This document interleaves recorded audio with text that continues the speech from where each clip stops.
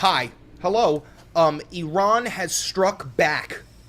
Iran has hit Israel. Iran launched missiles in Tel Aviv. At Tel Aviv, the Iron Dome stopped a couple of them, but a few of them pierced through. We've got footage. This is some crazy shit. Again, Iran has retaliated because Israel struck Iran first, preemptively, with this bullshit claim that Iran had this secret nuclear plan to build a nuke and hit Israel. Also, the Yemeni Houthis have also been launching ballistic missiles. American forces are in Israel intercepting these missiles. Things are escalating so fucking rapidly. And Israel said earlier, before Iran retaliated, Israel said, if Iran retaliates, we will kill the Ayatollah. That's what they said. They said, we know where you are. We just killed your right-hand man, salami lid, and we will take your shit out if you retaliate. Well, now, Iran has retaliated. And also, I want to point out one thing before we watch this footage. King Doland hasn't said diddly shit on his fucking private Twitter, Truth Social, in 9 fucking hours, okay? Or on Twitussy, okay? I think this guy... Also, don't fool yourself into thinking the Israelis did this without Trump's permission. Trump deadass Hundo P greenlighted this shit. He definitely fucking greenlighted this shit. But now, he's got his dick in his hands because he said, I'm gonna end the wars on day one. I'm a peaceful dove. And motherfucker, World War III? Your birthday's tomorrow and you've got tanks, jets, helos, armored vehicles, strikers. You got 7,000 fucking soldiers in DC. What the fuck? The optics, my boy. The optics from King Doland right now. Don't forget, I'm Chris Valenti. This is the Valenti VOD. Don't forget to like, comment, subscribe, and hit the notification bell. It costs you nothing and it helps me immensely. I notice a lot of you here are new. If you don't know who I am, I'm a douchebag from New York who majored in history and minored in political science. I wrote my fucking college thesis about the rise of fascism in Germany in the 1920s and 30s. And I really want to have a family, but I refuse to raise a family in a fucking fascist regime. There ain't nothing I hate more than a fucking fascist. Let's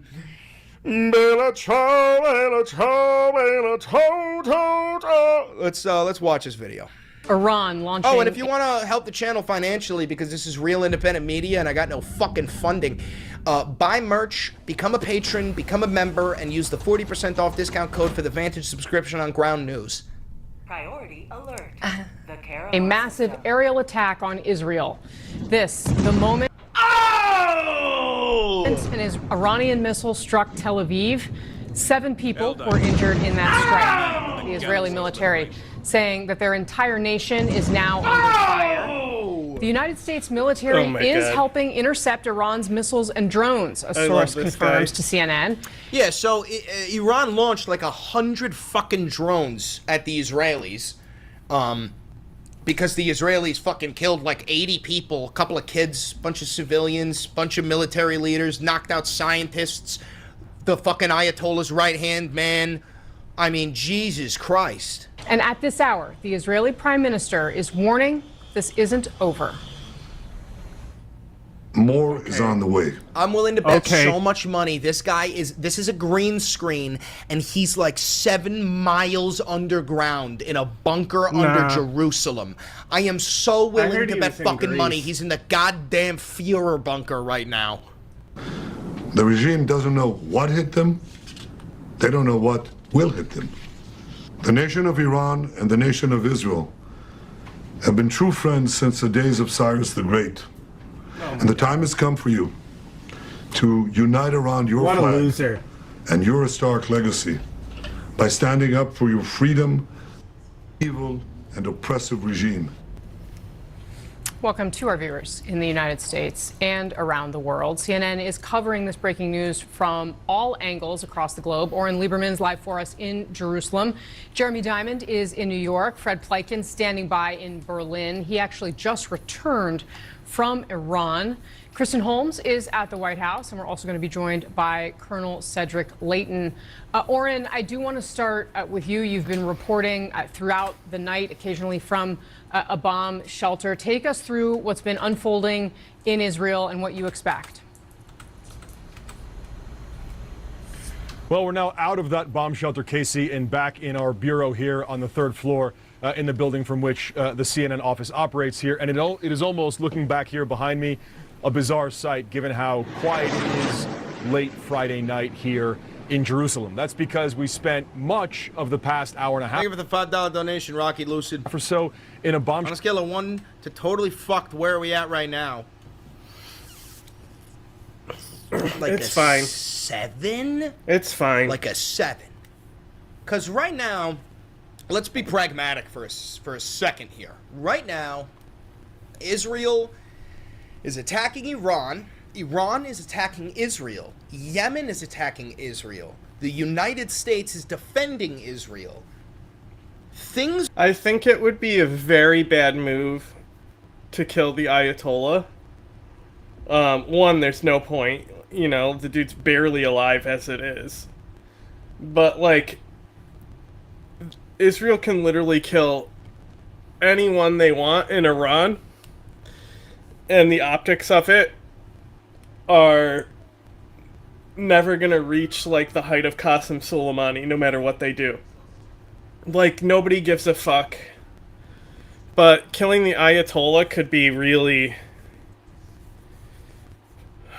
like, it would be something that would stick, you know? It's like how, like, anyone who criticizes America, they can instantly just bring up Hiroshima type stuff. It's just a bad idea for the information warfare side of things. That's like, it's mainly because he's gonna die soon. It's just so stupid. When you basically can just kill whoever you want. Like, if I was an evil regime like Israel, that's the last thing I would do, was kill the Ayatollah. Because I have a green light to just kill whoever I want. Except him at this point. Like, nobody gives a fuck. Nobody gave a fuck that, like, these top IRGC guys were killed today. You want to know why? Because all the fucking counter media against Israel is like, Israel bombed Iran in public neighborhoods, you know? It's like, there was, like, a girl killed, and there's, like, a picture of her head crushed in rubble and shit. But, like, when the Americans killed Zawahiri on his balcony, right, with the R9X, like, imagine, like, if people just immediately started, like, being like, oh, America fucking bombed a civilian neighborhood. That wouldn't happen because it's Zawahiri. Like, nobody gives a fuck about the IRGC or who's in the IRGC. The only one of relevance anymore in the whole resistance axis is the Ayatollah. So I could see why, like, a fucking crazy-ass genocidal regime like Israel would be like, hey, we only got one target left. Will hit 8 if any American is killed. If a single fucking American is killed by an Iranian, we're moving to 8. And then, God fucking forbid, if the Iranians strike the American aircraft carriers that we have intercepting their rockets, they can't. That's 8 to 9. That's 8 to 9. That's a hundo P, even if it doesn't do... like, let's just think about, like, take the position of the Iranian military in a strategic position. Okay? So, the U.S. has never really launched action against you. The only time that Iran tied up with the U.S. was when they lost like 70% of their navy during the Reagan admin. Like, it's past history. So, from the Iranian perspective, you have to understand that they're not an infinite money machine like the United States. They need to choose where to invest their defense. So they invested in massive underground missile complexes. You know, and like, what's interesting, if you look at some of the higher end like U.S. Special Forces, like tech and training that they've been investing in, it's stuff that would be able to fight underground effectively.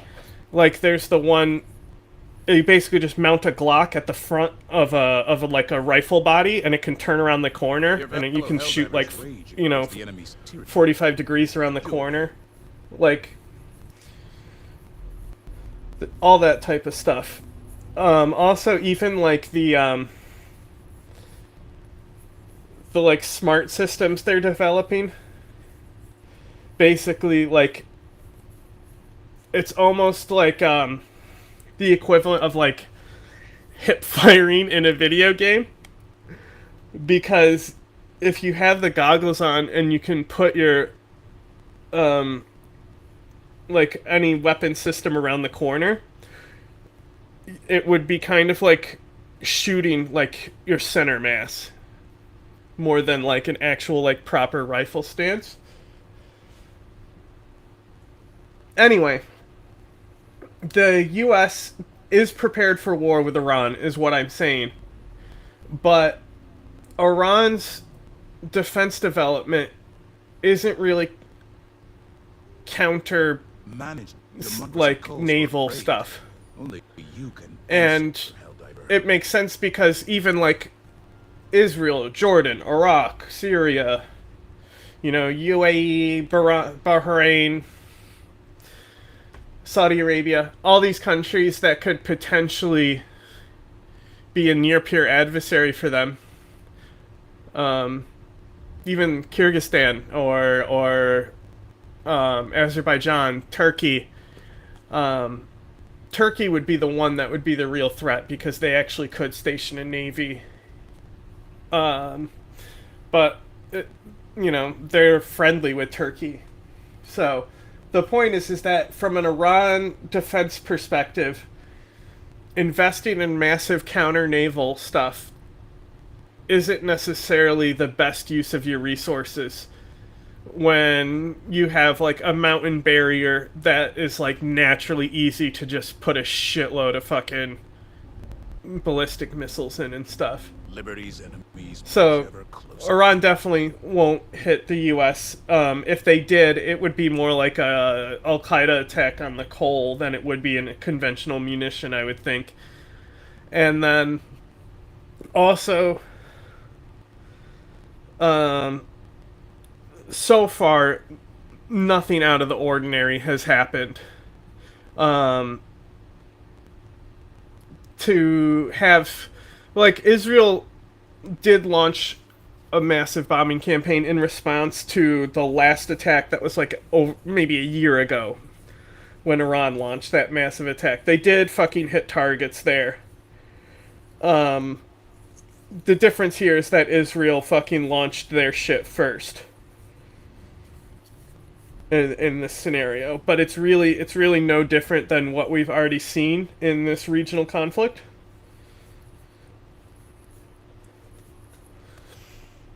You know, and it's not like the U.S. may be helping Israel intercept missiles, but Iran has been helping IRGC militias all throughout the region as well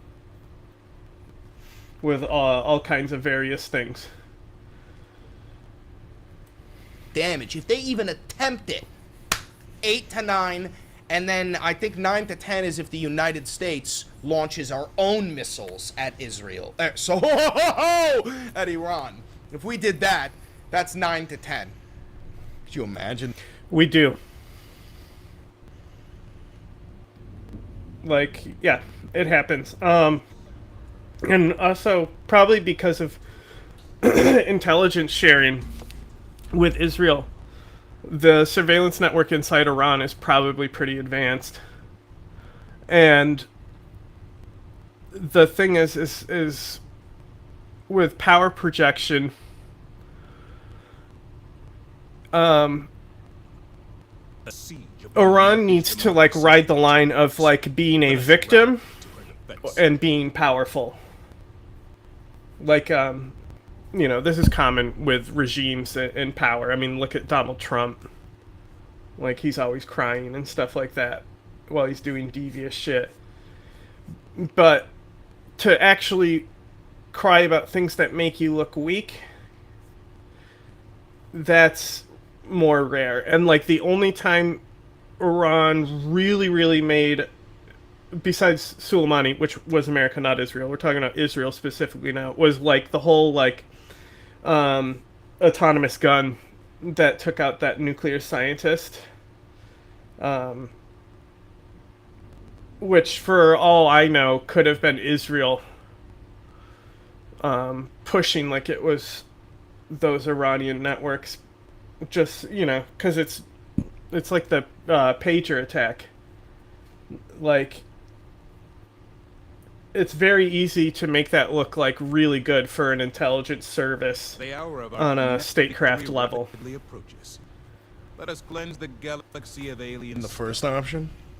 Shelter in the basement when the Israeli military and Home Front Command warned of incoming Iranian ballistic missile fire, sending not only us here in Jerusalem and in Tel Aviv, but effectively all across the country into bomb shelters for just about an hour here, as two barrages of ballistic missiles, dozens of missiles in both cases, according to the Israeli military, were incoming.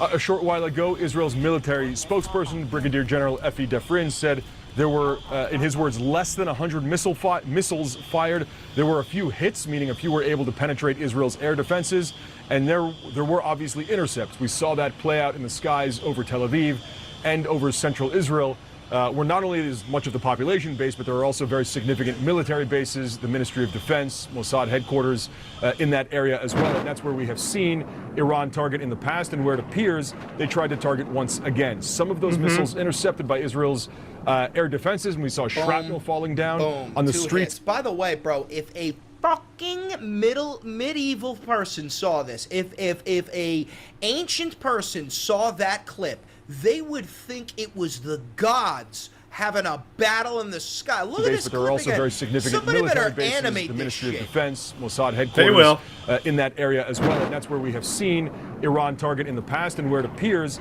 they tried to target once again. Some of those missiles intercepted by Israel's air defenses, and we saw shrapnel falling down on the streets of Tel Aviv, and in other places there were reports of damage to buildings, damage to some cars, and shrapnel all across the streets there.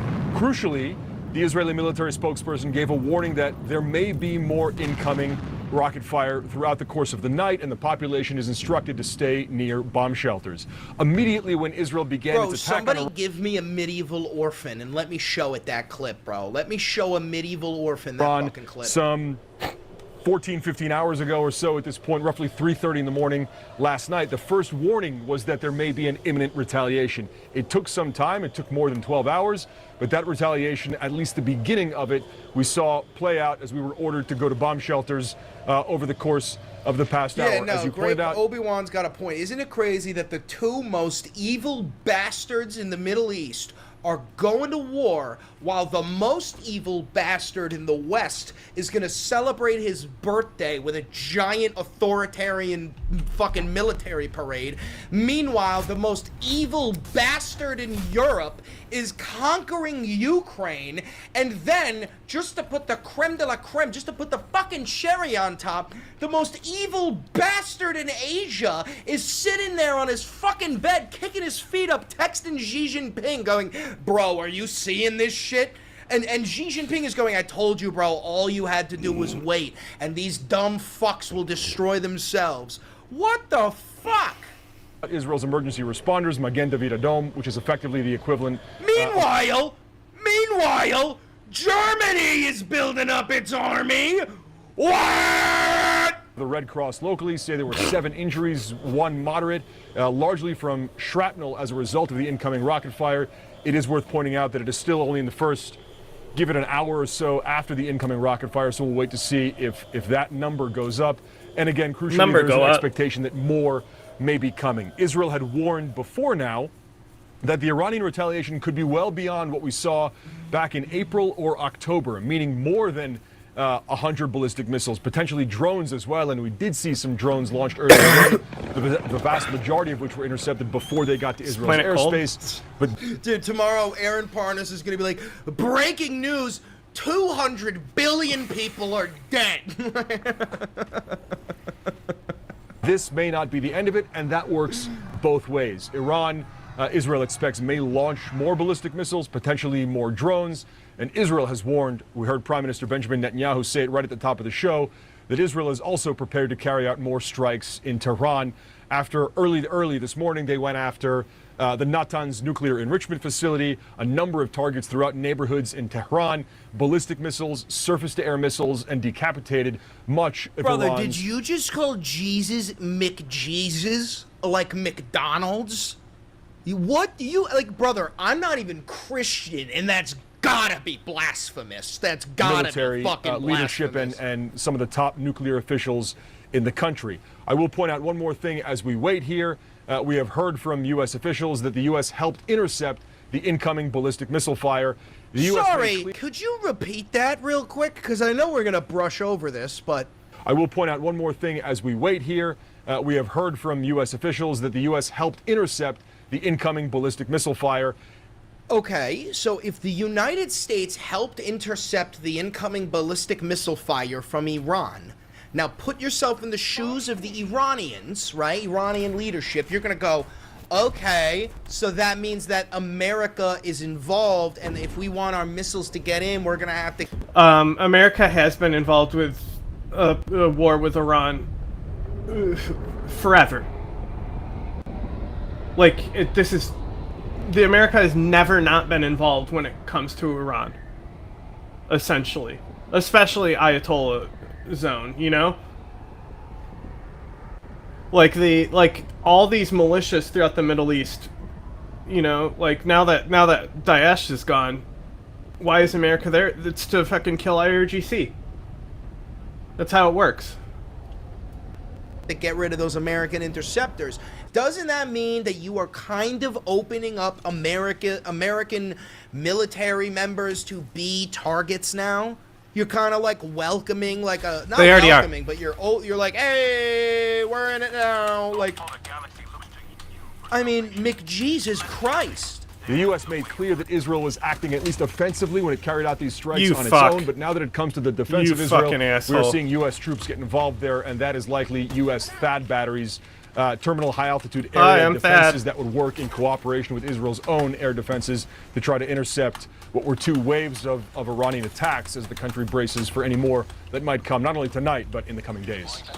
All right, Oren Lieberman, stand by for us. Thank you for that great reporting. And we should just note we are looking at live pictures right now on the ground from Tel Aviv. But I do want to bring in Kristen Holmes. She's live for us at the White House. Kristen, I understand you have new reporting. Bro, isn't it crazy that there are millions of evangelicals who are probably cheering for this because they genuinely believe that at any moment the fucking sky is gonna open up and Jesus Christ is gonna come down with an M240 Bravo and lead a battle against the fucking Antichrist while those evangelicals get stripped naked and summoned up into the pearly gates of heaven, and the rest of us are gonna have to fight alongside Jesus Christ and his fucking army of angels against the 4 horsemen of the apocalypse and Satan and the Antichrist, and we're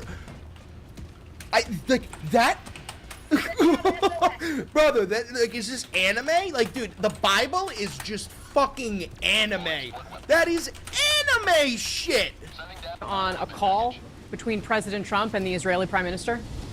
Yeah, that's right. We were just learning that Benjamin Netanyahu and Donald Trump spoke earlier today. No details of what exactly they talked about, but this comes after a U.S. official told me that, in fact, the U.S. is helping assist Israel with those incoming missiles. They noted to me that there are hundreds of thousands of American citizens that they feel they have to protect in Israel, as well as U.S. military assets. This is also coming after we learned that yesterday Donald Trump and Benjamin Netanyahu were in constant contact, had multiple phone calls, including before those strikes on Iran. That was news given that we were told by a number of people that the U.S. was not involved. Now, the U.S. still says that they were not involved in the actual strikes, that Israel acted unilaterally. However, this communication timeline... Apparently, there's some breaking news that Israel is currently attacking Iran again. Israel attacks Iran again. Is it happening again? 5 minutes ago. Let me see the live updates. Do we have a live update? 8 minutes ago. Iran activates air defenses over Tehran to intercept another round of Israeli attacks.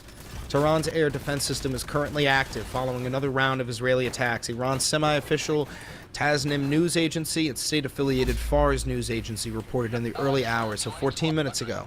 The IAEA chief says Israeli strikes destroyed the above-ground enrichment plant of Iran's Natanz nuclear facility, or Natanz. That's what we were looking up and trying to see what the radiation levels are like in Iran right now. The radiological and chemical contamination inside of the Natanz facility.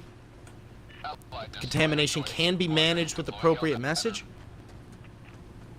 Outside the facility, radioactivity is at a normal level. At a normal level? Brother, did you guys ever see that show Chernobyl where they're like, what does the Geiger counter say? They're like 6 Roentgens, and they're like, oh, not bad, not too good. And then it turns out their fucking meters don't work. Oh, Jesus. Oh my God. They don't have enough information regarding military activity at those locations.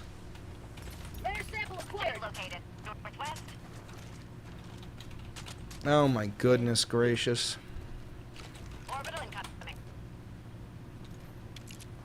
Hey, this is Oren Lieberman coming to you from a bomb shelter in Jerusalem where we have spent, frankly, much of the past hour since the Israeli military and Israel's Home Front Command gave the order that they were incoming Iranian bomb shelter in Jerusalem where we have spent, frankly, much of the past hour since the Israeli military and Israel's Home Front Command gave the order that they were incoming Iranian ballistic missiles and ordered not only Jerusalem here, but also pretty much the entire country and major population centers in northern, central, and southern Israel into bomb shelters ahead of those incoming ballistic missiles. All right.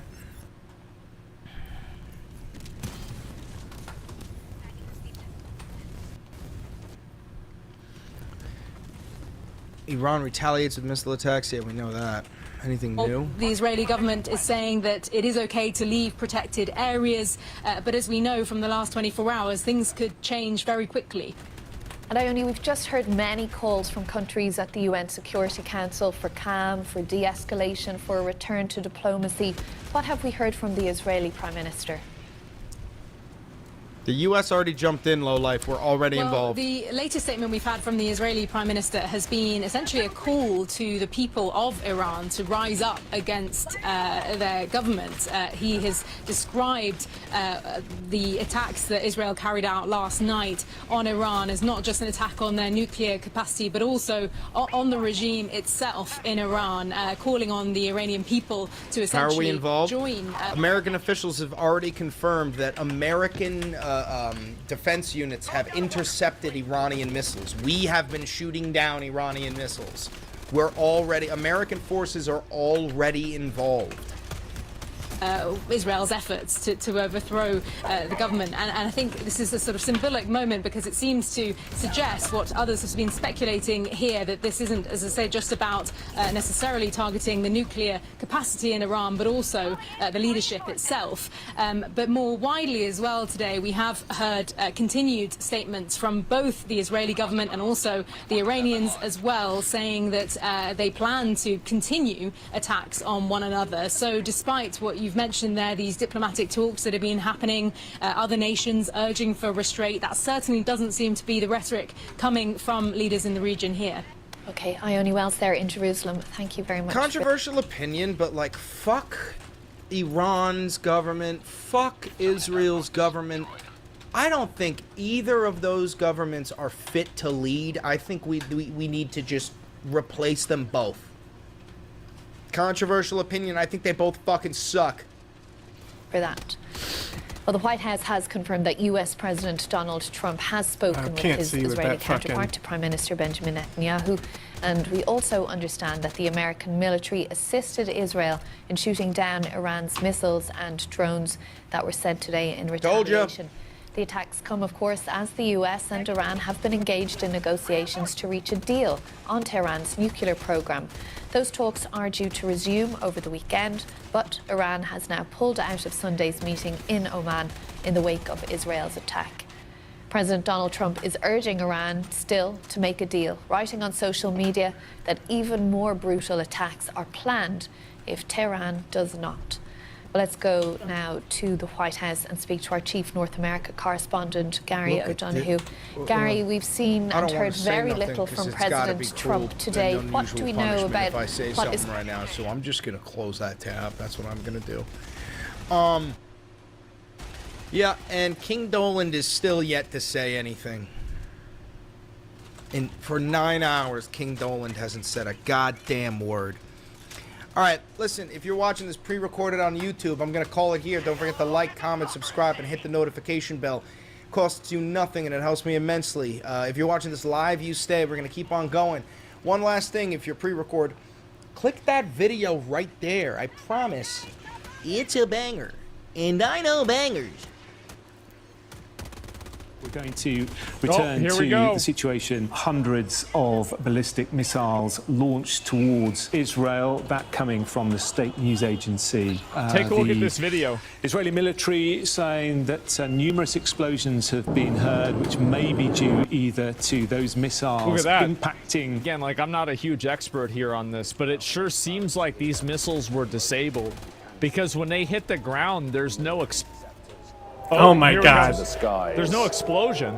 Look at all of these in the skies above me. Now I think these. What a moron! Missiles. Yeah, they're just. What a fucking idiot! There's so many of them. Yeah. You can hear the sirens now here in central Jerusalem. As they're getting overwhelmed. Majority of missiles are shot down, but some are getting through. Yeah, well, I guess. Oh, you know what? Yeah, I mean, there's no way that one didn't hit. Man. Our Prime Minister so that's a building from Tel Aviv. Holy shit. And Iran is sending a third wave. Tel Aviv tonight. Holy shit. With its regulations, undeclared uranium traces at 3 sites. Yeah, Iran, people of course, don't trust Iran. has a right to a... So they're just sending more and more fucking missiles. I mean, I don't know how many missiles they fucking have. 5,000? Yeah, I mean, I wonder how many of them they've already shot off. I mean, they shot 100, so this could go on for like another like few hours or like few days even, if they wanted it to. Israel is currently striking Iran's capital, Tehran. Israel attacking Iran is a preemptive strike after declaring a state of emergency. That's some girls? Okay. Okay, let's watch this.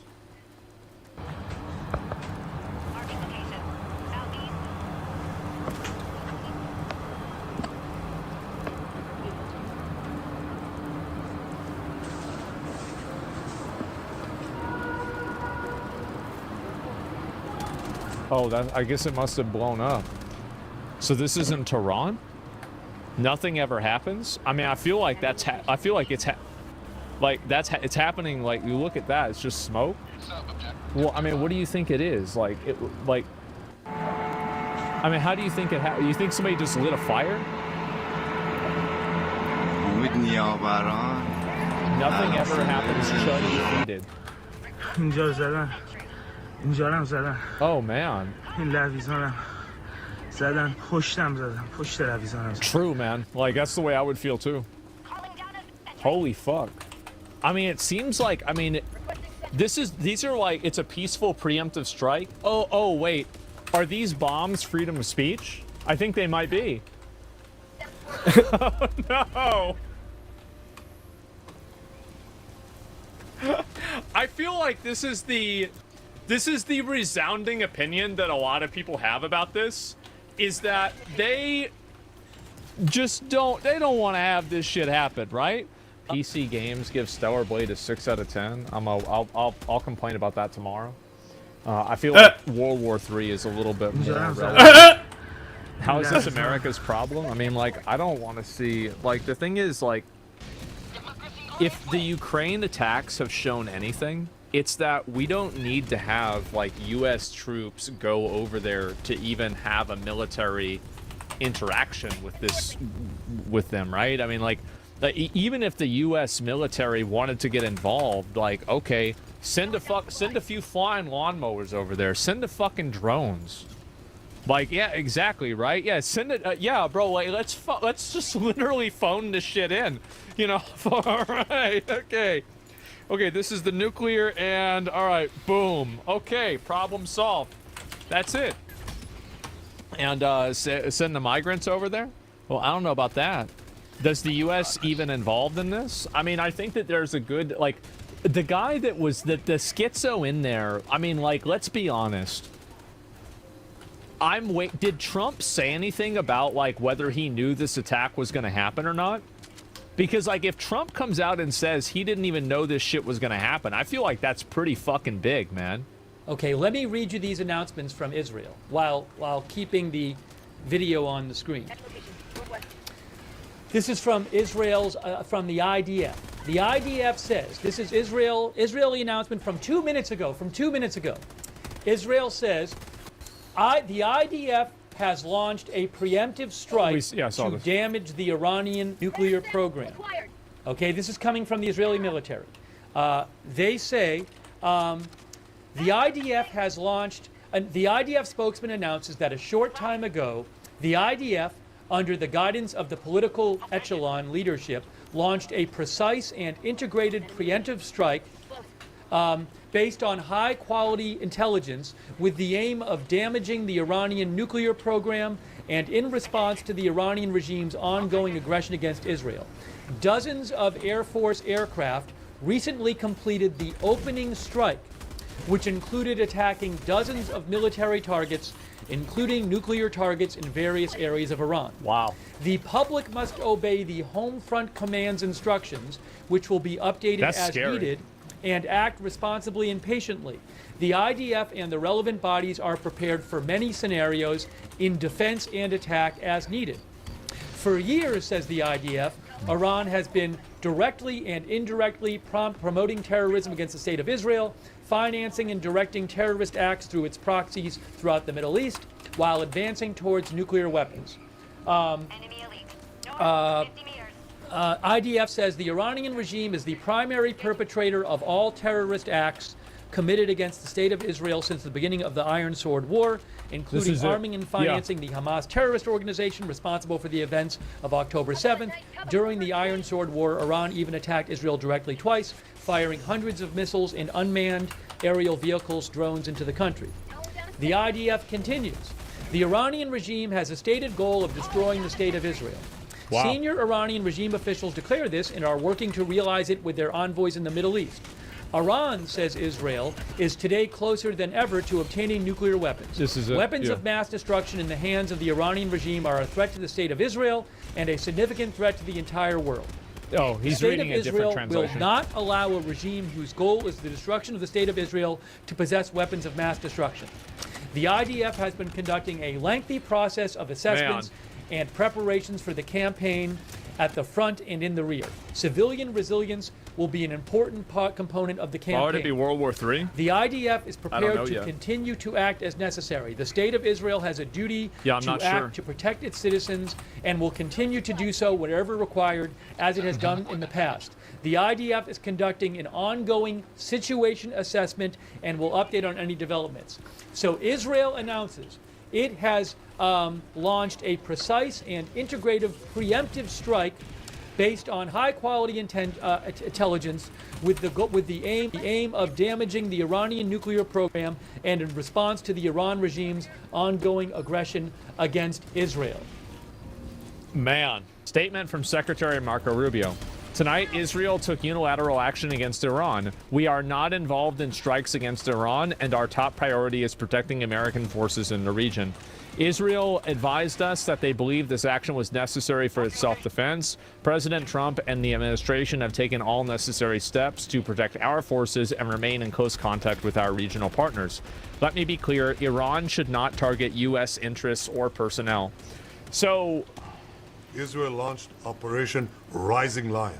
Okay, Rising Lion. Good one. All right, let's Cringe. watch it. Here we go. This came out. This literally just came out. Moments ago, Israel launched Operation Rising Lion, a targeted military operation to roll back the Iranian threat to Israel's very survival. This operation will continue for as many days as it takes to remove this threat. For decades, the tyrants of Tehran have brazenly, openly called for Israel's destruction. They've backed up their genocidal rhetoric with a program to develop nuclear weapons. In recent years, Iran has produced enough highly enriched uranium for 9 atom bombs. 9. That's a lot. In recent months, Iran has taken steps that it has never taken before, steps to weaponize this enriched uranium. And if not stopped, Iran could produce a nuclear weapon in a very short time. It could be a year, it could be within a few months, less than a year. This is a clear and present danger to Israel's very survival.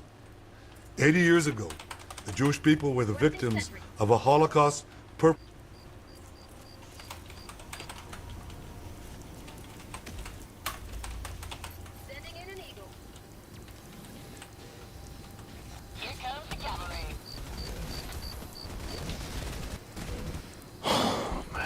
Like, I mean, I get it, right? I get it, but...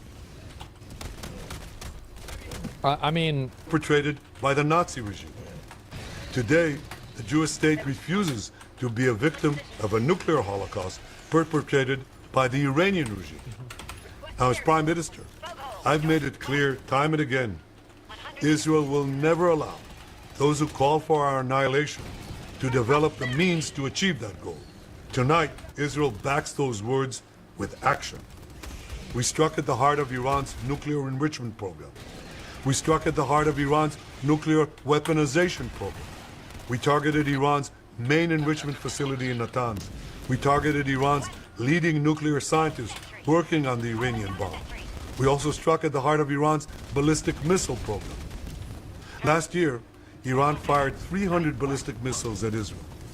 Each of these missiles carries a ton of explosives and threatens the lives of hundreds of people.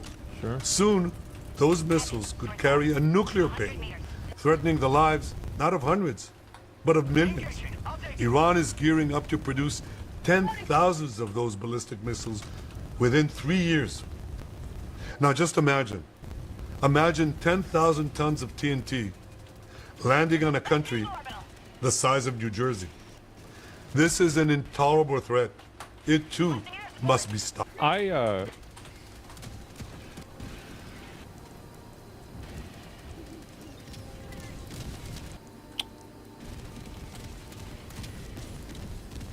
feel like, in general, like, I mean, I sympathize with them, and I'm sure it's bad, but I also find it to be relatively distasteful that it seems like this is, like, you're structuring this and providing a frame of reference. It's almost like this address is for the American people to, like, get them on your side.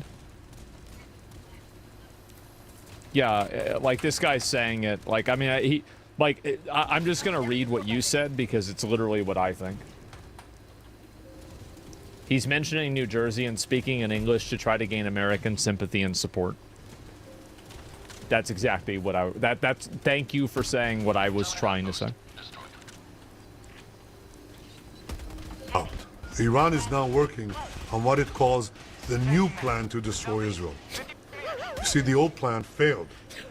Iran and its proxies try to encircle Israel with a ring of fire and to attack us with the horrible attack of October. This might be a stupid question, but like, why does Iran want to destroy Israel so bad?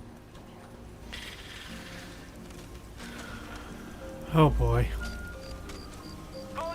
Because they're Jews? I mean, is it there's no way Like, I mean, there's no way that's actually it, right? There's no way. No, there's gotta be another reason. No, guys, come on. That's it? No.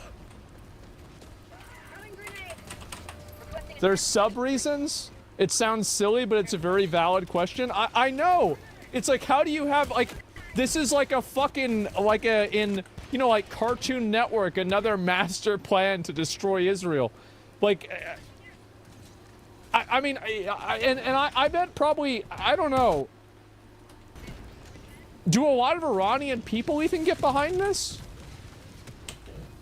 Or is it just their government? No. Oh my God. October 7th. But the people of Israel, another master the soldiers of Israel, rose like lions to defend our country.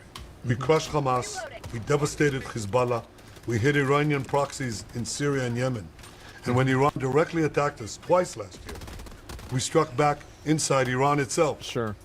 Yet in defending ourselves, we also defend others. We defend our Arab neighbors.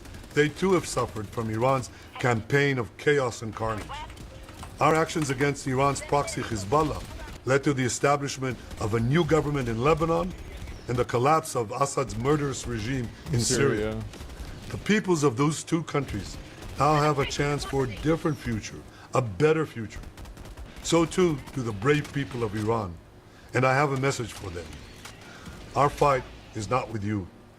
Our fight is with the brutal dictatorship that has oppressed you for 46 years. I believe that the day of your liberation is near. And when that happens, the great friendship between our two ancient peoples will flourish once again. Surely this time. I mean, I think that there's a degree of that that's probably true. Like, I know that, like, it's mostly probably, like, it's wishful thinking, etc. But I think that there's probably a good, like, amount of people that probably feel this way in both countries. I want to assure the civilized world, we will not let the world's most dangerous regime get the world's most dangerous weapons. And Iran plans to give those weapons, nuclear weapons, to its terrorist proxies. That would make the nightmare of nuclear terrorism all too real. The increasing range of Iran's ballistic missiles would bring that nuclear nightmare to the cities of Europe and eventually to America. Remember, Iran calls Israel the small Satan. It calls America the great Satan. And this is why for decades, it's led millions in the chants of death to Israel and death to America. Today, Israel is responding to those genocidal calls with action and with a call of our own. Long live Israel and long live America. This is 100% done to get American support for sure. It definitely is. Whatever you say, and I always wonder, BB. And I don't know, right? But like, how much of Iran's hate for America is derived from our support of Israel? You know, like, do they hate us because they hate us, or do they hate us because we're helping people that they hate? Right? Like, because I would say probably 100% of it, yeah, like, all of it, basically. I don't know. I mean, I don't think that, like, I mean, a lot of these questions, I don't think that, like, there's really answers to them. I'm sure somebody who's, like, more informed about this probably would have a better inference than I do. But I don't think anybody really knows what the answer to any of this is. Action will help make the world a much safer place. I want to thank President Trump for his leadership in confronting Iran's nuclear weapons program. He has made clear time and again that Iran cannot have a nuclear enrichment program. Today, it is clear that Iran is just buying for time. It refuses to agree to this basic requirement of peaceful nations. That is why we have no choice but to act, and act now. The hardest decision any leader has to make is to thwart a danger before it is fully materialized. Nearly a century ago, I think that's true. Facing the Nazis, a generation of leaders failed to act in time. I think that Israel and like whatever their PR is need to realize that there's like a huge contingency of people that really don't like the expectation that Americans have some sort of, or like Westerners have some sort of original sin because they were, you know, like part of the same culture as the Nazis. And I think this is especially true with young people. Like, the support for Israel is very much generational. There's a fun fact about Iran is that Islam is the fastest shrinking religion there, while Christianity is growing the fastest. Soon the government will no longer represent the people. Really non-religious is growing the fastest. Remind me about that after I finish this, because I'd love to look that up and find out the data for that. And a majority of people in Iran are not Shia. Let's finish the video, because I keep getting distracted. Paralyzed by the horrors of World War I, they were determined to avoid war at all costs. Yeah. And they got the worst war ever. They adopted a policy of appeasement. They closed their eyes and ears to all the warning signs. That failure to act resulted in World War II, the deadliest war in history. It claimed the lives of 60 million, including 6 million Jews, a third of my people. After that war, the Jewish people and the Jewish state vowed. It seems like it was the whole Holocaust thing he didn't like to hear about never there. Again is that now. Was bizarre. Today, Israel has shown that we have learned the lessons of history. When enemies vow to destroy you, believe them. When enemies build weapons of mass death, stop them. As the Bible teaches us. Where people saying 271K? Oh my God. Bro said, as the Bible teaches us. Yeah, this is a message for Iran, all right? The Holocaust denier number of Jews that got killed?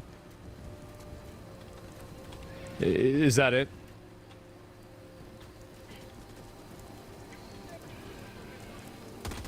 Yes, okay. When someone comes to kill you, rise and act first. This is exactly what Israel has done today. We have risen like lions to defend ourselves. Over 3,000 years ago, Moses they're talking about lions. If anyone doubted they're a Middle Eastern country. Be strong and courageous, he said. Today, our strong and courageous soldiers and people stand together to defend ourselves against those who seek our destruction. And by defending ourselves, we defend many others, and we roll back a murderous tyranny. Generations from now, history will record that our generation stood its ground, acted in time, and secured our common future.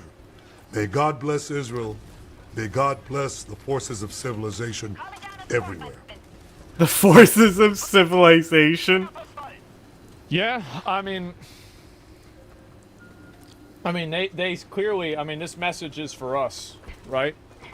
It's not for the people of Israel, it's for us.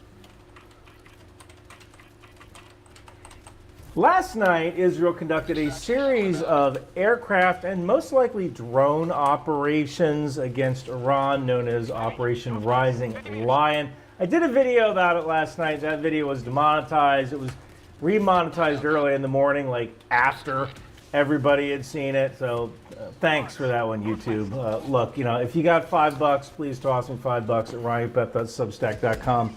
I could use the money. What's funny is this weekend, all I wanted to do was try out my new sand wedge and read this book. And it looks like the world is certainly intervening in that.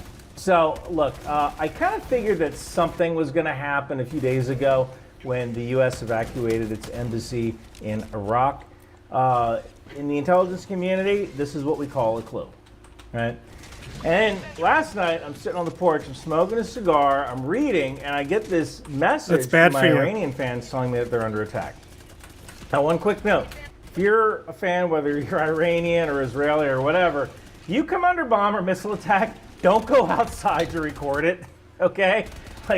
Stay inside in an internal room. But I am concerned about Iranian surface-to-air missiles or anti-aircraft artillery going up and then coming back down again and hitting you and hurting you if you're standing out on the balcony recording.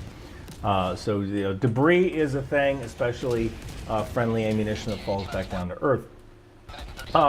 So here's what's kind of interesting here. The Iranians were messaging me, and I have my Israeli fans messaging me as well. So both sides are texting me, telling me what's going on. And what's also interesting is that a lot of the Israelis messaged me and said they are woken up by alerts and their entire country is shut down. So what did Israel strike?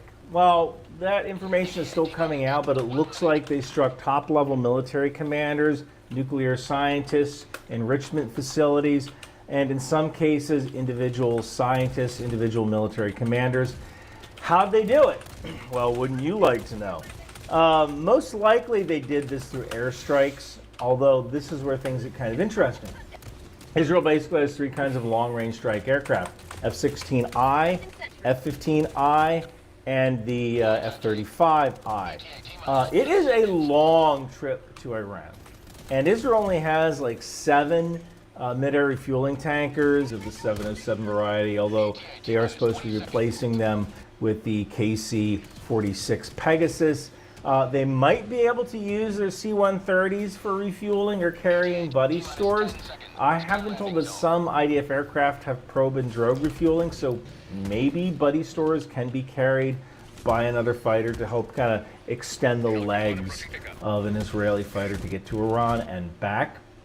I also believe that the F-35I, which is really a variant of the F-35A, has the plumbing installed to carry drop tanks, although I don't believe the U.S. has ever developed drop tanks for the F-35 because why, right? It ruins their stealthy capabilities. But if Israel figured out a way to make stealthy drop tanks, that is certainly something they would do, right? It's Israel. They're very good at doing these surprising things.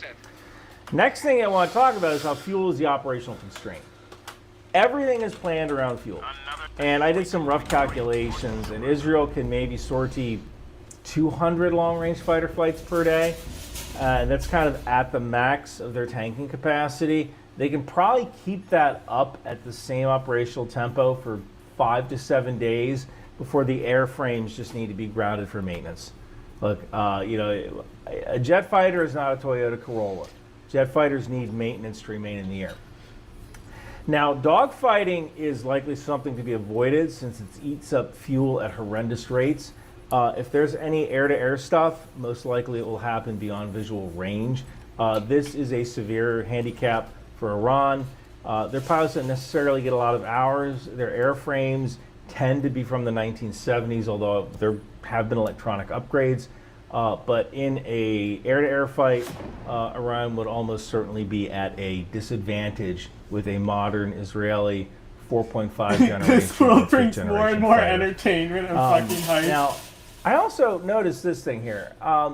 If you look at civilian traffic, at least as of 9:30 in the morning on Friday, the 13th, it looks like flights all over Iran, Iraq, Syria, Jordan, Israel, they're all grounded.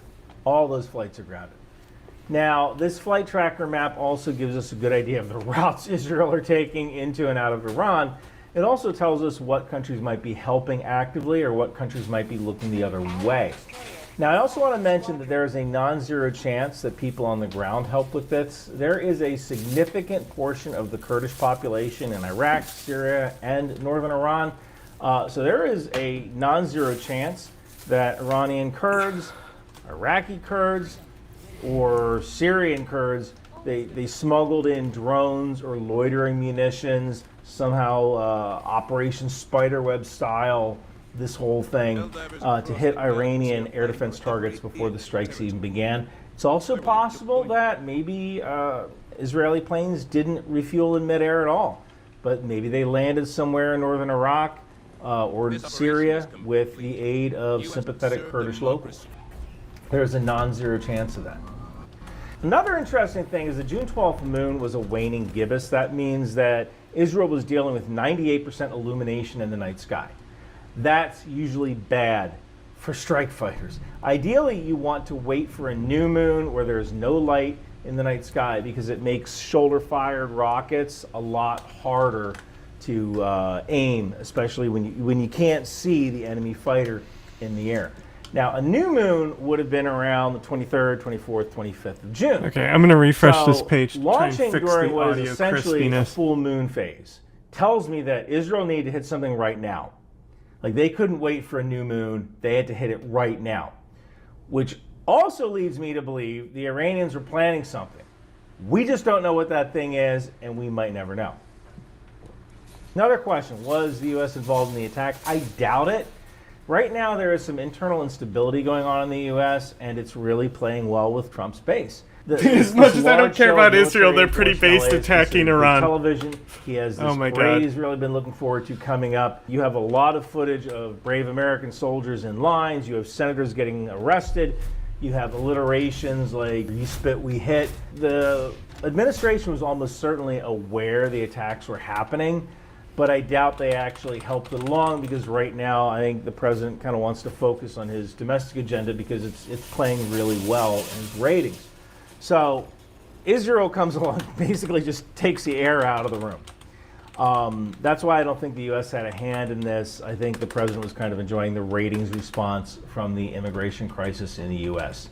And if you look at a lot of President Trump's actions, if you kind of think about what would get good TV ratings, he tends to go and does that thing that gets good TV ratings. So I don't necessarily see how a foreign strike on Iran by the United States would generate the kind of ratings that he's getting with the domestic problems right now. I'll make a cinematic. So kind of follow, I'm sure you've heard people say follow the money. In the case of the current administration, follow the ratings. And that kind of leads you toward their plan, or leads you toward what they're doing.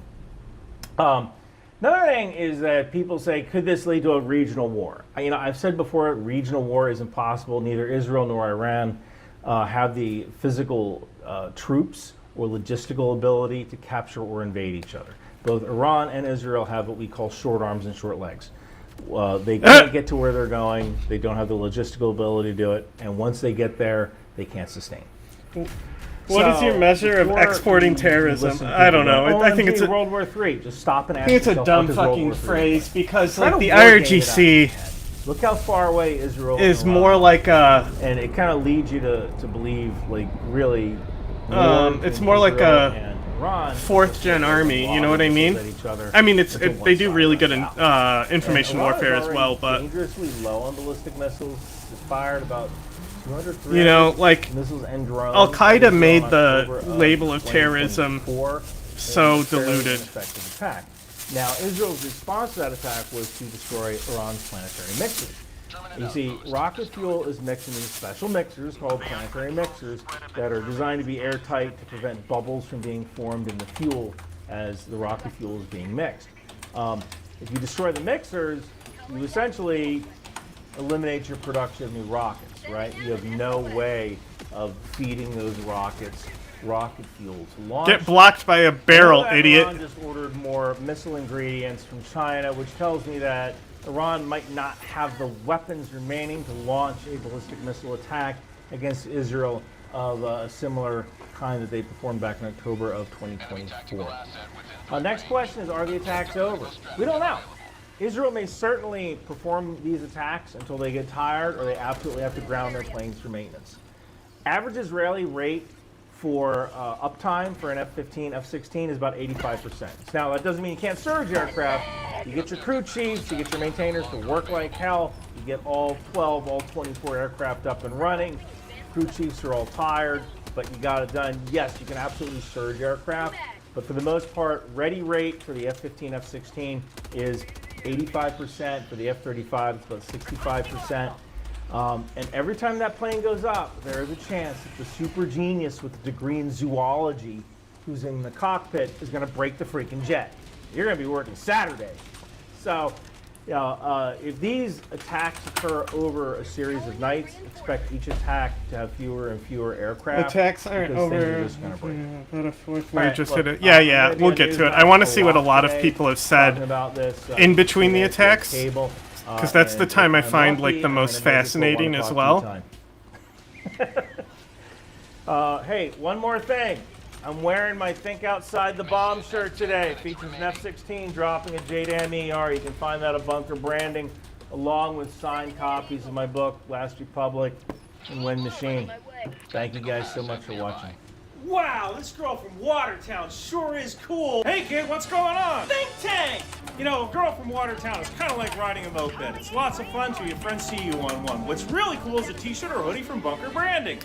Wow! Intel Life! Control-C, Control-V! That's exactly what we do! And Bunker Branding has all sorts of cool gear. Intel Life, Aerosol, Live, Laugh, Launch for Destroyer, Trident, HIMARS, and Patriot. Think outside the bomb. Drone Suite Drone, Department of the Boat, Landmine, and even the tow missile. It would behoove you to grab one today. Girls from Watertown aren't cool, so wear your Bunker Branding gear. Now I know. Knowing's half the battle.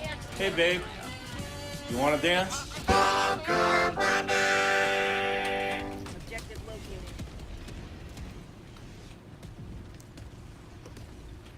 Dropping package. We are now nearly a week into the unrest here in Los Angeles, and it shows no signs of slowing down anytime soon. I just got here from another march. And in fact, it has now spread to numerous other metropolitan areas of the U.S. where communities similarly feel that what ICE is doing is brutal, inhumane, illegal, and objectively making things less safe for everyone. And they're letting ICE know that their modern-day Gestapo operation is not welcome, and deploying the U.S. military to support ICE is especially not welcome. No.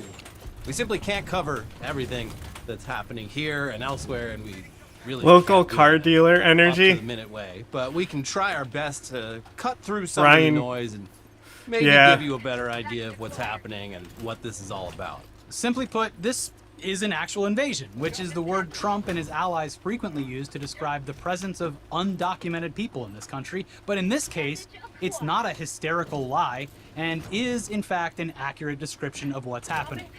Against the wishes of state and local leaders, the U.S. military has been deployed domestically against citizens and residents of this country for simply exercising their First Amendment rights. It's tyranny, plain and simple.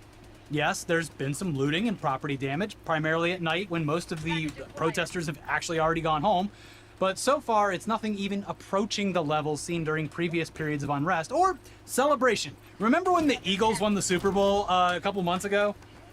Yeah, well. So, and of course, deployment of troops wasn't seen as even remotely necessary during this time. I remember the Marines and National Guard going to Philly to put down. All they do is grease up the poles and say, have fun. Yeah.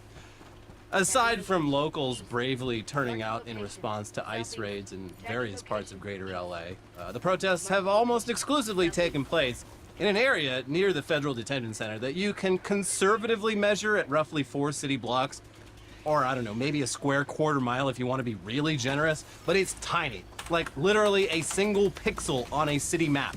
Probably smaller than your local Walmart and its parking lot.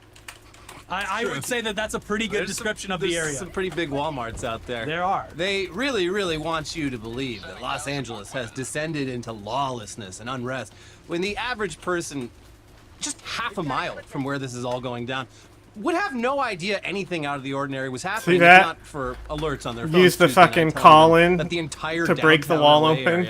Was being put under mandatory curfew. When I left the march today, which was crazy, I'll talk about it later, I was on my way and just saw at Historic Park, very close to where everything was, people just out walking their dogs, flying kites. You would have no idea that anything was happening. So yeah, this troop deployment is costing $134 million, by the way, and that's by the Pentagon's own estimates.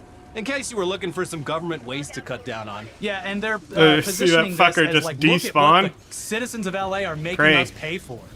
Instead, it's like, no, I don't think you really had to spend that money at all. So, meanwhile, the president is actively threatening to arrest the governor of California, and uniformed U.S. Marines are booing Gavin Newsom and Karen Bass during a Trump speech. Gavin Newsom keeps daring Tom Homan to come and arrest him. Should he do it? I would do it if I were Tom. I think it's great. In Los Angeles, the governor of California, the mayor of Los Angeles. So yeah, anyone who ever whined about states' rights or federal overreach who isn't loudly against this shit is just a massive fucking hypocrite. And yeah, it's not like we've never booed our mayor or our governor, but in this case, they're both actually correct. And this is an unacceptable, unprecedented, and entirely unnecessary infringement on local and state sovereignty. Newsom and Bass haven't exactly risen to the occasion here, but Gavin Newsom's video address Tuesday night was mostly pretty great at laying out what's actually happening here and not mincing too many words. We're seeing unmarked cars in school parking lots, kids afraid of attending their own graduation. Trump is pulling a military dragnet all across Los Angeles, well beyond his stated intent to just go after violent and serious criminals. His agents are arresting dishwashers, gardeners, day laborers, and seamstresses. That's just weakness masquerading as strength. Donald Trump's government isn't protecting our communities, they're traumatizing our communities. And that seems to be the entire point. If some of us could be snatched off the streets without a warrant, based only on suspicion or skin color, then none of us are safe. Authoritarian regimes begin by targeting people who are least able to defend themselves, but they do not stop there. Trump and his loyalists, they thrive on division because it allows them to take more power and exert even more control. And by the way, Trump, he's not opposed to lawlessness and violence as long as it serves him. What more evidence do we need than January 6th? This is about all of us. This is about you. California may be first, but it clearly will not end here. Other states are next. Democracy is next. Democracy is under assault before our eyes. This moment, those Marines were screened for their politics and fatness. A wrecking ball to our founding fathers' historic project. 3 co-equal branches of independent government. There are no longer any checks and balances. Congress is nowhere to be found. Speaker Johnson has completely abdicated that responsibility. The rule of law has increasingly been given way to the rule of Don. The founding fathers, they didn't live and die to see this kind of moment. It's time for all of us to stand up. Justice Brandeis, he said it best. In a democracy, the most important office, with all due respect, Mr. President, is not the presidency, and it's certainly not governor.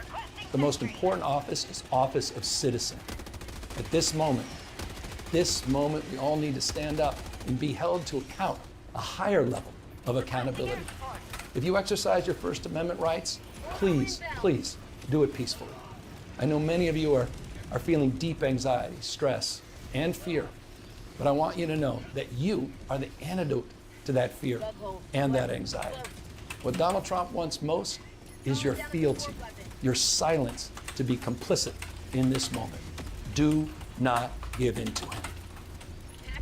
Don't give him too much credit, though. He has spent the past couple months leading up to this breaking bread with the likes of Charlie Kirk and Steve Bannon, trying to find middle ground with the people responsible for what is happening. I hope he's learned. Pick it up, pick it up, His pick most it up, recent pick it up, pick it up. guest was Dr. Phil, who has literally this week been tagging along with ICE raids in LA while they're conducting raids all over the place and tearing babies from their mothers and pulling people out of their jobs. Just standing there like a bald M&M, just watching it all go down. What a fucking piece of shit. But how it's fucking done. Thank you, Gavin. More of this from this week and less of all that podcast bullshit. Yes. Please. Yes, that's what I'm saying. I hope that he learned that it does not matter. If you invite conservative or alt-right voices onto your podcast, they don't give a fuck. They're using you for the opportunity to spread their message. It sucks that, it has to reach this point for you to realize that there's no, you can't compromise with a fascist. Just look at Charlie Kirk's fucking tweets over the past week. Gavin, shut up, don't talk to them. Meanwhile, Mayor Karen Bass held a press conference Wednesday alongside dozens of mayors The mayor of LA. many other LA County cities, and it was similarly pretty refreshing. Here's ABC 7. Los Angeles Mayor Karen Bass on Wednesday alongside several other Southern California mayors to call for the end to ICE raids across Southern California. Bass was joined by more than 30 other mayors of cities across the region, including Paramount, Southgate, and Huntington Park, as she made her remarks. A week ago, everything was peaceful in the city of Los Angeles, and in their cities as well. Things began to be difficult on Friday when raids took place, Bass said during a press conference. The mayor suggested that was the cause of the unrest that has gripped the region since then. This was provoked by the White House. The reason why, we don't know. I posit that maybe we are part of a national experiment to determine how far the federal... What have you seen so far about Iran? Nothing. I saw a missile hit Tel Aviv, and that's about it. Oh, and they hit nuclear facilities or something. They killed basically everyone in the leadership below the Ayatollah. They did precision bombings on their apartments. Right? So let me show you this fucking post from Anarch. Hold on, I've got something for this. Hit it right on the head. Hold up, I got something for this.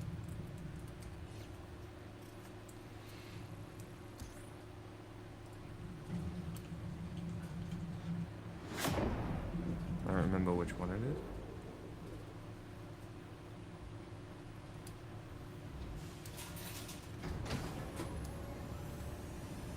I like my food game. No, that one.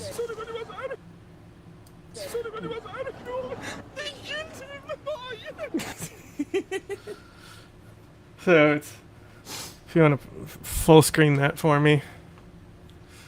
Full screen what? The tweet I just pulled up.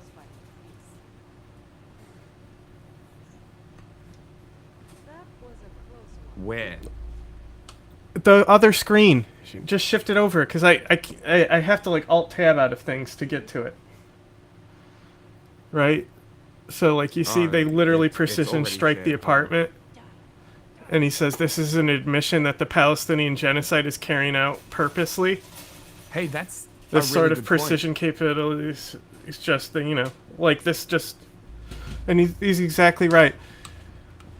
Yeah. But there's also, there was some obviously there's that one girl who's a fucking idiot, the Iranian diaspora girl, Noah or whatever her name is. Neo Berg or whatever the fuck her name is. Yeah. Yeah. So she's said some dumbass shit. But a lot of the dumb shit. Like I saw this one post where it showed how nice these guys' apartments were. And it's just the captions were like, yeah, they're telling us to resist from here.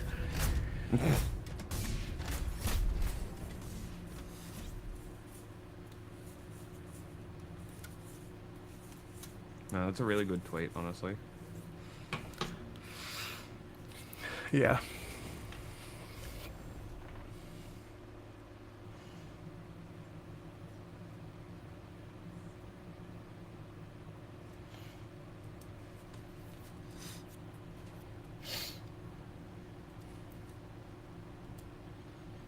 Oh, this is the threat. This is what people are worried about. Is that they're concerned that Iran could have like sleeper cells and terrorists in the U.S. that are going to do attacks now. Yeah, it's called I feel PSL. like the probability of that happening is very, very, very low, but it's possible that it would happen. Holy shit, dumbass had an okay take. Jonathan, good morning to you. I want to talk to you about what has led to this moment in time. When you think about since October 7th, what Israel is capable of doing with the pager attack against Hezbollah, where Hamas stands right now, and where the Houthis that have, with the help of the United States, been very much decimated in their capabilities to strike back. All of that leading to this moment that we sit in right now. Yeah, sure. Because like you see, obviously, like, I mean, there clearly was a grand design here. Is that like after they systematically got rid of all of their kind of like terrorist networks like the Hezbollah and the Houthis and like what was the other one, Hamas, and like killing all of their leadership there, now they're attacking Iran directly. And it seemed like it's very like this was a very methodical and planned decision.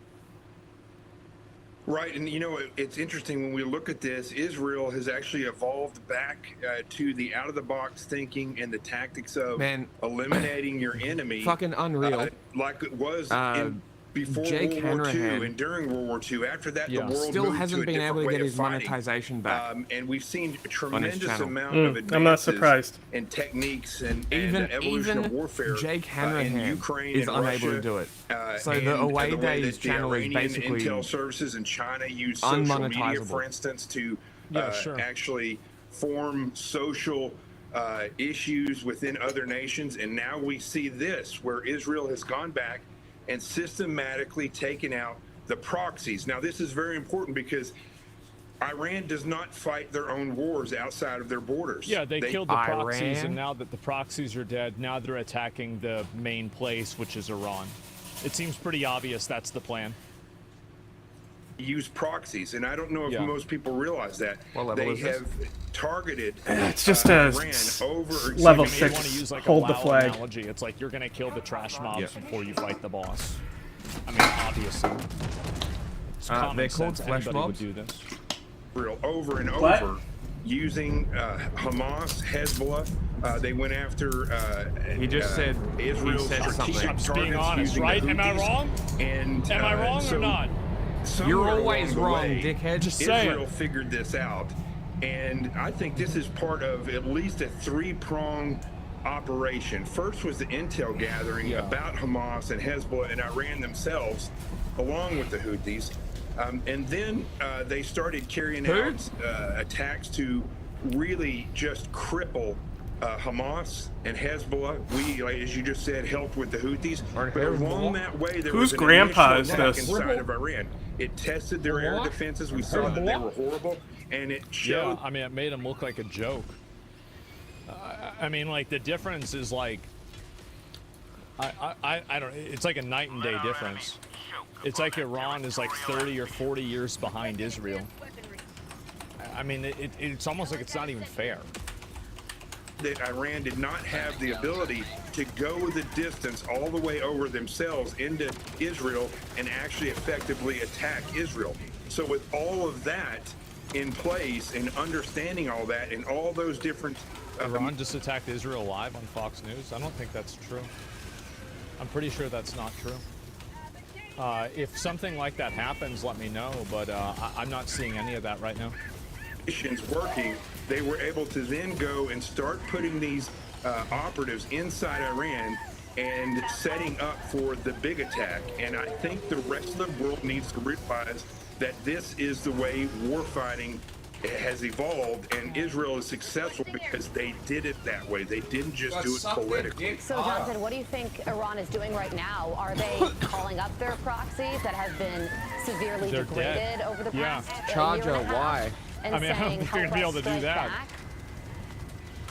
Well, what did I so do to here's you? where the real... Somebody says, didn't Iran just prove deficiencies in Israel's Iron Dome 5 to 6 months ago? Yeah, the Iron Dome isn't perfect, but like, the Iron Dome gets like 95% of the missiles. The Iron Dome is Iran designed for stops rockets, not 0% of missiles. the missiles, it seems. So that's Yeah, that's why there's difference also is. Patriot batteries from America The intercepting shit. future for all of us comes into play is that we Which is so constantly insane. call America Iran needs several to occasions not call help Iran, Israel at the all. terrorists of the region. If But they the want to reality wage of wars, terrorism is do is it yourself. tactic that they use. American Their I mean, we're ideology is fucking not doing even counter fundamental. shit And this has to been a Iran case constantly. for, No, I know, thousands but of years. like America. That's should the not thing is, put I was taxpaying saying dollars earlier that like the Israeli intelligence progress benefits to where us. they work things out diplomatically. Of course You it can does. never- Greatly. That's only I feel because like they had that refuse to before the work with other revolution. I mean, countries. they had that before 1979. If they dropped and they got Israel taken and sided over with the Arab by a world, military fucking group. they'd be way They better do off. both. Extremists. I know, that are but if they oppressing just their own didn't people. side with Israel, they'd be way better off. And so with this fundamentalism, Like, imagine this is how the much fear less that I have, is that criticism even America inside would the get United if they States, the weren't exact funding attack Israel's that, genocide. that Israel just carried out inside the borders of Iran. I think America with the way that basically will our just, border was down for 4 as years, long as you're there sucking could their be dick, they're cells cool. here that could be activated by Yeah. Iran or But, like, proxies. why- I think this is fear mongering. Why stick on Israel's I side? think this It's is such silly. a I mean, is bad it move, possible this could PR-wise. happen? Yeah, of course it's Bro, possible. I mean, we're over here condemning the UAE This is something while we should be immediately aware of and having a afraid of. meeting, I literally don't the really same think so. time having a meeting to upgrade our I friendship hate with them. fear-mongering. I mean, like, yeah, and there's a good That's chance fucking that there insane. could be a terrorist, even if somebody blows himself up in the name of Iran here. That Like, what doesn't a fucking necessarily mean that insane Iran thing. planned it. You know what I mean? The missile Like, drop there's on a these lot is of levels very of extension interesting. that you have to go through in order to like really make sense out of this and to That's assume funny that as it's fuck. true. So when I hear this and it's like, well, it's just radical Wait, where's my Islam. flamethrower? Well, I mean, we haven't had I these need same this. problems with all of these other countries, right? I mean, it's primarily Iran, and they've been the main problem that this has been going on with now for a long period of time, especially with them in Israel.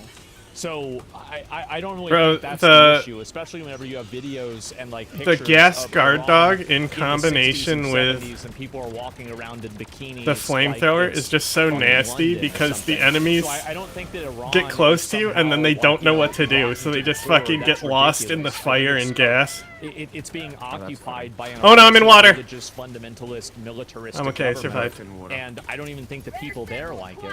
So to say that there's going to be a bunch of you know, Iranians that are going to go out and try to fight for themselves and you know, like martyr themselves, I'm just not seeing that. I'm not seeing. I'm proud to give my life to Why would Pakistan. Iranians do that? They fucking I mean, it hate might Iran. happen, but like, I don't think there's going to be a massive concerted effort. If Like that makes Iranian sense. diaspora hates Iran. It's why they need to go after Whitey to push Iranian Am I crazy objectives. for saying that? Similar to Israel? Yeah. CIA Yeah, that's put why the, they use put the PSL. extremists in power. Well, bad call on that one. In Israel, that's Yeah, bad basically call, what yeah. happened. Because all the fucking on October Iranian 7th diaspora are pro-Israel. When the Hamas went in and attacked Israel, they weren't prepared for that, and so we need to be prepared. Right, yeah. Israel needs to be prepared for That's those what I types of think, at attacks. least. And the number one way to do that is for the citizenry to be aware, and that's Did you what's going shoot to me with a prevent the stem majority of pistol this. or But something? I Israel mean, I is would say this. No, that, like, but I mean, someone might regardless have of, one. like whether this is happening or not. I think someone would did, 'cause definitely I avoid wanted to a lot use of a those, stem, like, protests didn't use and one, but I those got big one. crowds tomorrow. Because, you know, they're going to have that military parade, and, like, if you're not there at the parade itself, which is probably going to have better security, I would not want to have anything to fucking do with that, right? Like, I would be very, very unsettled, at least for the next week or so, right? Definitely on top Avoiding of their game. people? And Well, right now, avoiding Iran situations, really, should that's be in it. panic mode because they don't even have the ability right now at this point to run operations with their proxies because they're fighting for their life. Yeah, the fear of sleeper cells in the United States is very concerning. It's something that Why don't you the just president invoke is the very Insurrection aware of Act or trying to some shit mitigate and put 'em as in we camps? speak. Jonathan, thank you for joining us this morning. It sounds Oh wait, like a bunch ICE of already bullshit exists. to me. I mean, just yeah, there's a redirect them chance from something like this could Spanish-speaking brown happen, people but, I mean, I to think that, again, Persian-speaking brown this is people. predicated Problem off of the solved. assumption that Iran has always had this No problem. insurrection. Bro, Charlie Kirk literally had a tweet that said, "We should be very concerned about Iranian sleeper cells." Yeah, alternative Oh, no, I media. saw. Yeah, I guess I so. It's retweeted just it, like, fear-mongering. Yeah, they're I in would the guess walls. so too. And what's this? To be fair, we stated Shah was oppressive as fuck. You essentially concede to terrorists if you change your Charlie life Kirk. and actions based on fear. I mean, I understand what you're saying, but I'm also not going to tell people, yeah, it's a great idea for you to go out. I think this is from earlier. It's a great idea for you to go out and do this, you know, when there's a chance that something like that could happen out of nowhere. Like, I mean, I think that it's, again, you're right, but it's also like being right doesn't necessarily help you if you're putting yourself in danger. Like, there's people that have bad things happen to them and it's not fair, but it still happens anyway. And that's my point, right? It's being cautious, exactly. Like, for example, like, nobody should steal, but I would still recommend that not to leave a brand new Switch 2 or a PlayStation 5 in a car in a parking lot unlocked. Nobody should rape, Like, but they were nobody should asking steal, for it. But at the same time, you don't want to put yourself in a position where this could negatively affect you either. So I think it's common sense both ways. Being right doesn't make you immortal. Yeah, exactly. You have to take calculated risks and you have to be smart. But yeah.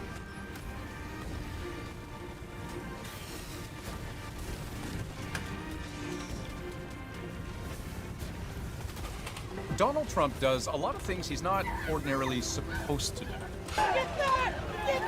The U.S. president has called up members of the California National Guard. We are getting news from multiple U.S. agencies that about 700 U.S. Marines have been mobilized. And by that I mean the law, by default, and this has been true for 150 years, it simply doesn't allow for it. Trump cannot deploy the military to put down civil unrest unless what's happening in California, for example, isn't just protest, but rebellion. This is just maybe autoplay. even insurrection. What do you think about the Insurrection Act? deal with the situation in California? If there's an insurrection, I would certainly invoke it. We'll see. And it's not just California. Trump's read of the entire country right now is that it is besieged by a staggering range of national emergencies. A border emergency, a drug emergency, an energy well, he's a emergency, fascist. He needs a trade emergencies. emergency, and that the U.S. is under constant threat of war Yeah, they are. and invasion. That's why he's a As fascist. Commander-in-Chief, He I needs have it no to be. higher responsibility than to defend our country from threats and invasions. We need a golden and that dome, is baby. Exactly what I Never am had a missile going to fired at do. the country, Now but look, need to spend admittedly, billions. Some of this is just for dramatic effect, like that time in April when Trump fought back against the Obama-Biden war on showers. But some of it is actual legal justification, like when Trump deported alleged gang members to El Salvador without the usual due process by accusing them of being terrorists carrying out a literal invasion of the United States. They empty Yo, that's jails how you out. get to Other invoke that nations shit. empty their jails into the United States. It's an invasion. It begs the question whether Trump is presiding over a kind of permanent emergency government, bypassing Congress and ruling by executive order, with largely undefined, meaning near limitless, power. Let's start in LA.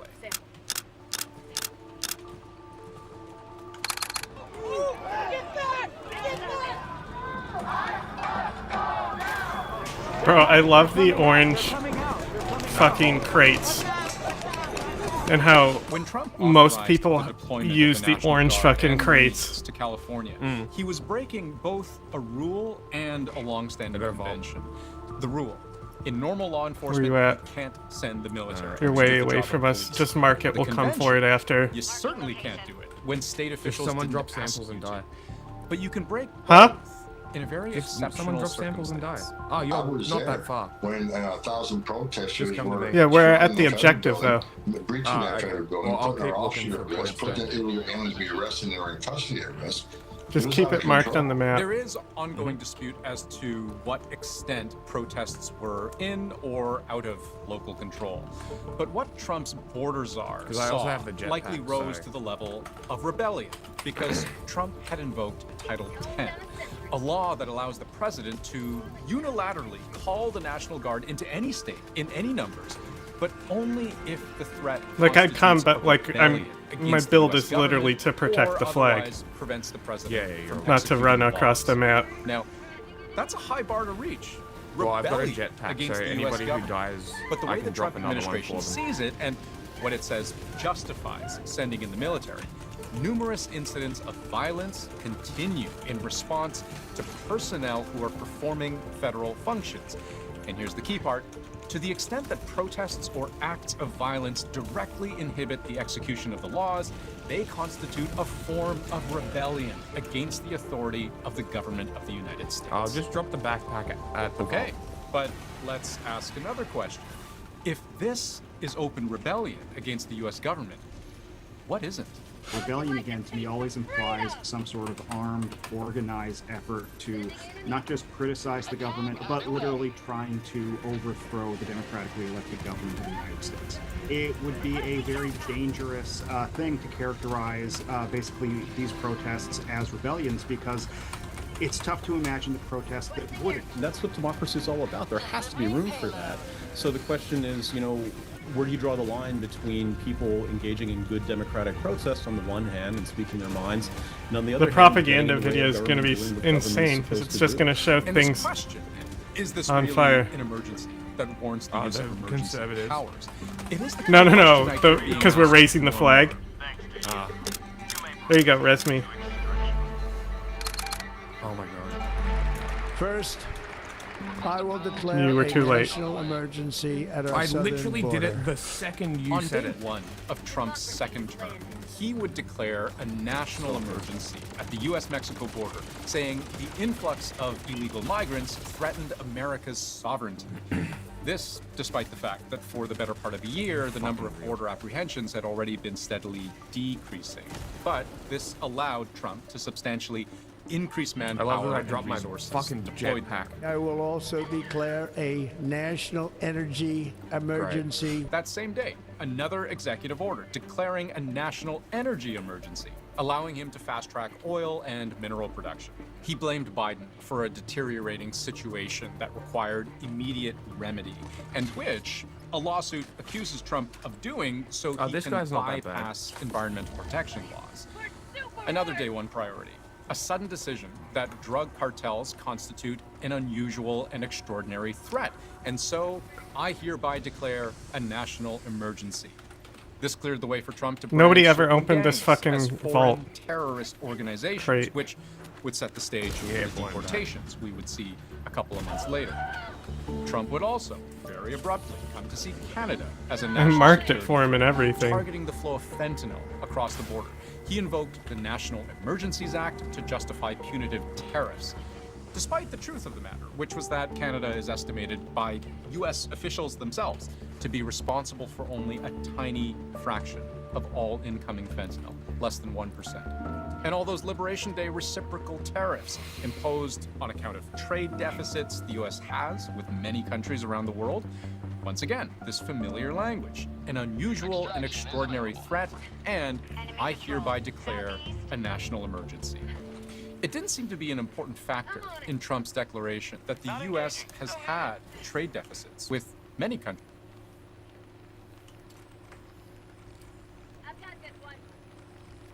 You gotta press the button? Yeah, I'm just doing the stream shit too. Well, ladies and gentlemen, last night, Israel struck Iran in what's being called a brazen attack and a clear escalation. It's been reported Iran It's not an expects escalation. to I declare mean, war on Israel. it's very public. Obviously not good for the Trump administration. They were trying to work out a deal with the Iranians to curb their nuclear program. And there was supposed to be the next round of meetings they were on. Like They're saying they're going gonna to kill the Ayatollah. Ayatollah. Happening on Sunday. Good. Hopefully Donald Trump Iran did put killed out a baby. statement on Truth Social. I'm sure we'll be hearing. Yeah, from I him was today just saying that it was talk a about this bad on idea media at because some he's gonna point. die anyway. We also have all these Nobody updates gives to a get to, fuck in about all terms these of other where guys they Israel kill in the struck. IRGC. Why was it so catastrophic for the Iranians, and how will Iran respond in There's a terms of their stalker own base here strikes? And then that I know, will drive I just saw Israel one. to ask the United States to come He to their ran away defense. from me. It's also being reported, well, Trump No, I knew killed that him. the strikes likely were coming. The United States knew. That's why Titan. they got all of their diplomats Yep. out of harm's way in Iraq, because they were waiting for the Iran response to these strikes, what they're calling preemptive strikes from Israel. And I'll say again, when you're talking about Middle Eastern war, there's a haziness to it. Yes, Israel has struck Iran before, but it was never close to this wide of a scale. And so that's why this is seen as a major escalation. Israel Nailed him. understands that the Iranian Get ultimatumed, proxies idiot. like Hezbollah and Hamas are weaker. And so they also believe that they have support from the United States to a degree.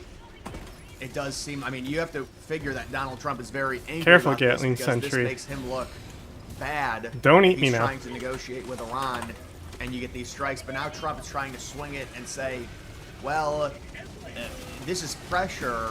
There's a We stalker struck right once, there that we're was gonna in do- all well, that Israel shit. struck once. They might do it again. And let's see what Trump says here. So Trump says, this is his Truth Social post. I gave Iran chance after chance to make a deal. I told them in the strongest of words to just do it. But no matter how hard they tried, no matter how close they got, they just couldn't get it done. I told them it would be much worse than anything they know, anticipated, or were told, that the United States makes the best and most lethal military Nailed that in the asshole. world by far. And that I saw an Israel has AT a on the lot of ground, it, ran to it. with much more to come.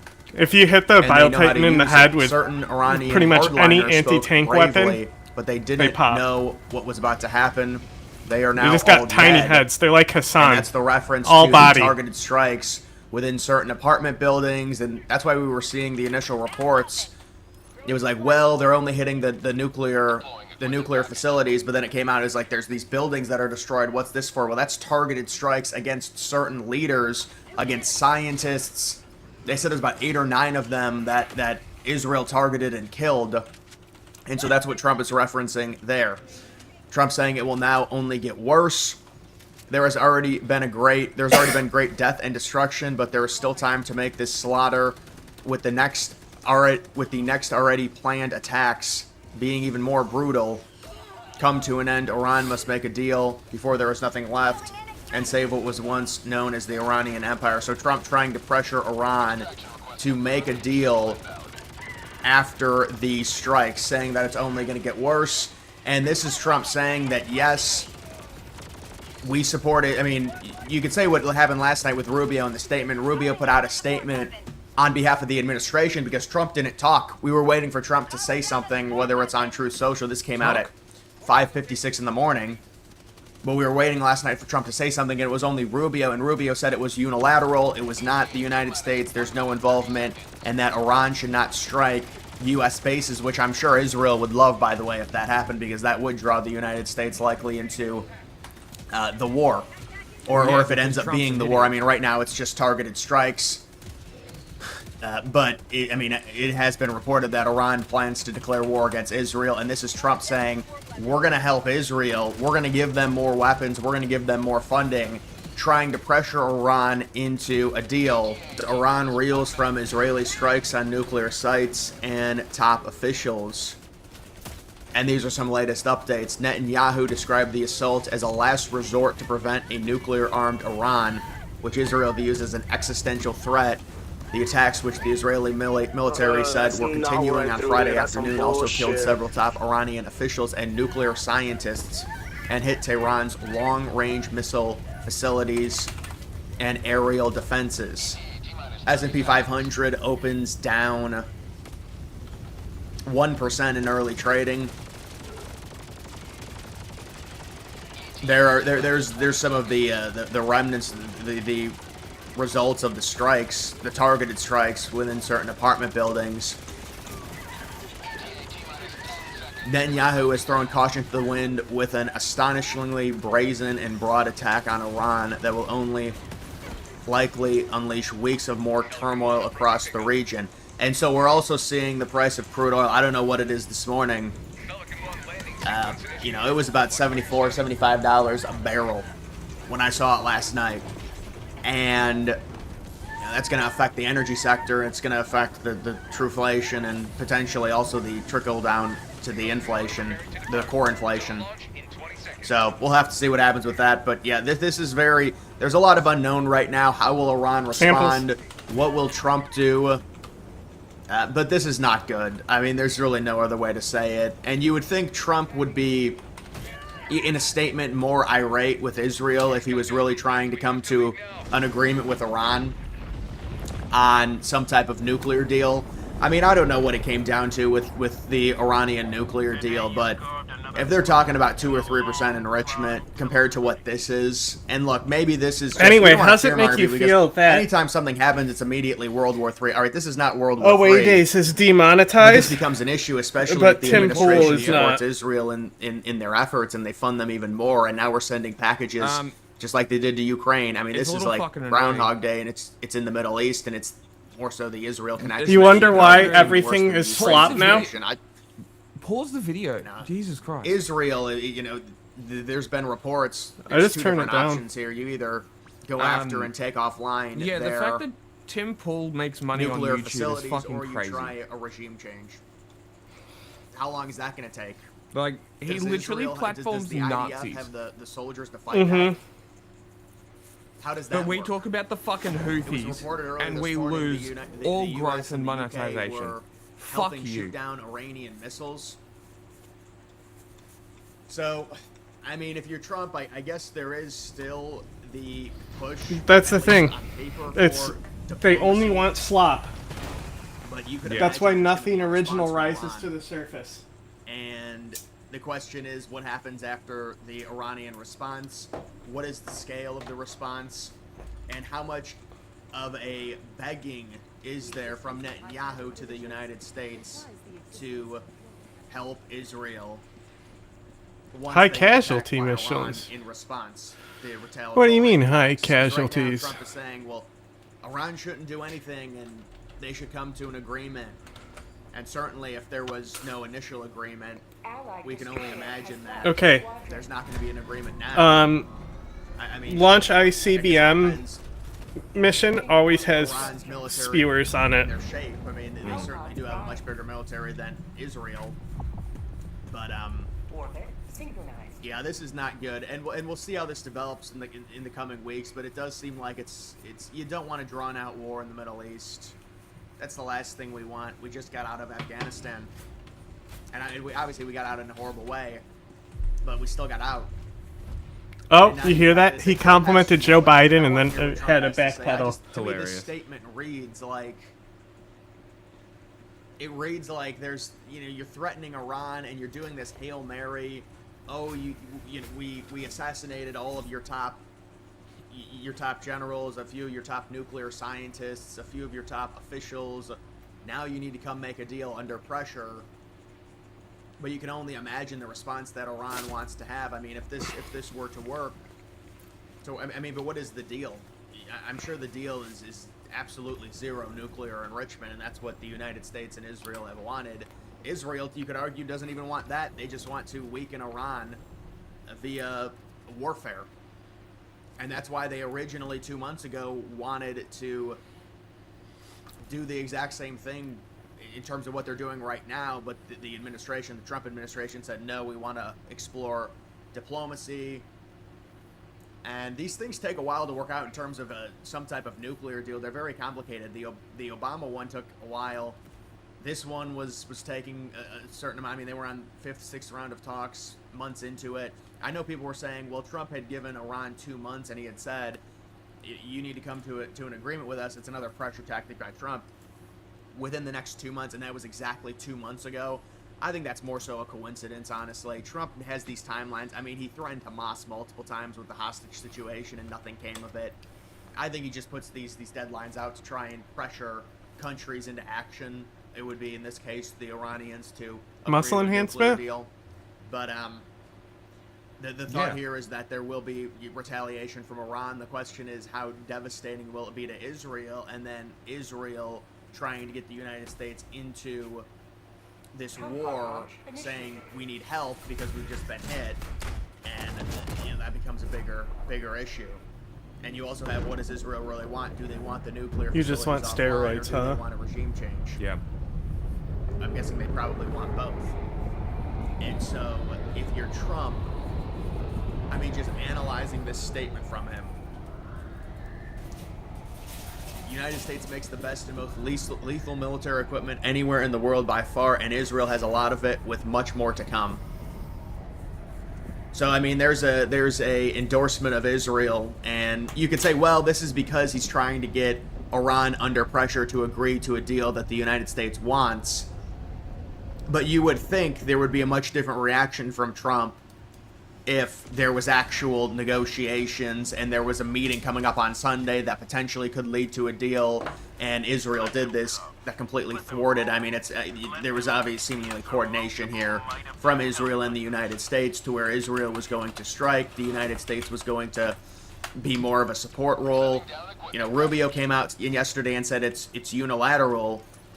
But you would think Trump would be a bit more angry with Israel today in a statement if it actually was a situation to where the United States was trying to negotiate. So much so to where they've got more talks on Sunday, and 3 days before the talks, Israel strikes Iran, which completely thwarts the entire moving away idea from of Israel. Diplomacy. But maybe they're like, well, it's not going to happen. That's a good point. Trump had said a few days ago something changed with Iran. My guess is it just comes down to the uranium enrichment level, and the United States and Israel demanding it be at 0, and Iran wanting the Obama level enrichment, which was like 3.67%. But I mean, whether or not there was any enrichment, Israel always wanted to strike Iran, especially right now. Did he say Iran wanted that? So yeah. This is the problem with How did I die Eastern from burning? conflicts. It's like, what happens now? Is there going to be more funding? I mean, I literally this just is not going to be good for Trump. There's just not.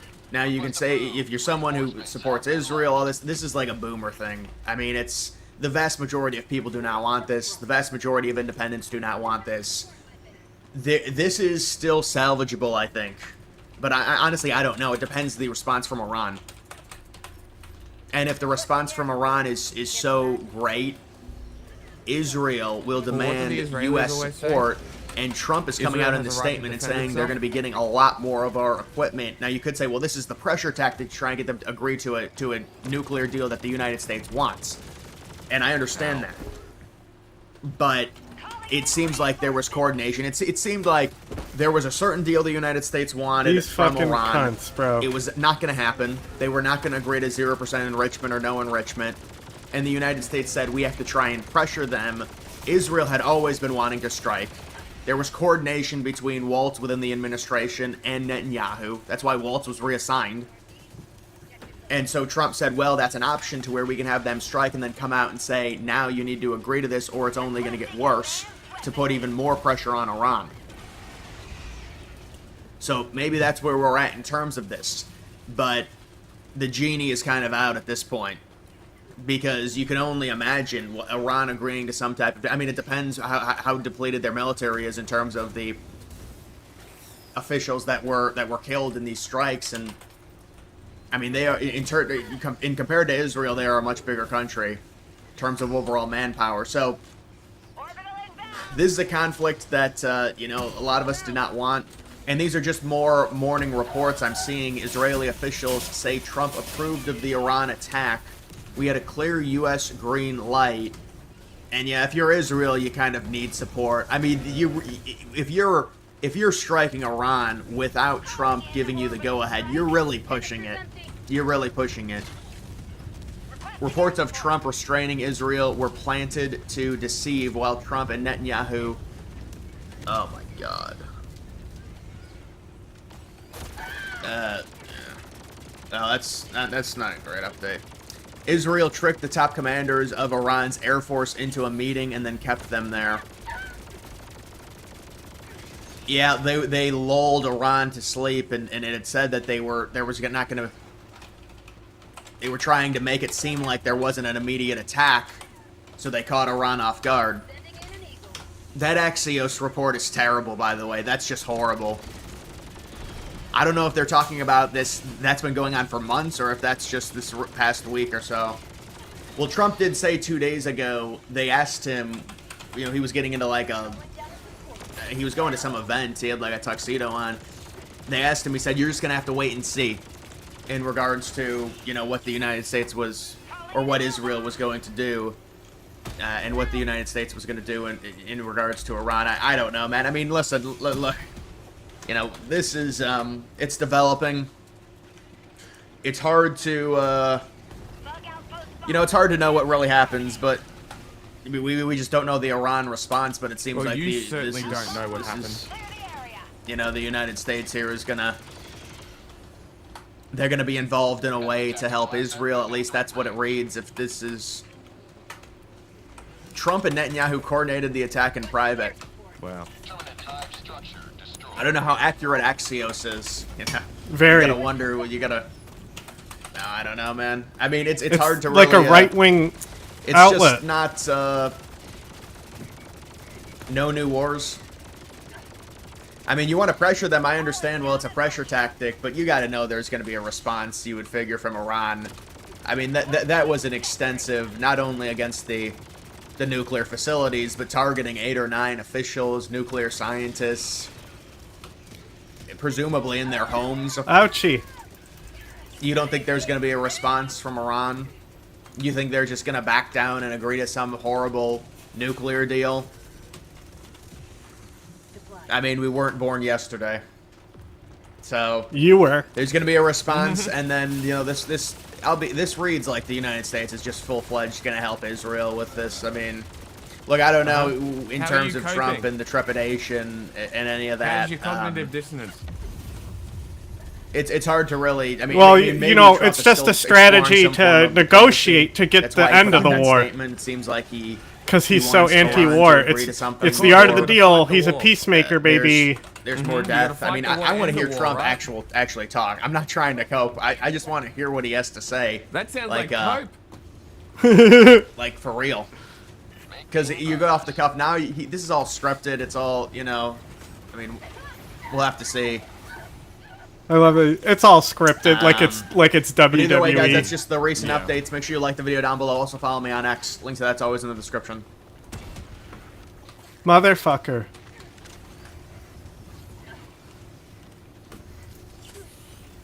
I'm dying over here. Overnight, Israel began military operations against Iran with a stated goal I'm out of of stems, once and but I'm for gonna all try and close all the destroying holes. the Iranian nuclear program. Today, we're going to get into what we not know going so well. far as this campaign continues to play out, and that's important. This is not a series of a couple strikes. This is going to be a sustained military campaign for hours, days, maybe even weeks. So what we know at this point is that Israeli aircraft, about 200, struck more than 100 targets all across Iran. That included nuclear facilities, and we have some footage of those clearly burning at this point, although I'd be hesitant to say that they were fully destroyed quite yet. Also, the specific targeting of senior Iranian personnel, military leadership, as well as key officials in their nuclear program. Right now, Israel is referring to this operation as Strength of a Lion, and saying that they had to go after the Iranian nuclear program. Calling them, we're fighting like lions, and I'm like, these people are Middle Eastern. What we're going to do Eastern. today is update this as of 6:30 a.m. on Friday, June 13th, 2025. The plan will be to come back and provide additional details as more information is known in the coming hours. Starting out with the effects of these strikes so far, again, a lot of footage showing the destruction across Iran today. Not just fires burning throughout Tehran last night and smoke rising above the skyline, but also clearly some nuclear facilities with smoke emanating from those. Given the fact of how far underground some of these enrichment facilities are, it would not be wise at this point to say that the Iranian nuclear program has been eliminated. That's a challenging thing to do from the sky at baseline. We should expect, and Israel is saying this is the case, a prolonged campaign continually going after those facilities for some time. Now, right now, we already have confirmation from Iranian media of at least 3 senior Iranian officials that were eliminated in last night's strike. So this does not appear to have just been a campaign going after the physical aspects of the nuclear program and the Iranian military. We certainly have some air defense assets that were hit last night as well, and some long-range missiles, but also some senior officials. Right now, we're hearing that the chief of staff of the armed forces of the Iranian regime, Mohammad Bagheri, was If we didn't do this, back and forth our man was gonna do another Holocaust. But all in all, Iranian media was pretty quick in confirming the death of some of these senior officials. Just as notable, we have the commander of the IRGC, Islamic Revolutionary Guard Corps, Qasem Salami, who just a couple days ago was issuing threats about how what kind of name is Salami? Or U.S. attack Bro, is a deli meat. Nuclear facilities would be met with direct strikes against U.S. military bases in the region. Have to mention, of course, here the curse of Soleimani continues. We have a picture of Salami. No surprise, given that he's the head of the IRGC with the late Soleimani. There's kind of a theme. Anybody that gets their picture taken with Soleimani before too awful long ends up on the wrong end of a drone strike. Gee, I wonder why. One here that's been confirmed today. Again, this list continues to grow. I've seen the head of the Iranian, the IRGC, or the Iranian Military Emergency Command, Gholam Ali Rashid. Now, there's also been a number of senior Iranian nuclear officials that have been eliminated. We have some pictures showing their residences in Tehran, office buildings or homes that were hit overnight. You can see some of these penthouse locations in downtown Tehran that were struck, and we do have some confirmation from Iranian media that a handful of those folks were eliminated as well. This is something we talked about in yesterday's video, just leading up to this attack, was when you're trying to eliminate the nuclear program, it's not enough at this point to just destroy the facilities. There's a lot of knowledge inside of Iran, especially with these scientists. No, that's all you need. You really just need to kill the experts. Facilities are destroyed to get right back to this place in the relative near future. So, appears at this point Israel nuclear science is hard. Physical locations, but also the brain power behind the nuclear program. We also did see that Israel went after quite a few surface-to-air missile systems and long-range missile systems at the beginning of this campaign. It looks like right now Israel carried out, Mossad specifically, carried out something very much similar to the Ukrainian Operation Spiderweb a couple weeks ago. The information that we have right now is it appears that Mossad smuggled Sorry, in I'm a not series home right of now. Walk short-range through the line drones, away. pre-staged Message those and near I'll some call key you locations. back. And as this attack began to carry out by Israel, which there's still some speculation about how much of it was missiles, Look at how this much was little guy aircraft, and hiding was there over anyone here. on the ground carrying out sabotage type Oh, operations. But poor nonetheless, as that was playing out, we do have some footage that's been He was released already hurt. showing He was trying to Mossad hide from us. on the ground in Iran carrying out some of these Oh, he should've short-range just strikes. died. According to some reporting from Manny Fabian of the Times of Israel, it says according to an Israeli official, Mossad built a secret explosive drone base in Iran for this morning's operation. The drones were used to strike ballistic missile launchers at a base near Tehran, preventing Iran from firing projectiles at Israel as this morning's strikes began. Additionally, vehicles carrying weapon systems were smuggled into Iran. These systems took out Iran's air defenses and gave Israeli planes air supremacy and freedom of action over Iran. A third covert effort involved Mossad's commandos deploying precision missiles near anti-aircraft sites in central Iran. So you can view that as confirmation of people on the ground carrying out strikes against Iran as this all began. We've not seen footage of those precision missile strikes against anti-aircraft sites, but nonetheless, that is the Israeli claim right now. I hope we're paying attention in the United States, selfishly, to this threat of inexpensive, short-range loitering munitions or drones, whatever you want to call them, being smuggled into hostile territory. So for Ukraine going into Russia, hostile territory. For Mossad, Israel going into Iran, hostile territory. Effectively getting these in and carrying out what are strategically damaging blows. Right? So in the case of Russia and Ukraine, they took out some of Russia's nuclear-capable bombers. Iran had strategically no joke. valuable In things? this case, it appears they would Israel yeah, went there's after some they of just the said they're Iranian SAM sites. missiles that would have been aimed and could have responded in short I was order joking. to these strikes. These are serious assets being was taken making out it funny. very, very quickly in relatively inexpensive manner. We're not looking for Their that, right? We're strategic looking for the value is the missiles. We're looking for the F-14s. aircraft. I don't know that very many countries around the world, the United States included, pretty right sure now, is looking for their short-range last drones coming out of the Phantom back clone of a was container killed in this or a strike. vehicle near a sensitive location. So, Nonetheless, end of an looks era. like- and there's no indication, I should mention, at this point that Ukraine and Israel teamed up on this in any way, shape, or form, although Ukraine would certainly be happy to see Tehran burning, given Iran's support for Russia in their war. Now, I want to start with some statements here coming directly from IDF and Israeli officials, starting with kind of an explanation of why this had to happen now. We're going to turn to the IDF spokesperson, Brigadier General Defrin. Let's give that a listen. For years, the Iranian regime has called for the destruction of the State of Israel, Fuck off, Nazi. planning and advancing concrete military plans to do so. Over the past few months, intelligence has shown that Iran is closer than ever to obtaining a nuclear weapon. Sure. This morning, the IDF began preemptive and precise strikes, targeting the Iranian nuclear program in order to prevent the Iranian regime's ability to build a nuclear bomb in the immediate time frame. We have no choice. We are operating against an imminent and existential threat. That's what fascists always. We cannot allow the Iranian regime to obtain a nuclear weapon that would be a danger to Israel and the entire world. This operation is for our right to exist here, I for burn. our future, and I know for our healing children's time. future.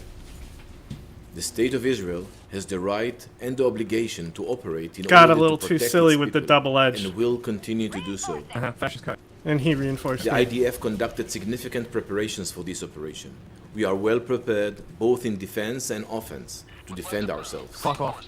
The IDF will continue to defend the State of Israel. So in line with that, we should mention that just in the last couple days, the IAEA, International Atomic Energy Agency, has issued a report that for the first time in 20 years, Iran is in violation of their non-proliferation obligations. And then yesterday, Israel released additional footage and documentation highlighting that Iran was, of course, not just not in compliance, as the IAEA, the UN's nuclear watchdog, stated, but also that they were working towards the development of a nuclear bomb and were closer today than they have ever been. So this is Israel presenting proof. Again, you're hearing the term there, preemptive strike, saying they had to do this now. They couldn't afford to wait any longer because Iran was getting so dangerously close to the development of their first nuclear Maybe weapon. if Israel Now, got continuing rid of on their with some nukes, IDF statements here, they wouldn't. to pull out some other aspects not mentioned in General Deference statement, the IDF said, quote, "For Trying to years, fix Iran audio has been and shit. directly and indirectly promoting terrorism against the State of Israel, financing and directing terrorists act through its proxies through the Middle East, while advancing towards nuclear weapons. The Iranian regime is the primary perpetrator of all terrorist attacks committed against the State of Israel since the beginning of the Iron Sword War. Can't including fix my arming shit. and financing the Hamas terrorist organization responsible for the events of October 7th.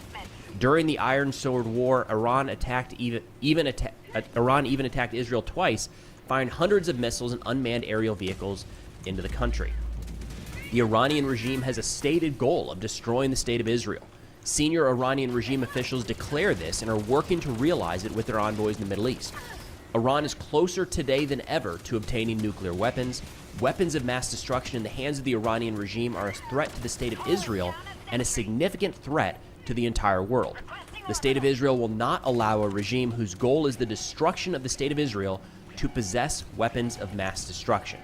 Now, we're going to get to some statements from U.S. President Trump here in a moment, but that's also been the stance that he's taken. And the United States stance for a long time is that Iran cannot be permitted to obtain nuclear weapons.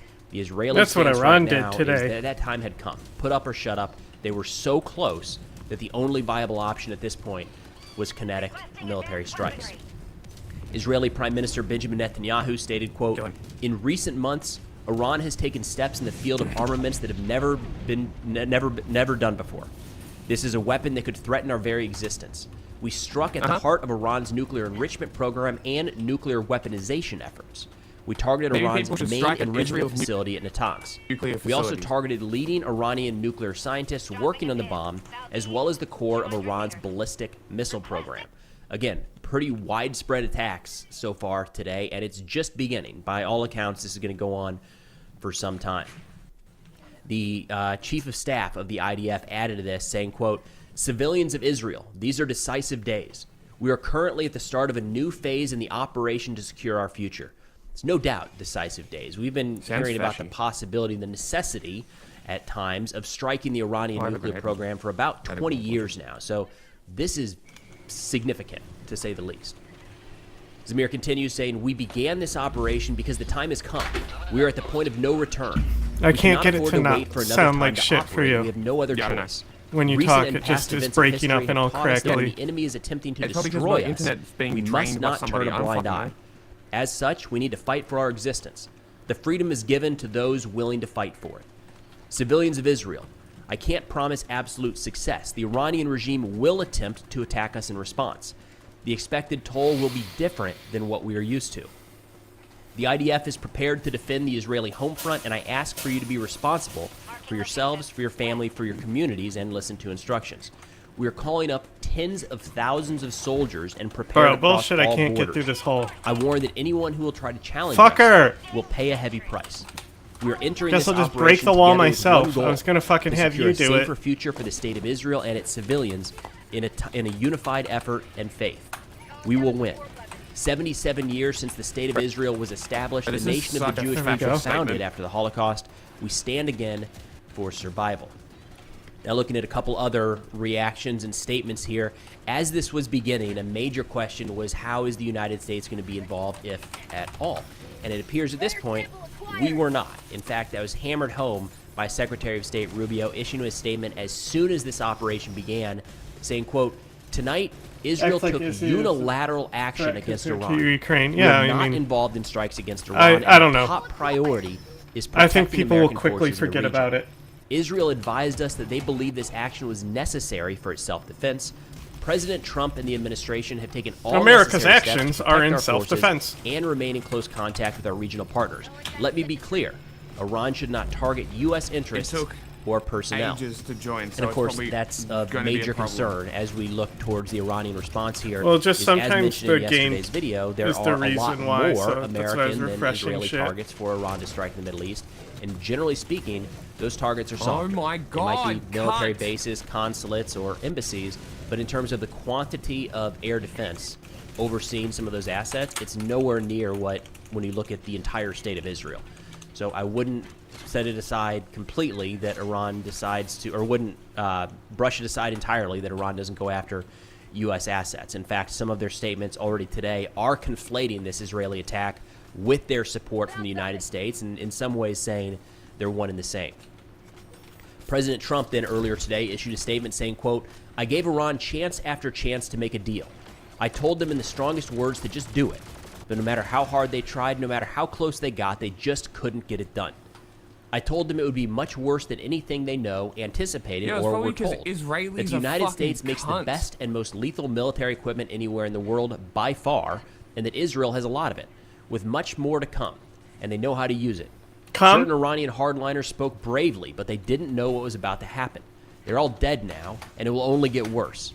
There has already been great death and destruction, but there is still time to make this slaughter. There's still time to make this slaughter, with the next already planned attacks being even more brutal to come to an end. Iran must make a deal before there is nothing left and save what was once known as the Iranian Empire. No more death, no more destruction. Just do it before it's too late." Now, technically, there's still talks set to be had this Sunday. I haven't heard the United States cancel those, although Iran has said they're probably not going to participate in those nuclear negotiations with the United States. Now, turning over to the Iranian response so far, remember, leading up to this, there were a lot of threats saying they would go after U.S. military bases across the region. They talked about the development and the testing of a 2-ton missile warhead, a warhead that was delivered on a missile, suggesting that it could be some sort of nuclear-capable device. What we're seeing so far, a couple statements here coming from the Chief of Staff of the Iranian Armed Forces, quote, "The Zionist enemy in the United States will pay a very heavy price. Iran will respond harshly against the Zionist regime. The Zionist attack on civilian areas has been verified, and our response will be certain. Iran is 100% military capable, and the enemy will suffer a painful blow." Here's the thing. You're going to blow them painfully? Are you going to make it dry for them? Destroying the Iranian nuclear infrastructure, but also preventing their ability to respond in a timely and effective manner. So when you go after the senior leaders of an organization, that at baseline is going to slow the ability of the Iranian regime to carry out a response. On top of that, it looks like Israel went after quite a few missile facilities with that, secret covert drone operation hitting targets all around Tehran. What we have seen so far is maybe 100 Iranian drones so far launched against Israel, which is not much of a response given what we've seen in the past. Public Israeli estimates were as many as 600 drones and missiles being fired in the first wave. We haven't seen that yet. Iran continues to say that it's on its way. I also want to stress that depending on which Iranian source you look at, some of them are adding the United States to the list of those responsible. Others are exclusively saying Israel. The drone strikes so far, from what I can see, all of them were effectively intercepted or crashed before entering Israeli airspace. It does appear that some of them were intercepted by Saudi Arabia. There were reports that the United States and the UK nobody cares about that one. Interception as well, but that was not confirmed. That I'm not seeing any statements from those two governments. Either way, none of those drones made it into Israeli airspace, let alone impact. I don't know where it is, but there's a bug fucking the shit out of a guardrail right now. That the Iranian Supreme Leader Khamenei would issue a declaration of war against Israel. That still has not come, but I thought it was worth going into his statement, the one thing he's mentioned so far, following this first round of Israeli strikes. He said, "The Zionist regime at dawn today opened its dirty and bloody hand in a crime in our beloved country and revealed its evil nature more than ever by striking residential centers. The regime must expect severe punishment. The powerful hand of the Islamic Republic's armed forces will not abandon him. Several commanders and scientists were martyred in the enemy attacks. Their successors and colleagues will immediately resume their duties, God willing. With this crime, the Zionist regime prepared for itself a bitter and painful fate, and it will definitely receive it." Now, the big question now is, what does Iran do in response? We should expect to see Israeli strikes continue. It looks like they mentioned it earlier, not air superiority, air supremacy, and that appears to be the case. We've seen in the last couple years, really, mostly the last couple months, Israel has pretty successfully degraded the Iranian air defense network, and we knew that they had taken some hits. At this point, it looks like they can go wherever they want in Iranian airspace. There's no indications that any Israeli aircraft were shot down, and all reports from Israel is that all pilots returned home, pilots and aircraft returned home safely. So in looking at the possible Iranian response here, the big one, of course, being drones and missiles like we've seen them carry out in recent years. But there's a couple other aspects here as well. They do have kind of non-traditional, non-conventional means. Good news, we know what they responded with already. Being their proxy networks across the Middle East. There was some concern last night. But I am interested in, like, Hezbollah in Lebanon, still there. You know, people who were talking about it before the strike in response happened in Iraq would begin carrying out attacks on behalf to of see Iran. how accurate they were. We haven't seen that yet. It's possible. Yeah. It's always in the cards. We haven't seen that at this point. We also have to keep an eye out for the possibility of terrorist attacks carried out abroad against embassies, consulates, or strategic assets for the United States, Israel, and other Western partners. And then last but not least, cyber attacks. Iran does have a pretty significant cyber capability. I wouldn't rule that out entirely, especially if some of their more kinetic means of attack, like their missiles and their senior military officials that would help carry out those strikes, are no longer around to put those into action. But again, this is what we know as of now, 6:48 now a.m. on Friday, June 13th, 2025. We'll update this as we get more information, but pretty historic event as Israel begins operations to militarily take out the Iranian nuclear program. But that's all I've got for now. Thanks for watching, and I'll see y'all next time.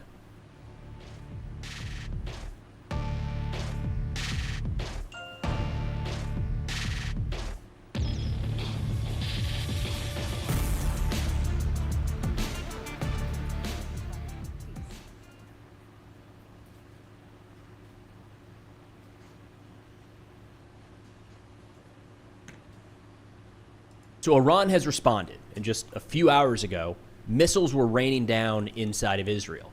Now, we also have some updated information as to the effectiveness of Israel's strikes in Iran last night, specifically the impact that had to the Iranian nuclear facilities, their missile launch sites, and military airfields. But I want to get started with some footage out of Tel Aviv, and this is a pretty wild clip, again, just a few hours ago, showing Israeli interceptors trying to down incoming Iranian missiles, and all of a sudden, you see the impact from one of those missiles strike home.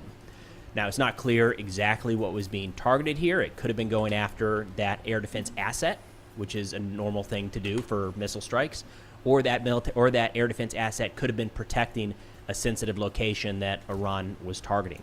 We don't know what the target was in this case. We don't know the effects of that impact. But what we do know is that the IRGC, Islamic Revolutionary Guard Corps, has announced that Operation True Promise 3 has been launched. Oh my God. Turning to some statements from the IDF, kind of summarizing things here. Their spokesperson, Brigadier General Defrin, said, quote, 2 barrages of surface-to-surface missiles were launched from Iran towards Israeli territory. Fewer than 100 total missiles were fired. Most were intercepted by air defense systems or failed to reach their targets. There were a few impacts on buildings, some caused by interception debris. This is yet another indication of the necessity of the operation, whose goal is to remove the threat. We will not allow Iran to grow stronger and produce quantities of missiles that could pose an existential threat to the state of Israel. Further interceptions may occur, and we are taking action to eliminate the threat. Now, through unofficial channels, at this point, I'm seeing the reporting that 21 people were injured across 9 different locations inside of Israel. And a key note here is it does appear that there was enough early warning for Israeli citizens to make their way into shelters and to not be out on the streets as these missiles and or interceptors came back down. Now, of course, in any one of these cases, people will argue, was that an actual missile impact point or an interceptor that fell down to Earth? Because that does happen. It's pretty clear based off some of the damage we're seeing in these pictures out of Israel that some of those munitions did get through. And I don't think Israel's even saying that 100% were intercepted. The highest number I saw was 97%, but that includes about 100 missiles and then 100 drones fired earlier today. Like so Israel's on fire. 200, that means 6 to 10 maybe on or about got through. Launching. Now, I should... What? I said people keep sharing this photo that looks like Israel's on fire, but it's multiple interceptors launching. Wait, I haven't seen that one, I don't think. I definitely saw a fake one. Well, the thing is that right after those interceptors launch, the missile does hit. Okay. But even Popular Front posted it and then promptly deleted it after they posted the photo. Oh, interesting. Which does kind of link up with what we're seeing in the different videos. And I should also mention that it does appear that Israel's allies did participate in some of the interceptions here. We have the first report that I've seen of confirmation that the United States, now it's coming from an unnamed official, right? But it's being reported that U.S. forces did assist in the interception of some of these drones leading up to, or that were fired from Iran towards Israel. Now, turning to the Iranian side of things here, the IRGC put out a statement just as this kicked off saying, quote, "The missile and drone units of the IRGC Air Force targeted military centers and air bases that were the source of the criminal aggression against our country, as well as military industrial centers used by the Zionist regime's army to produce missiles and other military equipment and weapons to commit crimes against the resistance peoples of the region, especially the oppressed Palestinian people and Gaza. Field reports, satellite imagery, and intercepted intelligence indicates that dozens of ballistic missiles effectively struck strategic targets. Despite the claims of interception, the enemy failed to counter the waves of missile attacks launched by the Islamic Republic of Iran." Again, we have a lot of footage at this point. Clearly some got through. Dozens feels high.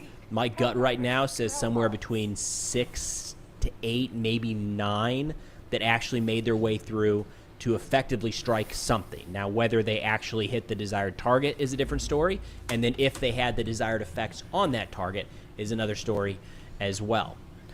Now, speaking of claims that turned out to not be true, I'm seeing a lot circulating on Iranian media earlier today saying a couple of different directions, and this is one where I think it was so artificial to begin with that it maybe spawned in a couple different directions. But there have been claims suggesting that Iran successfully shot down 2 Israeli F-35s, and they've got a nice fancy infographic showing how that clearly happened. Epic. Definitely not. I can confirm this is not AI. That is a genuine picture of Iranian air defense. This second one, though, is an old picture from what I can tell. So there's stories circulating, rumors circulating that Iran downed at least one, maybe a couple Israeli F-16s over airspace, and the pilots, according to Iranian sources, the pilots ejected and the search is ongoing to capture those pilots. Again, the reason I say this is so fabricated that the stories start to branch in every direction. Some say it was F-35s, others say it was F-16s, others still say they were captured. Some say I've seen the pictures of the captured pilots, which is crazy because I, for the life of me, can't find those pictures. One of the reasons I think we're not seeing those pictures is this image that is being shared as evidence across Iranian media right now of this shoot down of Israeli jets is actually from 2015. So that's actually a Russian plane shot down by Turkey, and it looks like they just tried to make it a little bit darker to trick people. I don't know. It's not even like good. Just use AI, right? Just make it an original fake, not an old fake. But nonetheless, there's no indications at this point that any Israeli aircraft have been shot down, any Israeli pilots have been captured or down behind any enemy lines, anything like that. If you're looking for Israel to confirm this, it's going to be hard because you can't prove a negative. We are reliant upon Iran at this point to show evidence, not only that they downed Israeli aircraft, but that they have a pilot in custody like they claim. Again, we're getting a lot of footage out of Iran at this point showing air defense assets in action. A lot of their citizens filming things and uploading it to the internet. We haven't seen anything yet suggesting an aircraft was hit. Haven't seen any wreckage, anything like that at all. Doesn't mean it can't happen, just doesn't look like it's happened so far. Now, in terms of these attacks, we did start to get some statements from Israel saying they're going to respond pretty aggressively here. Defense Minister Katz said, quote, "Iran crossed red lines when it dared to fire missiles at civilian population centers in Israel. We will continue to protect the citizens of Israel and ensure that the Ayatollah regime pays a very heavy price for its criminal actions." Like, actually, now, look, go we're seeing and fuck there's yourself. plenty of statements that have been made already in both directions where it's a little bit of like, real. guys, come on. We saw Israel last night The go after, it doesn't fucking matter nerve how of these targeted cunts. it was, we definitely saw Israel strike what would be considered civilian facilities. They were the homes and the residences and or the offices of sometimes military personnel, other times nuclear scientists. And I understand how you can group nuclear scientists into a threat in this capacity because they're developing nuclear weapons, but a lot of those facilities, from what we can tell, were in populated centers. They were in Tehran and elsewhere. That same argument is going to be made in this direction, assuming that Iran was actually going after military facilities and not like headquarters buildings and things like that, government facilities, and not just high-rises full of civilians. So we are going to see that play in both directions. Nonetheless, Katz says that the Ayatollah is getting ready to pay a heavy price. It's not clear if this is going to be in addition to the ongoing operation that has not stopped to dismantle the Iranian nuclear program that's ongoing right now, but it's entirely possible we see more of a targeted operation going after senior Iranian officials, maybe even the Ayatollah full of civilians, himself, bro, which so. sounds crazy, but when you put it in the broader context here, that may actually be in the cards. I mean, we just had Netanyahu a few minutes ago put out a statement to the Iranian people where he said, quote, "We are in the midst of one of the greatest military Yeah, it was definitely to the Iranian people. Lion. The Islamic regime, which has oppressed you for almost 50 years, threatens to destroy our country, the state of Israel." You know what's funny? Of Israel's If we're going to claim it was to the Iranian people, it was definitely to the diaspora.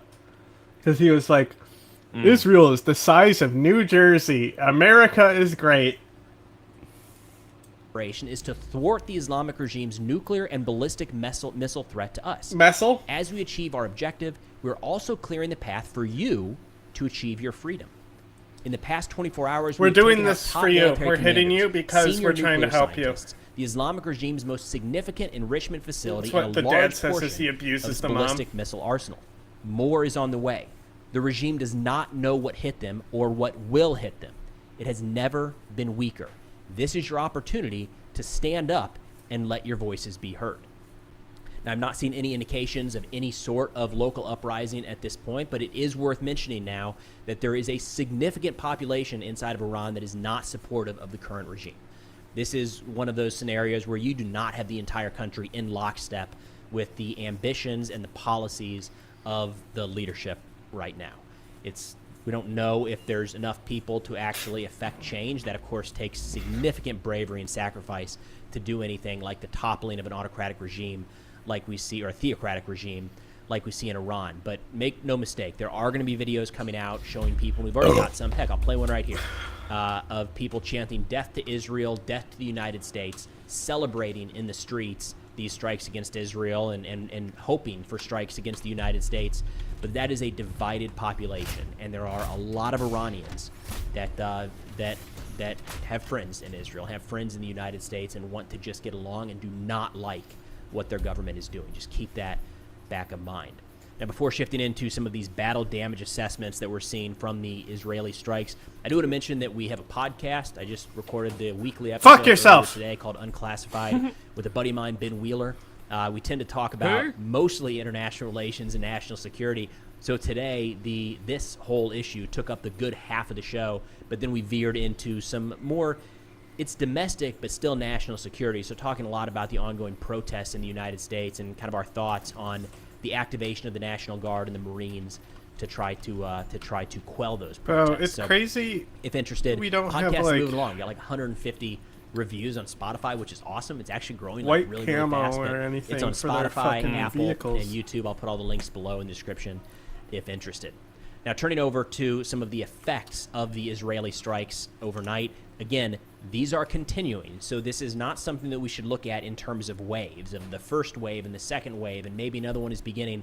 This is going to be borderline nonstop for the foreseeable future.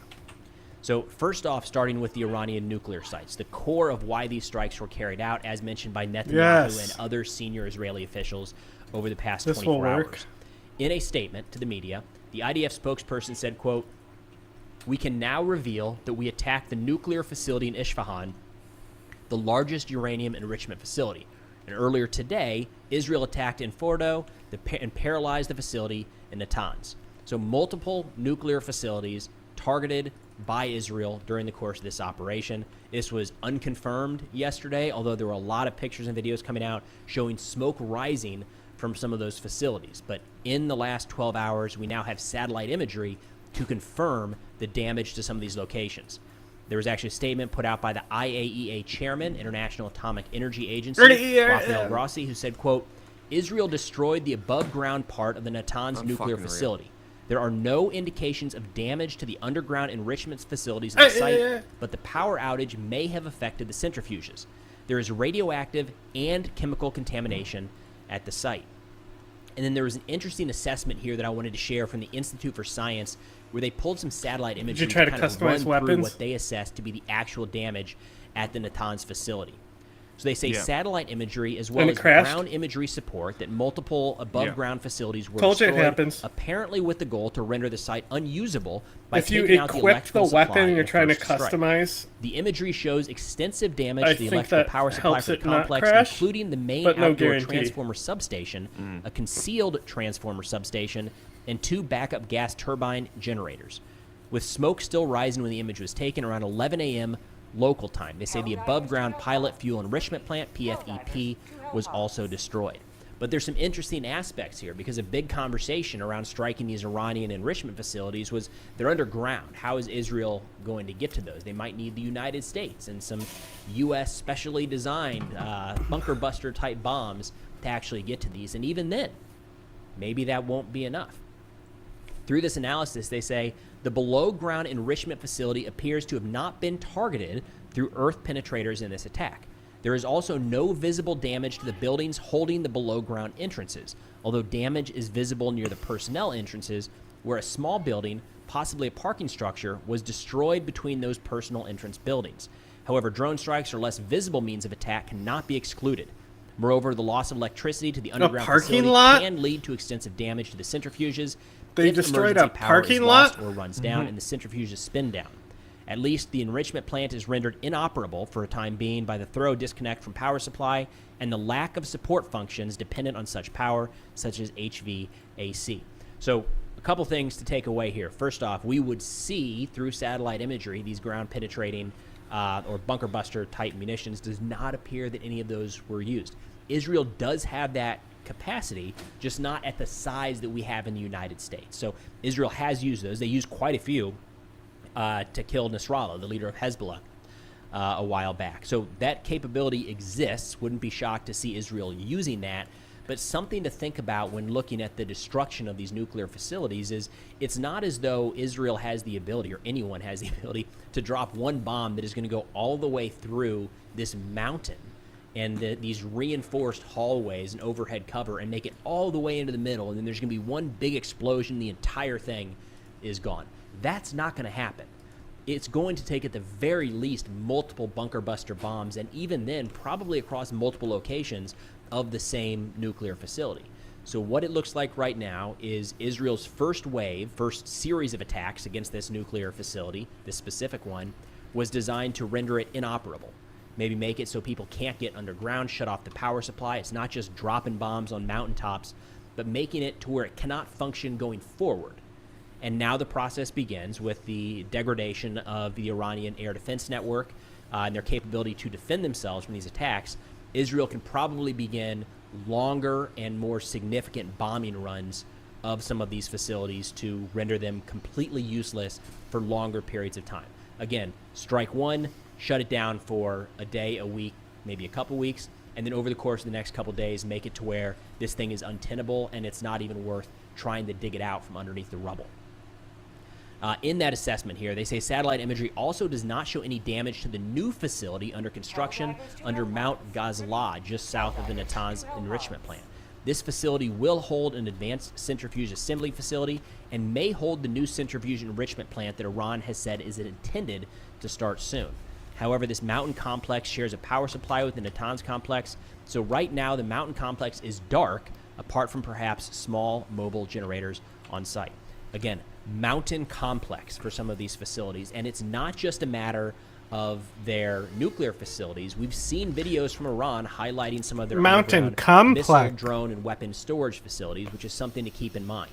As much as Israel appears to have targeted a lot of their above-ground weapon systems and taken out a lot of Iran's ability to immediately respond with ballistic missiles, there are quite a few that Iran still has underground. An unknown amount, I should say, because, you know, it's military capability and it's underground, but nonetheless, they're there. It does look like that is an aspect of what Israel went after.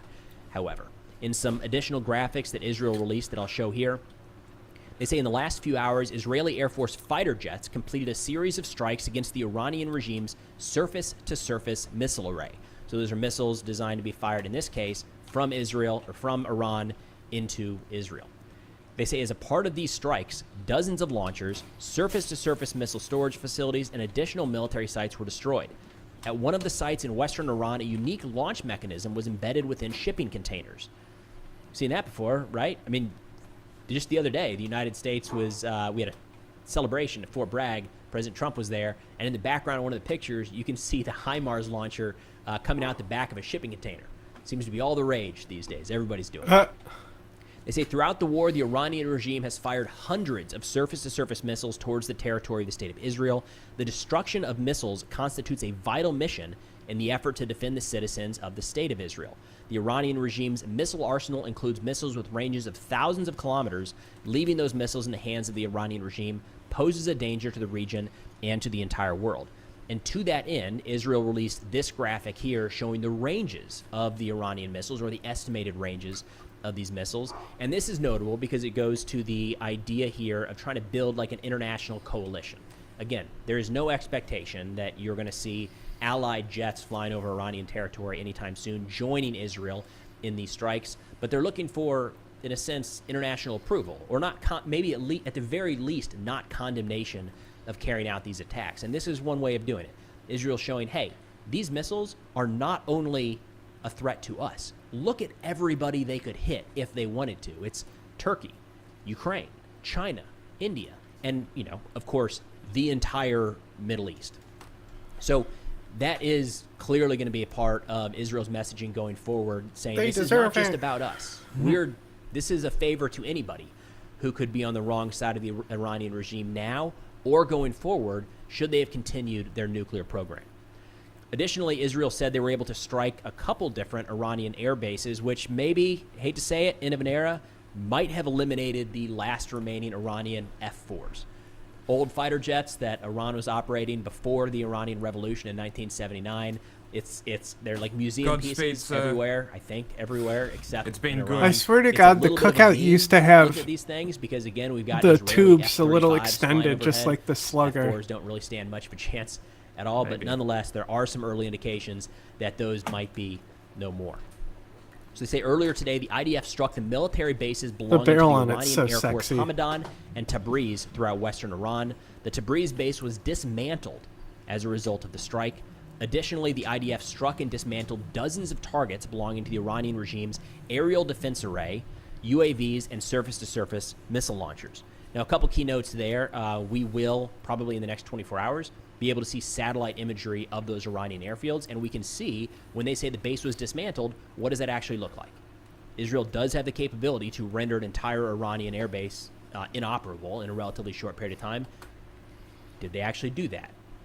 Wait and see on that, but we should have imagery shortly to confirm or deny. We're not going to get that as much with the missiles, again, because a lot of them are on the ground, and then as we saw in some of the footage that Israel released, a lot of those missile launch sites are actually mobile locations. They're built like that to make it harder to destroy in a strike like this. But in turn, you can't look at like in an air base, you can see all the damage in one confined area. When Israel's striking individual missile sites all across the country that move, it's hard to say like, oh, clearly that was a missile, now it was hit, and now it's gone. But nonetheless, should have some satellite imagery to confirm the airbase strikes and probably more damage at some of these nuclear facilities as well. But of course, all of this is still very much ongoing. So we'll do our absolute best to keep you in the know as more information comes out. But that's all I got for now.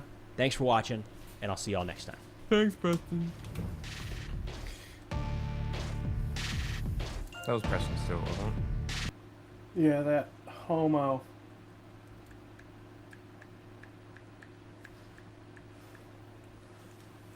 We begin this morning with a Fox News alert. Homosexual. Overnight, Holy shit. Israel launching sweeping strikes against Oh my God, Iran, enough of this targeting its fucking nuclear retard. facilities, military strikes. No, he's sites, so and funny. top commanders. No, Several fucking put Iranian something military worth leaders watching and on. nuclear scientists believed to be dead and right. It is worth watching. It's such a fucking waste of time. He literally adds nothing. Dude, Like, it was so funny earlier. He is legitimately brain dead. Ah, here we go. Beautiful. That's much better. A pseudo-intellectual, as opposed to an actual intellectual.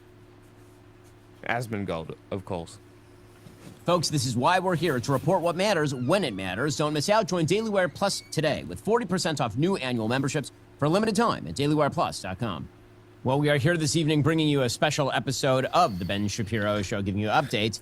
So is Trump in the Epstein files or not? Israel and Iran unfolds. Israel, of course, on Thursday night, struck a wide barrage of Iranian targets, including nuclear facilities, including top nuclear scientists, members of the regime.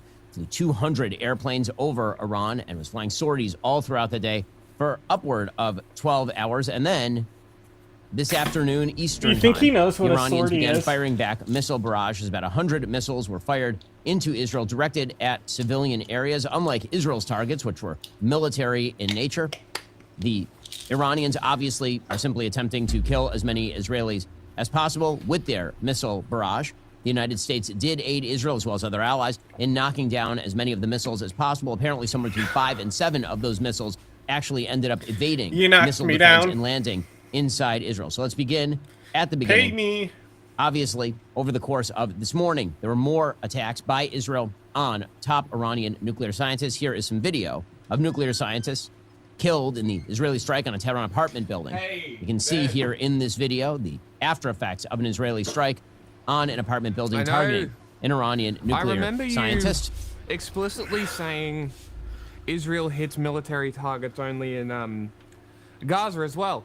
Hey, what buildings were hit? Were they civilian apartment complexes? They deserved it. Only military targets, friends. Ben Shapiro, journalist extraordinaire. Do you think the cookout's got a full choke on it? What? The shotgun. You can also cookout. see here in the background, there it is. You can see it's a targeted strike. Did not take down the entire building, took down a specific area of the building. About as targeted as a strike can get. But if you would like to see an even more targeted strike, an astonishing picture here of a hole in the wall, a precision strike against an Iranian military leader that apparently hit him directly in the bedroom. It went only through the side of the building, leaving the rest of the building intact, hitting precisely one bedroom in this Iranian building. That's how targeted Israel was. Most moral we have army. emerging information on the extent of Israel's attack on the Natanz nuclear facility. A civilian building. Why didn't you just drop a 500-kilo bomb on it? Why not use a bunker penetrator and knock the whole building down? Well, you see, in those buildings, it's all Hamas sympathizers. Ah, I see. So they must have some kind of goal by not committing mass destruction. Is it almost like they're trying to get the Iranian people on their side and showing, hey, we're killing the bad guys, but when it comes to the people surrounding Israel, all of them have to die because it's about expanding the territory. They must protect the homeland. Blood and soil or something, right? Well, I mean, they keep saying if people say they're going to destroy you, believe them. That was Netanyahu, okay? Not a typical Jew impression, all right? That's what he sounds like. It is what he sounds like. Can we watch his fucking paddleball ad? Israel is also apparently attacking Fordow, that is a heavily bunkered nuclear facility. Israel has been dropping weaponry on top of munitions. Bunker? The question is whether they will have the sort of munitions necessary to penetrate the deep bunkers built by the Iranians. According to the Times of Israel, Iran's Natanz facility for uranium enrichment was hit by Israeli airstrikes targeting the Islamic Republic's nuclear program early on Friday, with Israeli defense officials assessing that the damage was significant.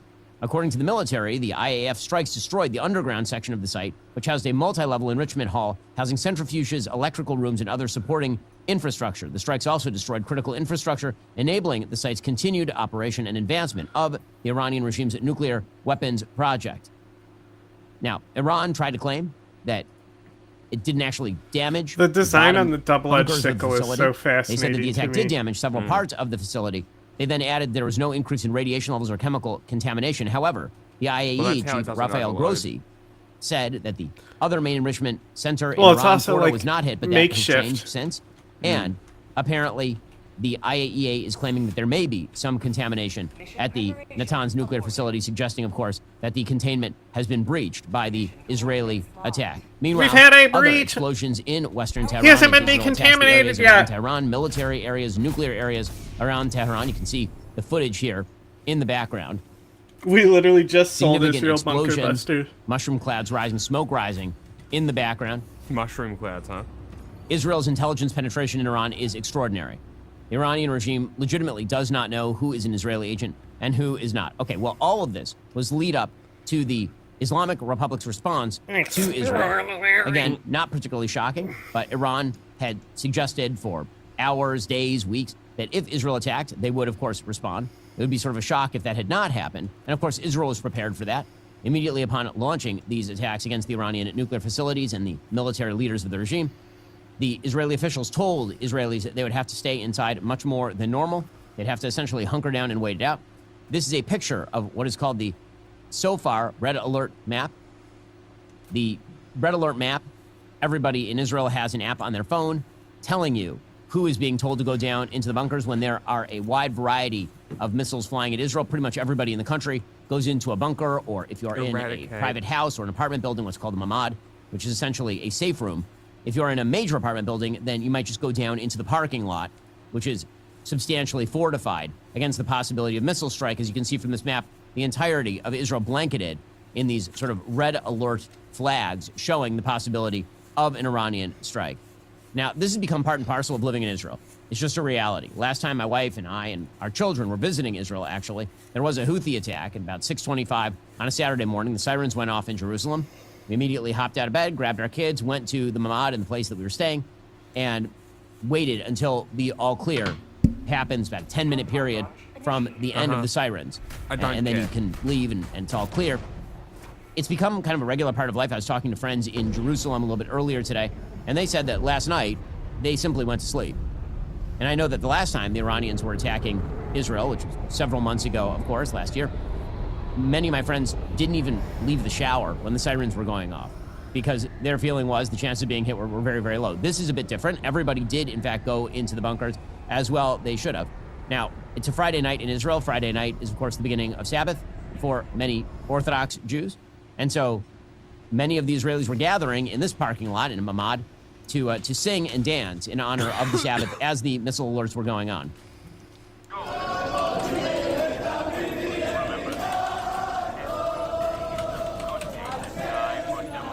Again, the difference between how Israel treats its civilians and how Iranian proxies treat their civilians is marked here. In Israel, when the sirens go off, the civilians rush to the bomb shelters in places run by Hamas. When the sirens go off, Hamas runs to the bomb shelters and puts the civilians directly on top of them. But you can see this is sort of treated as normal in the state of Israel. Israel is about to change that situation markedly by actively fighting back against Iran, the goal being to eliminate the Iranian nuclear capacity.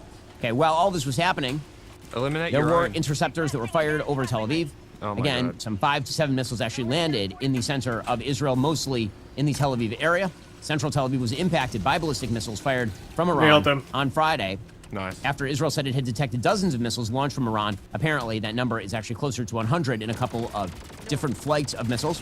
It's about 9 minutes for a missile to get from Iran to Israel. So all the sort of ordnance that is fired by Iran comes at different rates. Drones may take hours because today it is a significant distance. The missiles travel quite quickly, and so you have a 9-minute period from when the missile launch is detected to when the missiles actually hit. Here's some footage of interceptions over Tel Aviv, and again, Israel has the world's most sophisticated missile defense system at this point. President Trump is building Golden Dome for the United States, but at this point, Israel does have the world's most sophisticated defense system because they are so often targeted by missiles and rockets. Here's what it looks like from the ground in Tel Aviv. Yo. You can see the interceptors are the objects that are moving in sort of erratic directions, attempting to locate and hit those missiles. Now, of course, the sky over Israel was lit up all of tonight as those missiles were emerging over major cities in Israel. The Iranian ballistic missile attack that actually struck central Tel Aviv was caught on tape by reporters from Fox News. Here's what that looked like. Yaniv, get ready to pull it off the stick. Get off the sticks. All right, let's go. Time to go. Not throwing the mines right on us would be great. I throw them where the bug spawns are. Everyone move now. They can spread pretty far, though. With us. Pick up the gear. Let's go.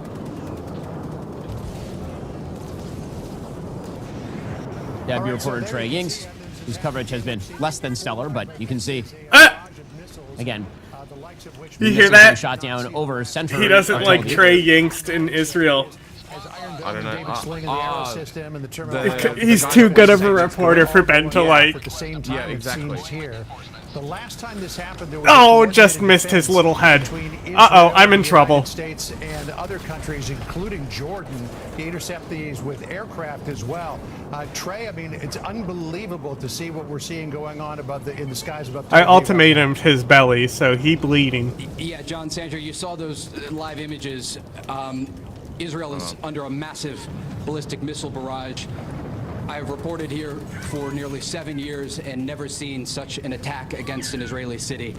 The amount of air defense that you saw going off there it's unprecedented.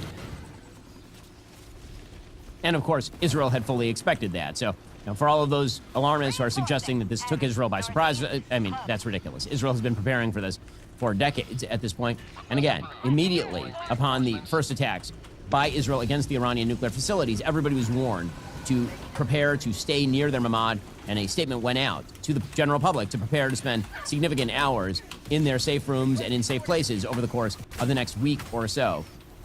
The most stunning footage, of course, is footage of a ballistic missile hitting downtown Tel Aviv.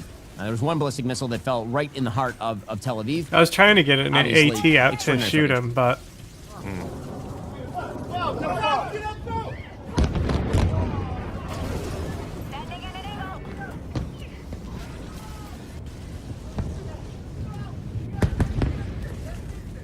As you can see, that is the site of the missile falling. Now, worthwhile noting that because Israel's air defense systems are so good, and also because Israelis do a good job of getting to safe places, the number of casualties thus far has been extraordinarily minimal. Magen David Adom, which is the Israeli Red Cross, says that the number of casualties in these barrages so far is 21 total. 17 of those are in mild condition or a state of anxiety.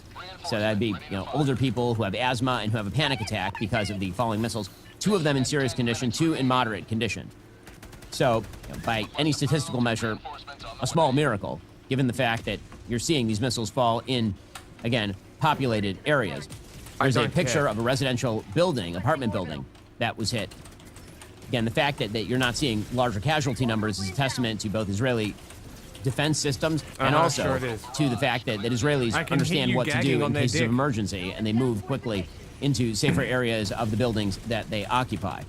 The Iranian Revolutionary Guards put out a statement, quote, following the Supreme Leader's directive, we responded precisely and significantly. Man, I we really attacked wish dozens I of had my targets, jetpack military centers, right and air now. bases. The response is part of Operation Promise of Truth 3, which sounds like just an absolutely terrible sequel. I mean, if you were going to, label that's worse than like Super Baby Geniuses 2.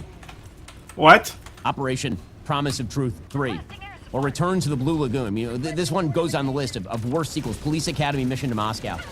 What? In any case, the Iranians also put out a revenge video. This is a video they've distributed before. You'll take note of the fact that it makes open reference to the attempted assassination of President Trump. Again, the Iranian regime is not a regime that... Yeah, I put them where the bugs are. Peaceful people seeking an off-ramp with the United States, despite the bizarre propaganda of folks who seem to be in league with those who love Iran deeply. This is not the activity of a regime that really is ready to make peace, disarm, become a member of the family of nations. Here is a video distributed by Iranian state media in the middle of all of this.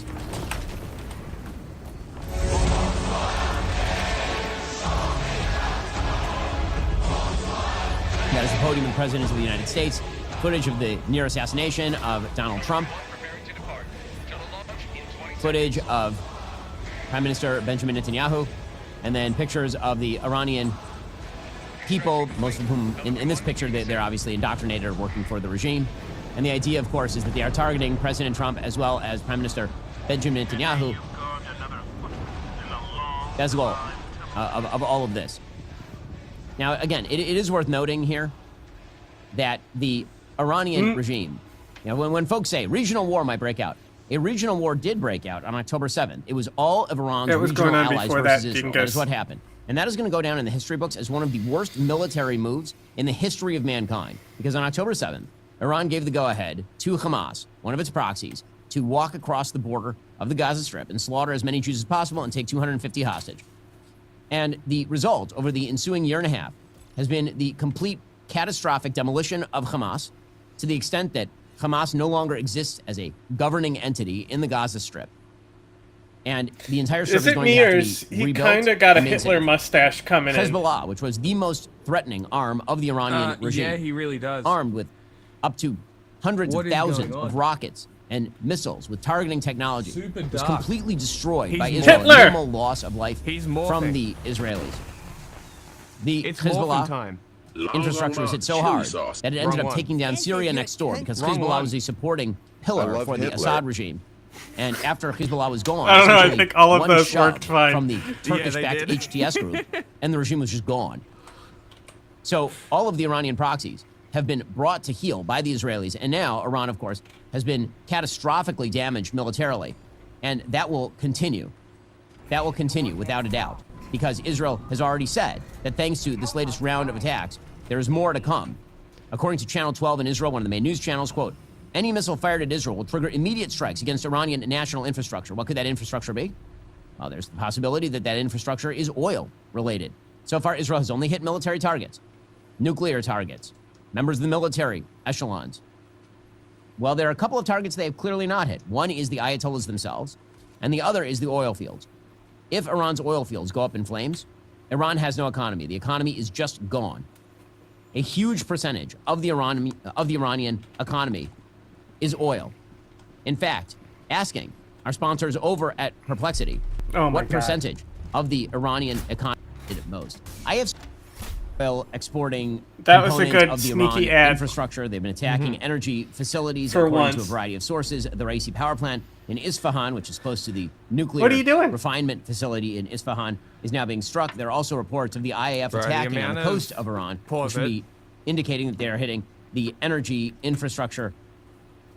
I'm not looking forward to the amount of people I'm going to have to tell about the femicide that happens in Iran constantly after they fall for Iranian propaganda and start fucking justifying Israel's bullshit because of that. Very cool. Can't fucking wait. It's already happening, by the way. It's already happening. It's like, hey, they aren't the fucking good guys either. Fuck these people. All of them. Like, literally, best case scenario, the regime falls, leadership dies, Iranian people get their country back. And also, Netanyahu dies. Best case. Second best, the regime falls.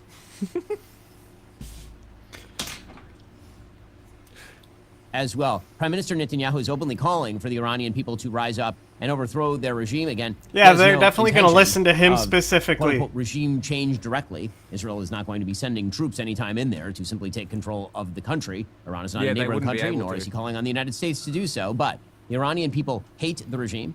And if this is a moment, if ever there is a moment for the regime to be overthrown by the Iranian people, now would be the moment. Tonight I wish to speak to you, well, there are a lot of proud people of Iran. We're in the midst of one of the greatest military operations in history, Operation Rising Lion. The Islamic regime, which has oppressed you for nearly 50 years, threatens to destroy my country, the State of Israel.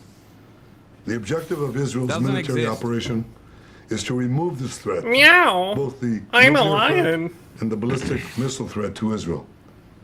And as we achieve our objectives, we're also clearing the path for you to achieve your objective, which is freedom. In the past 24 hours, we've taken out top military commanders, senior nuclear scientists, the Islamic regime's most significant enrichment facility, and a large portion of its ballistic missile arsenal. More is on the way. We fucked them in the regime ass. Doesn't know what hit them. They don't know what will hit them. The nation of Iran and the nation of Israel. We have penetrated them. Have been true friends. Did you since see the days the of fucking Cyrus the video Great. clip I sent you about the time has come elephants? for you to unite around your flag and your historic Bro. legacy by standing up. This for is your not a video freedom clip you would. I from think an so evil too. and oppressive regime. It has never been weaker. This is your opportunity to stand I'll up. highlight it in and the let your voices be Instagram heard. DM for you, so you know. Woman, life, freedom, zan, zandegi, azadi. As I said yesterday and many Fuck times off. before, Cunt.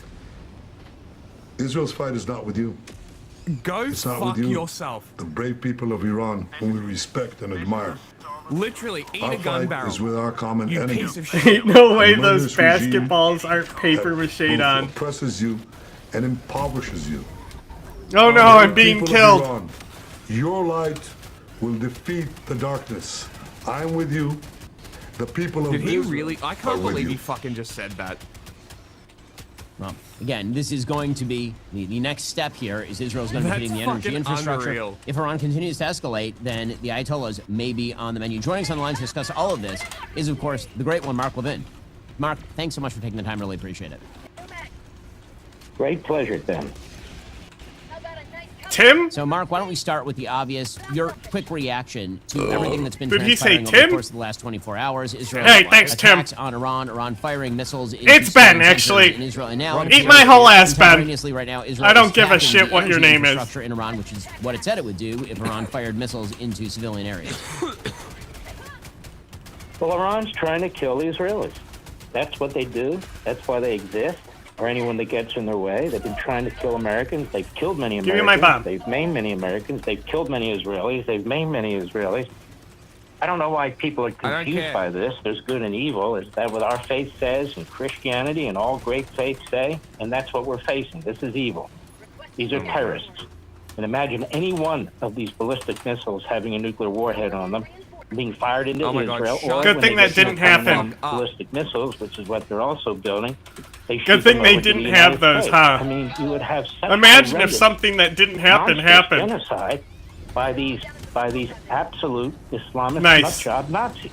Pelican What I just think came in taking and place fucking right downed now that is you're seeing Titan. a country that is not only fighting for its survival, it's fighting Get out for of the way, West, you fucking. which has become quite The weak. bird crashed It's into the fighting for Titan United corpse. States, which is strong. Yeah, and they have the support of a strong president, Donald Trump. Yeah, it made it so I can't and I don't fucking think they're aim going to stop proper till they at get the this fucking. done. And now they're apparently hitting their infrastructure and so forth because they warn the Iranians. This guy's a you ghoul. attack our population centers. Notice the Israelis aren't What a attacking fucking head, the dude. Iranian population centers because they know the Iranian people hate their government, and they wouldn't do it anyway.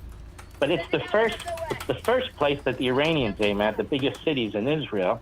And so now the Israelis are taking out their infrastructure, and they are going to crush that country. Now, one of the things I would tell your audience, Ben, is when you watch TV, you're only seeing one side of the war. You're seeing what's happening to Tel Aviv and Israel and so forth, which is bad enough. Oh my God.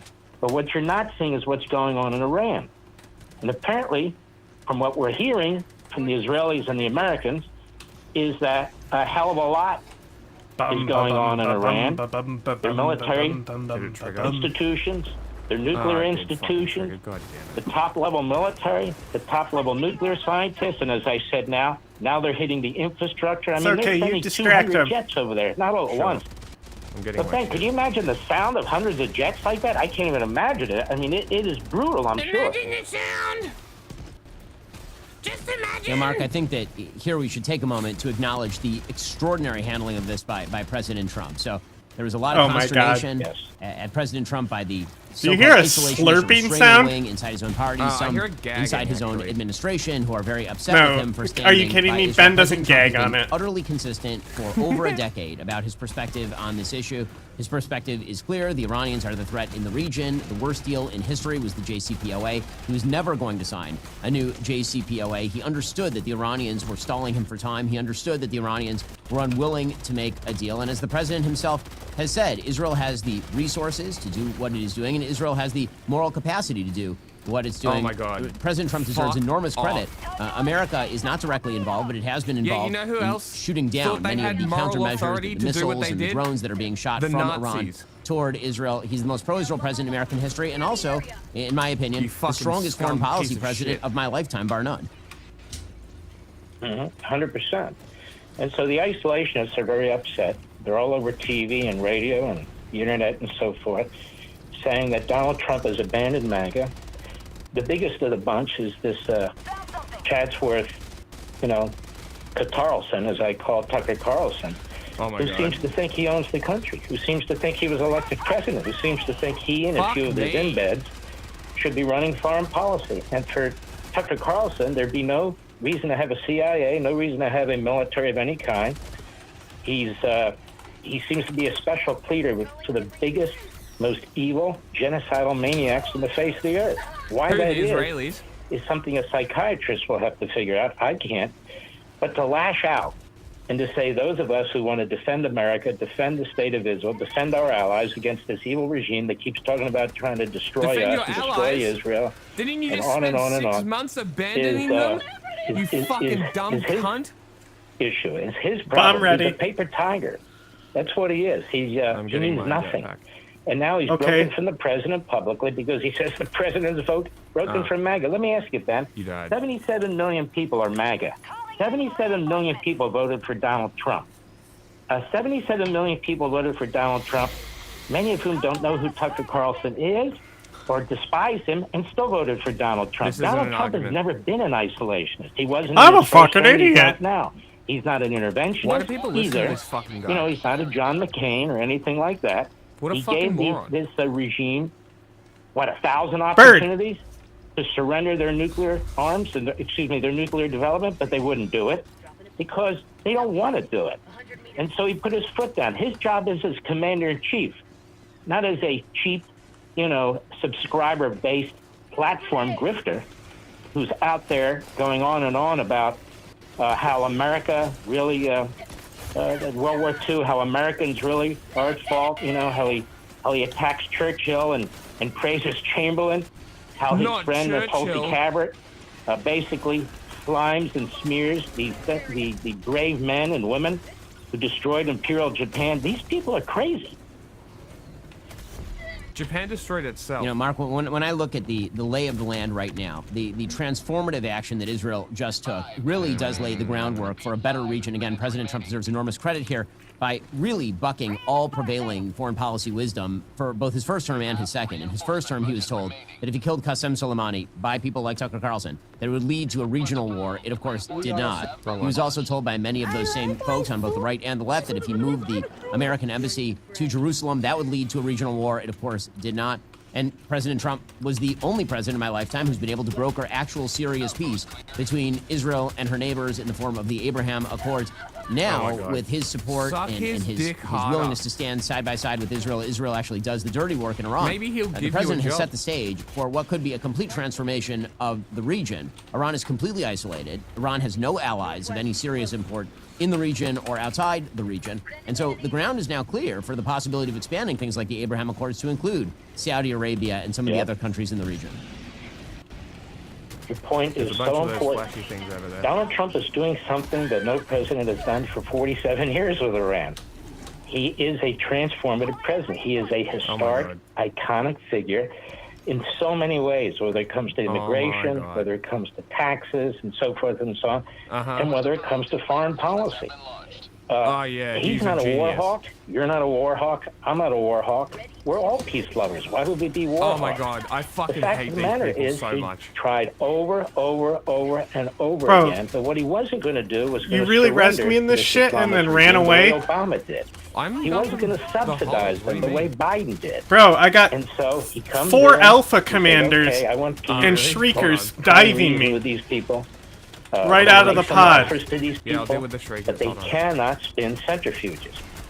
And they would not only wouldn't stop spinning centrifuges, while we're talking to them, they're speeding up the process. They're buying fuel material from the communist Chinese to build more missiles, long-range missiles.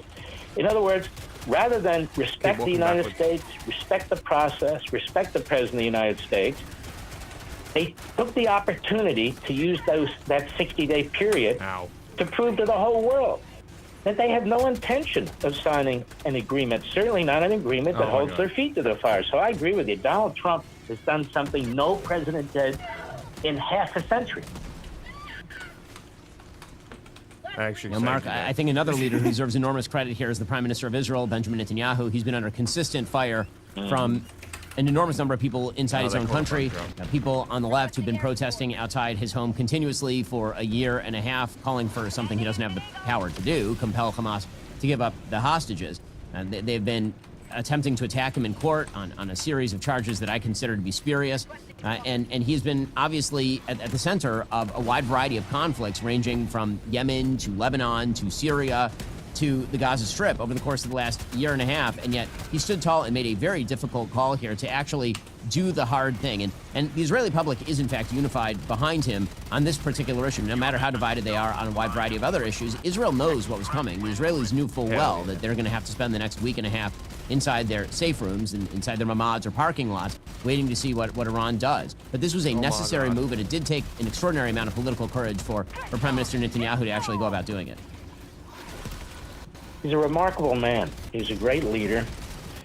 Oh my he's being God. undermined at home, or at least was, and still is actually in many respects.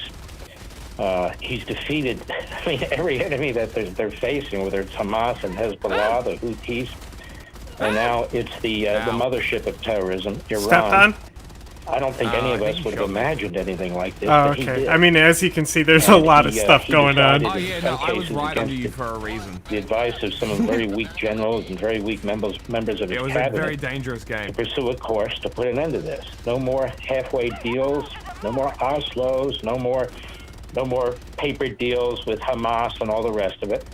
Not after October 7th, and that's where he threw the gauntlet down and said, this isn't going to happen. He's an enormously intelligent man. He's an enormously brave man. You know, we're very lucky, Ben, to have these two great leaders in the world right now, Trump Get out of here. and Netanyahu. And I can tell you from my own knowledge, all these reports in Axios and elsewhere, the isolationist embeds leaking against the president, leaking against Netanyahu, and undermining and disloyal to the president, as a matter of fact. That Yeah, they this were is a far apart. last Israel and the United States were far ditch apart. to get to extract at this a point. warmonger and Trump's not a war. No, these guys were together. They are close. There's no space between them. This decision that was made, the Israelis did in fact inform the United States based on what I'm reading here now. Why wouldn't they? Of course they would. And I just think what people should be watching here is it's like Reagan, Thatcher, Cole, John Paul II. I'm just running because But in this case, you have one of those tentacle you cunts have right up my jet. President Trump. Oh, I'm just running and too. You have Netanyahu. I have to go through a This shrieker doesn't nest. happen all the time. 2 shrieker nests to get to extract, it looks It like. happens rarely. When great men and women, in some cases, they line up as leaders of countries Hey, guess what I have? at a time when they're have, needed. actually. And Great. this is one of those I should've times. I just mean, called them Trump down. and Netanyahu are absolutely fantastic. Well, that is Mark What a Levin. You can fucking check out and should check out his dick show rider. on Fox News, Life, Liberty, and Levin every weekend. I will Of not. course, you should check out his radio show and podcast as well, The Mark Levin Show. Mark, thanks so much for certainly the will time. Great not. to speak to you as always. And neither should anybody watching. You and Because thanks for these everything, cunts brother. are Take care. Exactly that. Well, They're again, cunts. as we speak, Israeli kinetic Fuck action these is cunts. ongoing in Iran. Here to discuss the strategy of the Israelis, what they're trying to do, is Mark Dubowitz of the Foundation for Defense of Democracy. Mark, thanks so much for joining the show. Thanks so much for having me, Ben. So, Mark, looking Super at credits. the progression of the Israeli attacks, Stem's the right Iranian there, too, if response, you need 'em. what do you make of the No, state I've of got play in the full. Middle East right now? Obviously, Israel's They keep original your strikes stamina are up. sort of shocking in their success. The Iranian counterattack, some of the missiles escaped the missile defense systems. So far, I believe there are 41 injuries, a couple of people critical condition in Israel. What do you think of what's happened so far? Well, I think it's been an extraordinary 24 hours. Leave me alone. Leave me alone. I'm trying to pick up samples for my and friend. I think they've exceeded once again the expectations. I always said to Leave me people alone. that if the Israelis don't surprise you, they lose. Okay, I have a if shovel. They surprise you, then they really are doing something extraordinary. And like they did against Stalkers! Hezbollah with the beepers, Stalkers! against No. Nasrallah and against the whole leadership of Hezbollah and Hamas, I think they've once again. I only have a surprised us shovel. with Remarkable capabilities, training, intelligence, dominance. Jack, I have samples for you. I'm about to die. Ah! So, looking at the amount of damage that Israel has done, we've seen some mixed reports about my God, damage Ryan. to the nuclear Just run. reactor. I know, I'm trying. I Obviously, have there's been the bombing broken before that. leg. There are serious questions that were raised about No the Israeli stems. capacity to seriously damage I don't think I these can institutions. Obviously, Ah! at least a 7-day barrage here. I can't And climb. 14 My leg is What do you make broken. of the Israeli capability to do serious damage to some of these underground facilities? Yeah, I mean, it looks like they've destroyed Natanz. They've begun to We start both got bombing out. Fordo, much more difficult, buried under. I got around you 60, 70 like meters 3 hard rare concrete. samples. They can do some At the damage. end there, I Obviously, ran they past need, a 30,000-pound massive dig launch hole. penetrators, which is what the I United will States laugh has, and we have B-2 if it got bombers me and they exactly don't. So I 250, think it's going to exactly be what I need. more difficult operation. They started bombing Isfahan, which is an important conversion facility. But Ben, what's a really important story that I think a lot of Conversion? people are missing is that they went after 12 nuclear weapons scientists. I mean, basically the Robert Oppenheimer and the key physicists of the nuclear weapons program. Who's They've this killed 9 of fucking them. goober? And we're waiting to see the sort of battle damage assessment on the other 3. But that is really remarkable because that is the key missing part of a deliverable nuclear weapon, right? The Iranians have enriched material, they have missiles. So what did it but look they like haven't yet behind been me? able to build a warhead or even a crude there's a lot nuclear of shit. device. Well, this is the team of the top 12 Was there 2 most visible important nuclear stalkers? weapons scientists. No, I who would didn't see build the that stalkers, warhead. but there was And a if Okay, nine so of they the 12 are cloaked. dead, or 11 of the 12 are dead. But I threw That's a a barrel which devastating I blow blew to up. Iran's nuclear Right weapons behind program. you. Now, Mark, the Iranians obviously fired about 100 missiles at Israel over the course of the last few hours. The vast majority of them were shot down. I believe 93 out of 100 were shot down. 7 landed. Again, there are some dozens of injuries inside Israel. What do you make of the Iranian responsive capacity? What do you expect from Iran? How much are they going to escalate? And what are the risks for them in escalation? Because obviously, Israel has not yet touched the Ayatollahs or the oil fields in Iran. Mm-hmm.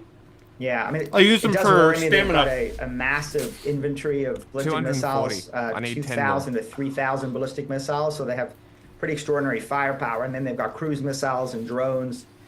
They could do a lot of damage to Israel. Now, obviously, the Israeli Air Force went in there with Mossad and started to do significant damage to both the inventory and the production capability. They also have to be very careful. Well, and go touch acknowledge this. That if they're going to do Touch damage to this. Israel can start Donate to to the really Democracy escalate Space and Station. go after significant leadership assets, including Khamenei himself. Also, this is where the U.S. role becomes really important because President Trump needs to message to Khamenei that he will not tolerate a response Can you above check a the certain map? threshold against Israel and Yeah. also against the United States. Does and if the he DSS does, show up for that you? could trigger a devastating Didn't U.S. you do it where response. And in it's front of this guy? credibility of a The main U.S. terminal? response that's more important can't than touch if it. Trump actually does it. It's I the could do more it in other credible it people's is, games, so. the more likely that Khamenei will be very careful because he knows the only force on God's earth that can bring down his regime is the United States military. So, Mark, what do you think at this point is the possibility that the Iranian regime actually falls? We've seen unexpected things happening in the Middle East, including, of course, the fall of the Assad regime after decades in power, thanks to the complete hollowing out of Hezbollah. There's a lot of speculation. The Iranian people do not like the Iranian regime at all. The Iranians have shut down their internet internally, so they do not want people obviously coordinating across Iran in the face of these Israeli attacks. Now, how real is the possibility that the Iranian regime collapses or that the Iranian people do something about it? Because it does not look like a regime change is going to be forced from the outside.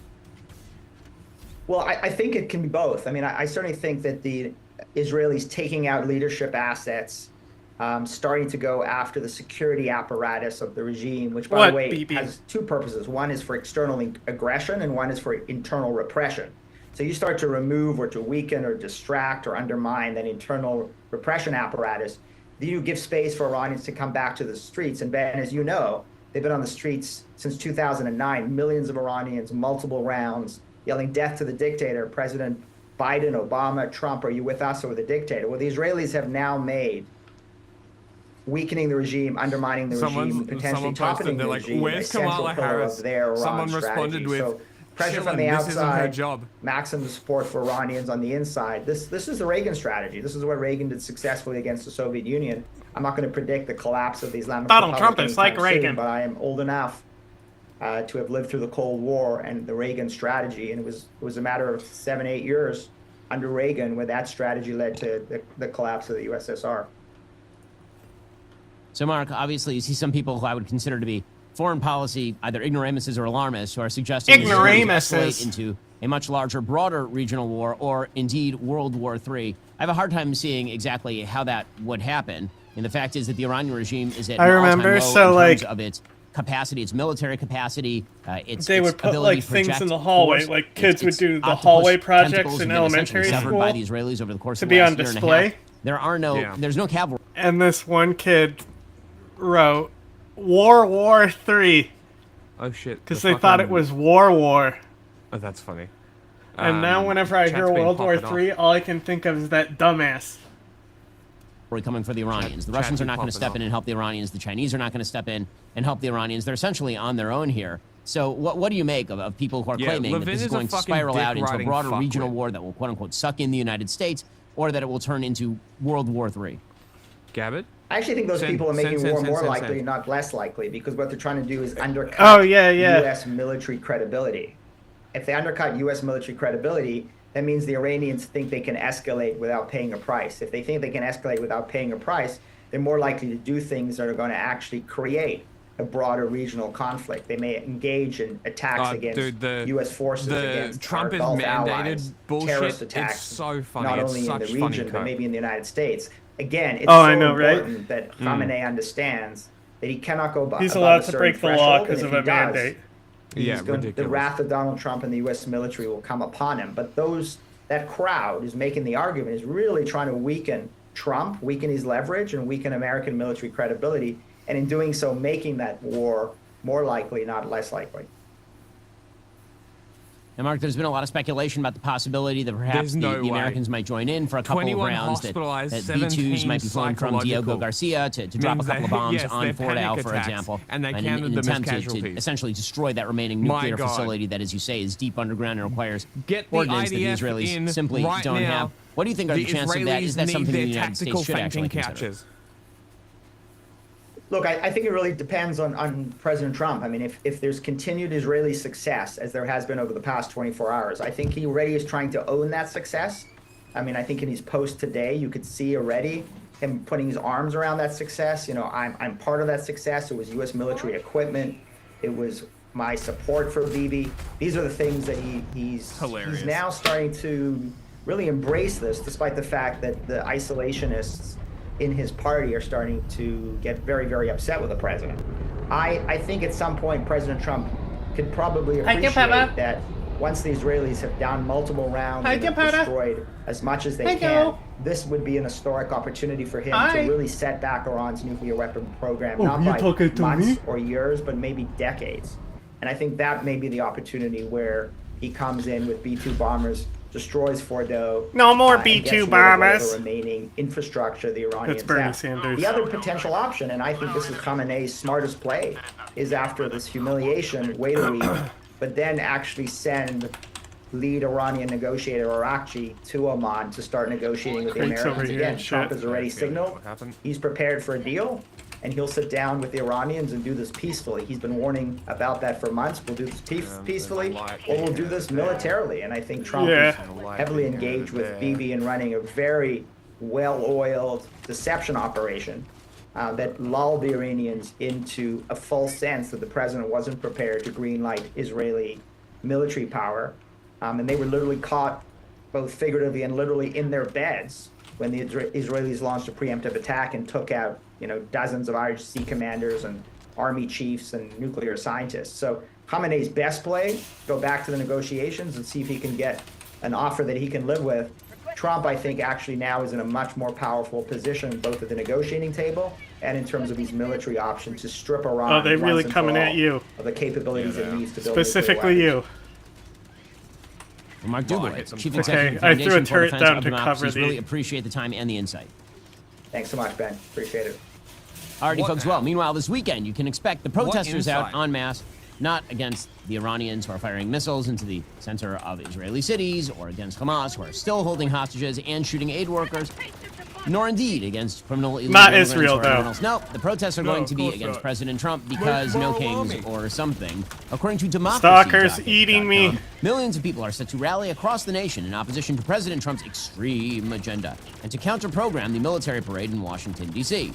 No Get King's these Day. fucking Over birds 2,000 out of my planned demonstrations face. are set to kick off Saturday morning, June 14th. And as I've mentioned on the show before, this does not mean a lot of people are going to show up at each demonstration. You can declare yourself a demonstration in Chappaqua, New York, and it'll be you and a buddy. And hey, cool, you're one of the 2,000 demonstrations. The protests have been organized by exactly the same organizations who are always there. They just switch the signs and they're ready to go. Professionals, people who are bored, have nothing to do, no jobs, don't need to prep for Father's Day since they don't have families. You know, really great people. The ACLU, Public Citizen, Planned Parenthood, the rogues gallery of terrible left-wing groups. Deirdre Schiffling, the ACLU's chief political and advocacy officer, said, quote, "No King's Day is about standing up for our democracy, standing up for our rights, our liberties, making sure we are sending a strong message that we are going to have a free and fair democracy." Wow, that sounds like a real message to resonate around.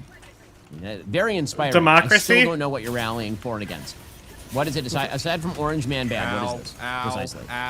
Schiffling said, "We've had this democracy for 250 years. As imperfect as it has been, we are going to keep that democracy." Question, wasn't Donald Trump elected president of the United States? It's okay. Yeah, he was. Oh, no. Weren't the It did Republicans trigger in a Congress breach. Elected? Oh, no. Yes, they were. Schiffling said, "We didn't We want gotta to get out of here. conflict or an excuse to have conflict with peaceful protesters in this military parade, which is why they are not doing an event near the actual army I'm trying parade." to. They also, I'm trying to I get would the assume, understand stalker the layer. optics of protesting the United States military. It looks pretty unpatriotic and unpleasant.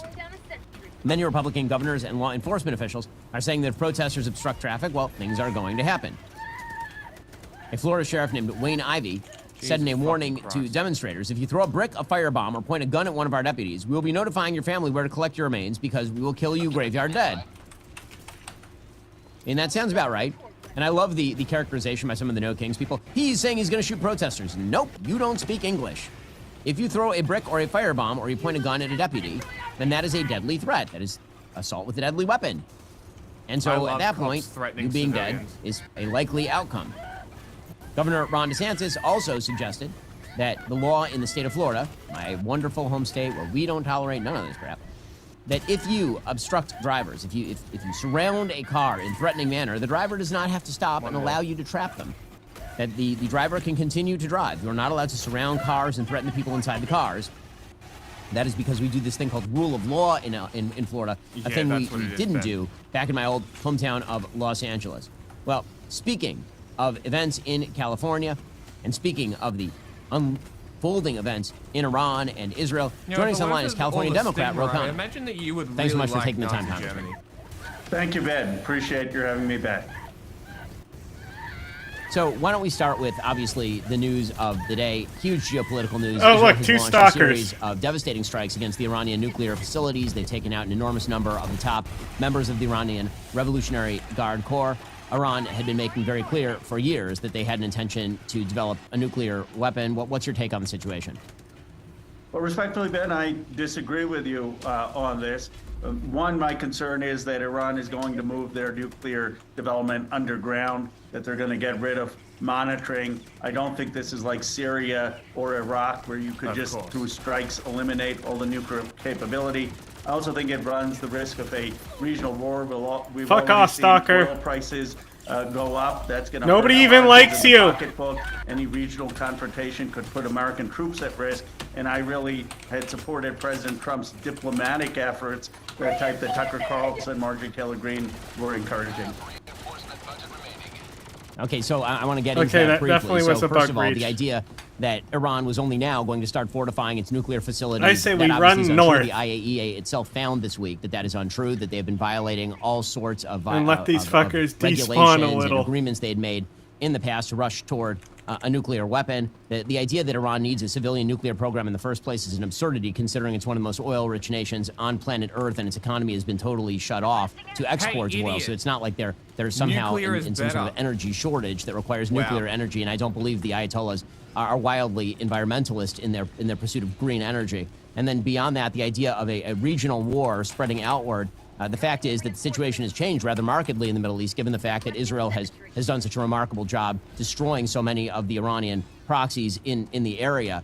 Who precisely would come to Iran's defense? What would a regional war look like? Iran's worst move ever would be to strike at the United States, given the fact that right now Israel has been flying sorties literally in the middle of the day, unfettered, over Iranian airspace, refueling over Iranian airspace. Right now, the Iranian government is in the weakest military position that it has been certainly over the course of my lifetime. And so I don't even understand how you get from point A to point B with the idea of a regional war on the horizon. The Saudis... Oh, I nailed it, actually. So are the UAE, so are Bahrain. Pretty much everybody who's not Qatar is celebrating this morning in the Middle East. Well, I'll respond to a few points. First, you're absolutely right that Iran was cheating on the nuclear I'm civilian just looping around the objective. I'm not going in there. The idea that they were being transparent. It's but too the dense. main point remains that they still had a long way to go to actually put nuclear energy on a missile as a transport of actually having a strike land. That's different than developing nuclear energy. Second, it's unclear that these strikes are going to achieve anything because many experts believe they're just going to move the program underground. They're just going to now totally stop monitoring. That's why President Trump was trying to pursue a deal that would have actually stopped the nuclear development and made sure that they didn't get nuclear weapons. Third, the fact that the oil prices have shot through the roof suggests that people believe there's going to be instability. First of all, they could hit Israel, which they should not do. They should not be retaliating. Secondly, they could hit American assets. They did hit them. I'm glad Secretary Rubio made it very clear that there would be a major consequence if they did that. Third, this is going to inflame other countries that in the region didn't want Iranian sovereignty to be hit. Whether maybe not Saudi Arabia, but there's certainly other countries in the Middle East. Look, the president ran on saying that he was going to de-escalate in Ukraine, de-escalate in Gaza, de-escalate with Iran. All three of the situations, arguably, are more inflamed than when he took office. Yeah, it's almost like So, final question on this, and then we'll move on to the situation in California. If it were to be found that Israel had significantly hampered or destroyed nuclear facilities, including Natanz apparently no longer exists this morning, and if this does not spiral into some sort of regional conflict, would you acknowledge that this was exactly the right move by the Israeli government and that, in fact, Iran had been essentially stalling for time in these negotiations? It appears that that was the conclusion that was come to not just by the Israelis, but it seems like that was the conclusion that the Trump administration was pretty clearly moving toward anyway. Look, I'm always open to assessing based on the facts. When they took out Nasrallah and when they took out Hamas's I'm trying to leader, solve I a said puzzle. obviously that was effective. And I've been a critic of Netanyahu. So if the facts on the ground were to show that okay, just keep running towards me. Of course I would look at the facts. But my We have view to do is the that objective. the diplomatic solution would have been better, wouldn't have caused the kind of inflammation we see, and is the one that President Trump was pursuing and should have pursued. But look, I'll evaluate it based on the facts that come out and whether this actually does make any difference in Iran's nuclear development. Alrighty, meanwhile, over in California, there was a fraught situation yesterday when Senator Alex Padilla sort of crashed a press conference by Senator Kristi Noem, sort of conflicting views over how to interpret the events that happened right there. What was your interpretation of the events? Because the video can be read a couple of ways. I mean, the truth is, I probably would not know Alex Padilla if I ran into him on the street. And it seems to me that one of the things that happened here is that Alex Padilla walked in, that the security didn't recognize him. He wasn't wearing a senatorial pin. And he started shouting, or at least asking very loudly questions of Watch out! when he was not invited, and they sort of muscled him Don't out walk of the room. into me! You read it differently. What was your read? Well, look, I sometimes wander into the Capitol. I may not have my pin, and I get people at the Capitol Police saying, sir, what are you doing? And right away, I show them my ID. I say, I'm Ro Khanna, I'm a congressperson. Here the problem was that when Alex Padilla kept saying, I'm a senator, I'm Alex Padilla, it's on the video, I am a senator, someone should have said, okay, sir, can you show us your ID? They didn't do that. They're coming right for pushed you. him out of the Stalker! room. They threw him down to the floor, manhandled him, and then handcuffed him. So, regardless of one's view, certainly we could agree that use I'm running of for that force nest. and not asking him for his ID I think it's over was here. way over the top. Well, I mean, I think that you can make a security-based assessment. Yep, here- that, here you comes know, another he, one right he is here. pushing back against them. At this point, he probably should have Two just of walked them. out of the room. I assume that if you were confronted by security at the Capitol building and they said, sir, we need you to step aside, you would actually step aside as opposed to trying to kind of continue to move your force into the room before you're pushed out of the room.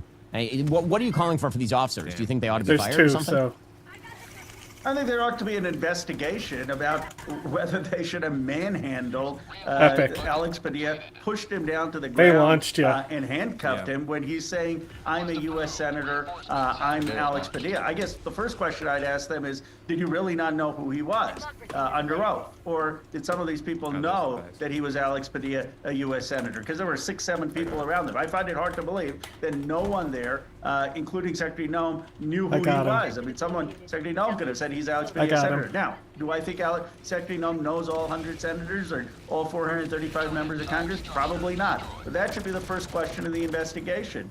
And then they should look at the video, because a number of times he says, I'm Alex Padilla, Senator. Did anyone Stalker. say, okay, sir, can you please show us your ID? Because he was led in that building legitimately. Coming behind he had you. a meeting with someone else in the building. He showed his ID. He's in the building. So can you see from Senator Padilla's perspective, he's in that building. He's legitimately there as a senator. It's not like he snuck in.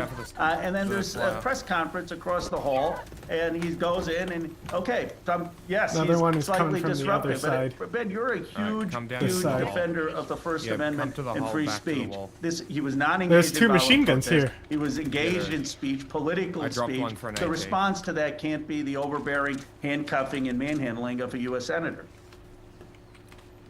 Now, on a scale of 1 to 10, Congressman, this is being treated as like a 10-level crisis by some in Congress.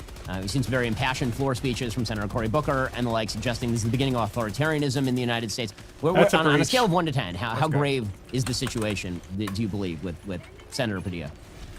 I think it's a pattern, and I put it at a 7. Look, I've appreciated some of your criticisms of the Trump administration. You call from your ideology balls and strikes, Well, but I don't think even you see think an we'll get to administration extraction. that has gone after universities. That is I don't think going this is gonna be after a round local winner. Governments and states saying we want to be sending in National Guard and we want to be sending in the Marines. That is going after private corporations. Whatever your view of DEI, the state is now telling private corporations, here's what you need to do and not do. And now has a use of force if someone is interrupting them and engaged in protest speech, even if they're an elected official. And I think the totality Stalker. of that says, well, this is not He's dead. constitutional limited government, and we've got to Yeah, it was stand the up for that. remnants. Now, I believe we will stand up for that, and Donald Trump is basically going to be a lame duck in a year and a half, and we're going to have the American He already people is. stand up for constitutional government. But I imagine you have concerns about the response of the state, given your views of limited constitutional government.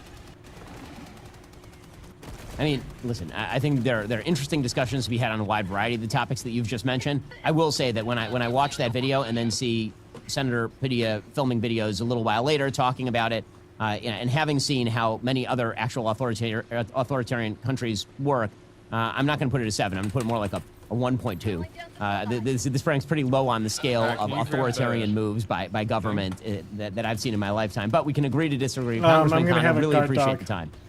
Okay. Thank you. You're always fair. We're not Always enjoy extracting. chatting. I wouldn't even bother. Also, it's Friday. We made another We're episode, and no gonna one be stopped lucky us. if we get the Ben After Dark, objective. 7:30 p.m. Eastern, only on Daily Wire Plus. Tonight, I hit send on a bunch of thoughts I probably should have drafted. Glenn Beck meets a $3,900 goblin plush and his friends. Dr. Phil assigns me homework.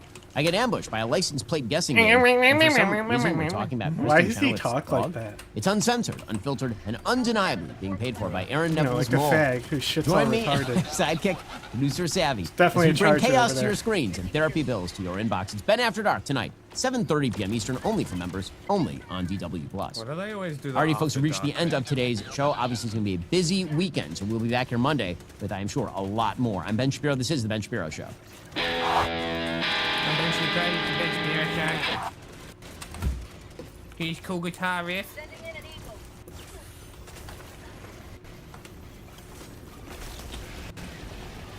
Oh my god.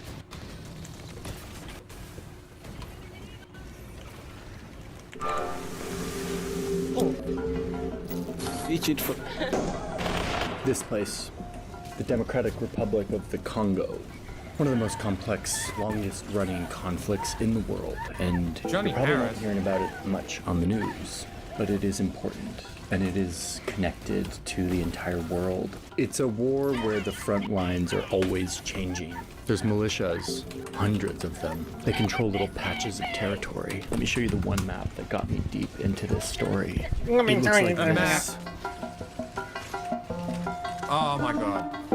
All of these are the groups, the many different groups, armed You like groups, that, and cunt? this is the territory they control, or controlled. This map is totally outdated, because every day Gatling it's Century! this. These groups blob together, they break apart, they join alliances with the National Army. I don't know how and I the lived there rebels. from the Gatling Century. This is a war that is funded by minerals, by roadblocks, by illegal taxes, extortion. And in February 2025, the logic of this war reached Washington, D.C. The president of the Congo is offering Congo's vast minerals in exchange for military support to push back Rwanda-backed rebels. These are the kinds of deals Donald Trump loves, and the U.S. is moving forward with what it calls a path forward for a deal. But this video is not about that. Boy, And I that need will be on the stems. news, and we'll see where it goes. To me, what's much more interesting is what is going on here. I How did will it as get soon to as it look comes like up. this patchwork of all these different groups? Where's the government in all of this? Well, it turns out the government is actually a part of all of this. This isn't just about minerals. It's not just about rebels. It's about power. How power is extracted and sold and traded in a space where a central government does not control or have a monopoly on violence, like in most countries. And it's all happening in this country that is much bigger than you think. At least it was much bigger than I thought. Congo's a continent of a country. It's as large as all of Western Europe combined. Unfucking Congo real is home cunt. to tens of trillions of dollars of untapped mineral resources. literally stuck I mean, we under cover this a lot of wars on fucking this bile channel, titan. but this one's different. If you watch our videos, It will you see a lot of despawn maps if with you icons survive of this long group enough. versus that group. Sometimes it's like 4 different groups. Sometimes it gets really complex. We make icons to represent these different groups, but for this one, we can't really do that. And I wanted to understand why. There's something about the nature of modern conflict we're describing that is not what most people are probably familiar with. They see maps where It's not Ukraine is despawning. versus Russia. Or It will Hamas is eventually. versus Israel. And what we see here is a much more fractal It will eventually. conflict, which is actually much more common than those conflicts I just cited. That's Jason Stearns. He's like world expert on this topic, and he will help us navigate this very complicated, difficult to understand conflict. So let's dive into this conflict, the context, the background, and how it got to look like this, how it's lasted decades, how it's reshaped itself over and over again, and how the sides aren't trying to take over the country. They're just trying to extract value from it. And it turns out that war can be very valuable, especially when you add to the equation what's beneath the ground and the power that comes with controlling people and land and movement.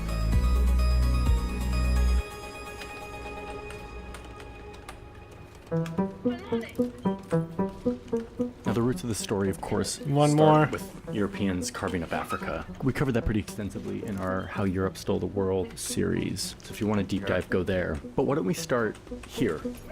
This image that we've sort of doctored up to make it a little bit more immersive. This is European leaders inventing countries in Africa in the late 1800s, carving up this map, looking for resources, and the Congo was one of the many inventions of Europeans. Congo was created actually as the private Birds. fiefdom of a Belgian king in 1885. Alright, And so trigger the whole bug drop purpose here of the and then Congolese fail. state was always to extract. There was a from the bug drop population. triggered It was never to the right of create us a here. government or a state that provides public services or public of goods, including security. The Belgians mapped it and discovered just how many valuable resources the place had. The most valuable at the time was rubber, and it led to one of the most brutal colonial exploitation campaigns in history. It's got an enormous amount of natural resources. Congo is geological scandal, is what Congolese call it. It's the largest producer of copper in Africa. It's the largest producer of cobalt. It's one of the largest producers of diamonds, tungsten, tantalum, tin. You go down the lists. They have it. The uranium used for Hiroshima and Nagasaki came from the one that China Congo. mined. A lot of Belgium's wealth came from Congolese mines.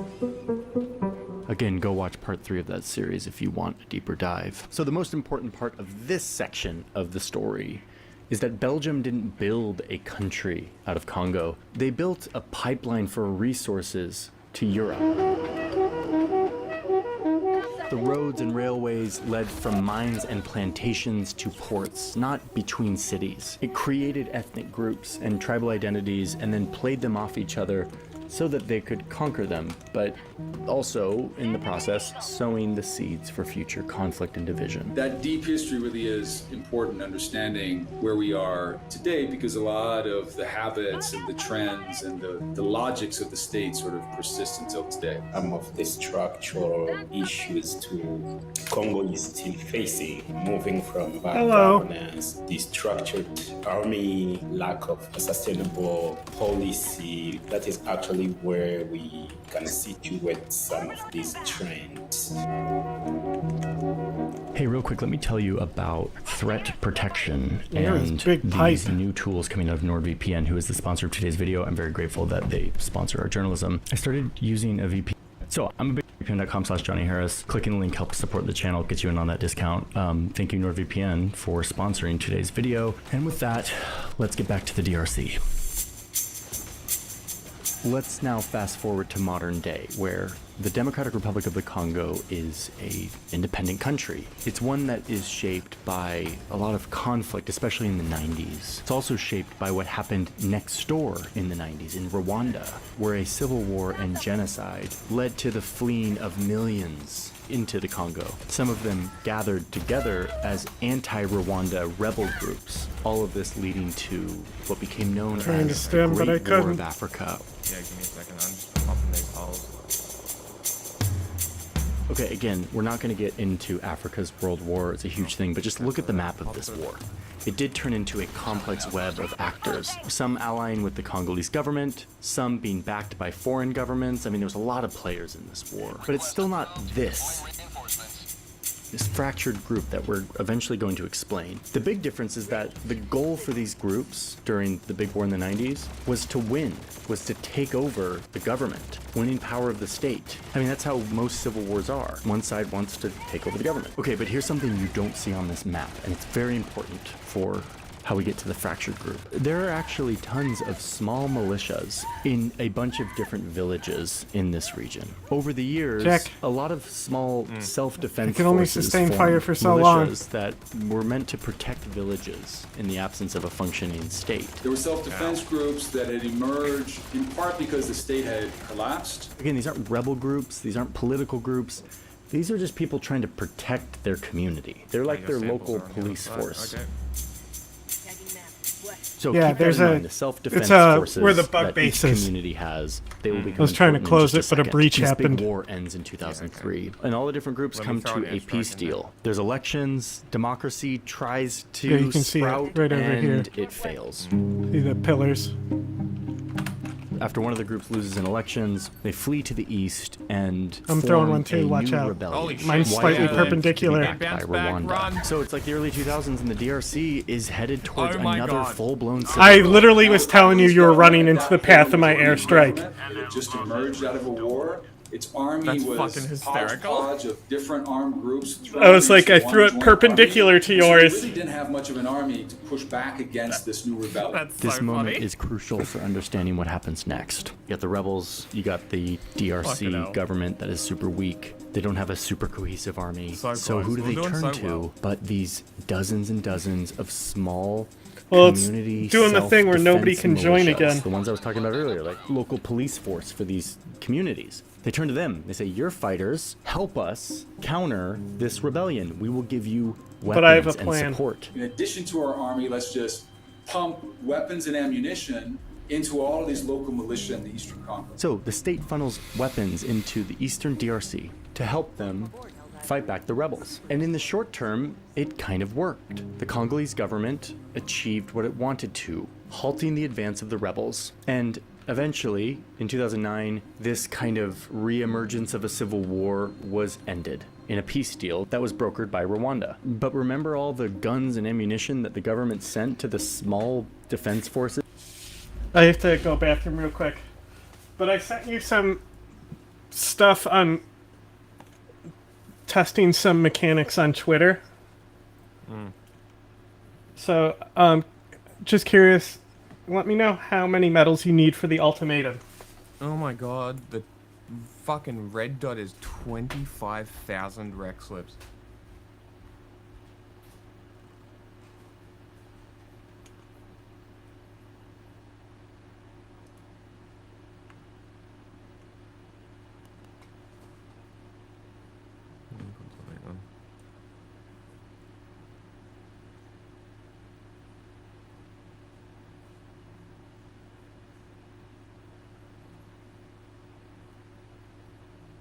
Involved in a long list of strikes that reportedly eliminated as many as 20 senior Iranian military officials while causing significant damage to facilities. We're doing the Iran-Israel stuff at the moment. I'm not sure what FLA is. John might. Yeah.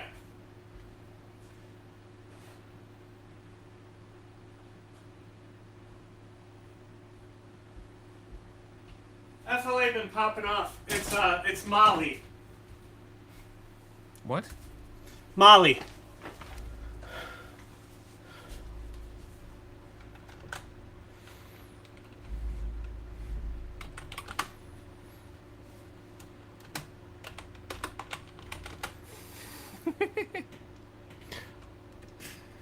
The Azawad Liberation Front.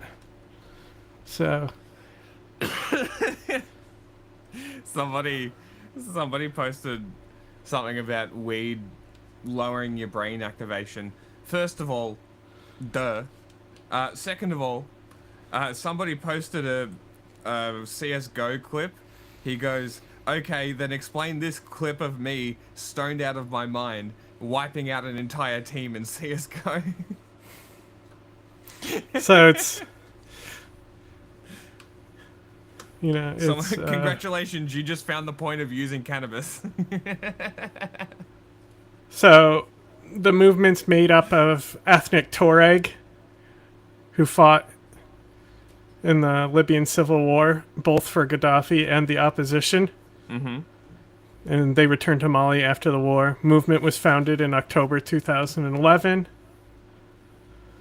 Oh. They've accused them of having links to Al-Qaeda. Accused of terrorism and war crimes.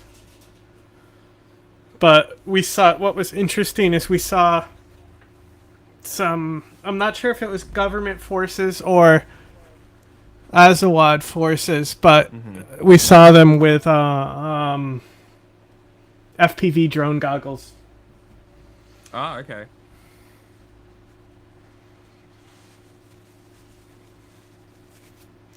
So yeah, these have been popping off. I reposted some stuff of the FLA. Yeah, I didn't know about that.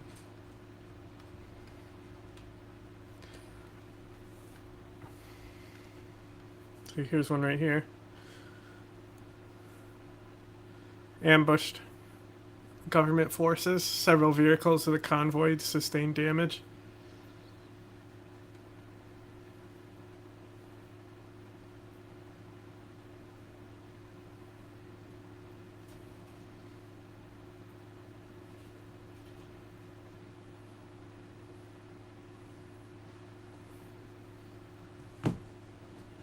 Yes, I did watch that elephant video as well, though. I do know that scene, or I know the movie.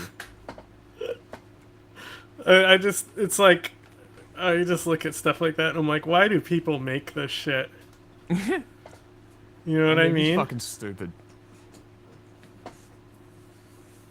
See, here's the. I think that was. This guy, he's got drone goggles on. I think that was his first movie, not in a character, that he made. Epic. And it was dog shit. So he's out here on this like little lounge chair. Oh, I'm not sharing. Oops. He's out here on this little lawn chair with drone goggles.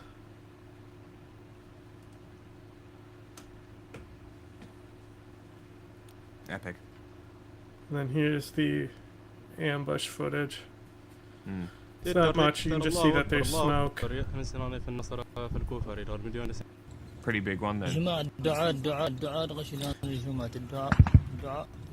ISIS, I'm assuming? No, Azawad. FLA. Oh, they did the ambush. Interesting. Yeah, they're ambushing the government forces here. So they're shit. like The the Russian equivalent backed of the rapid support forces, you know, ex-mercenaries who fought in all different African wars and stuff. Okay. But they fought in Libya. Interesting. So this is one of the Confederate governments backed by Russia? No, well, Mali is fighting them. This is a rebel group. In Algeria? It's in northern Mali, but this is just showing the nationalist claim of this ethnic group. Oh, it's one of these. Interesting. How do we feel about these guys? Well, they're supposedly connected to Al Qaeda. Okay. But so their ideology, it says nationalism, autonomy, Berberism, secularism. I mean, so they've been accused of being linked to Al Qaeda. Yeah, I mean, nationalism in this sense is more like a. Look, one of the allies is Ukraine. Interesting. Well, that's probably because of Russia's involvement. Yeah, they are the ones who probably gave him those drones. You know what I mean? Yeah. Ukraine's really hitting Russia everywhere. It's fucking great. But yeah, I mean, they were involved in the Libyan civil war.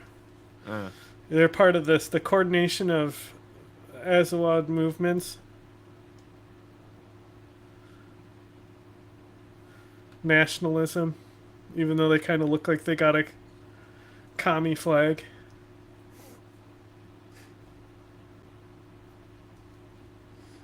Nationalism isn't necessarily right-wing. They can be commies and nationalists. Well, I mean, these guys, what it says is they're secularist, nationalist.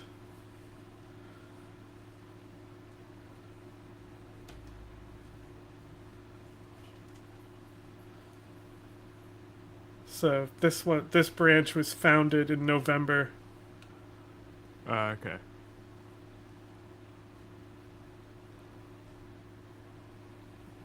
So it's just a resurrection of all these things. Yeah. You know, they've just reformatted. Right. Cool. So like the first group was this one right here. This one is the one that's accused of having links of Al Qaeda. Okay. I mean, if they're not committed, this one was the Gaddafi one. If they don't commit atrocities, I don't give a fuck. Go for it. Go nuts. The day after the creation, 7 to 8 of its leaders were killed in a Bayraktar TB2 drone strike. That's so funny. But yeah. That's true. That is true. All of this could end if a meteor just crashed to Earth. You are 100% correct. And you know what's funny? You know, none of these life is the anomaly. Yeah, well, death is natural.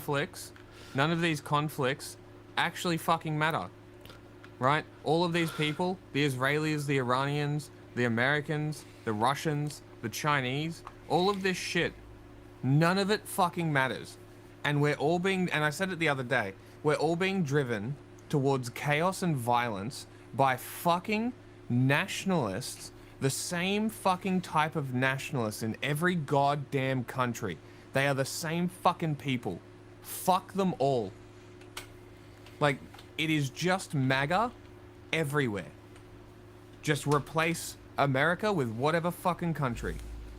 They are the exact same. They are fascists, and they are realizing that they are in a position that they can get power. So their rhetoric is working. It's fucking ridiculous, and it's pissing me off. It's such a How many medals dumb did you rhetoric. need for Ultimatum? I can probably buy it now.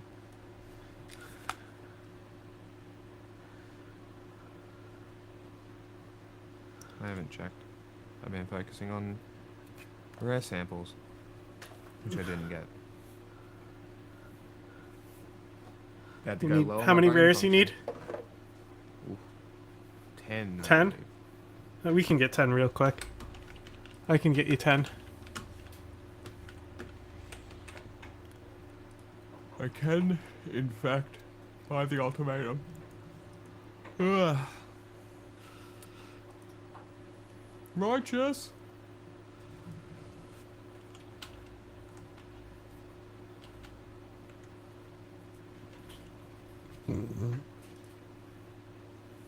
Special. Anti-tank. Very cool. I will no longer have to take my railgun. Yes, I need 10.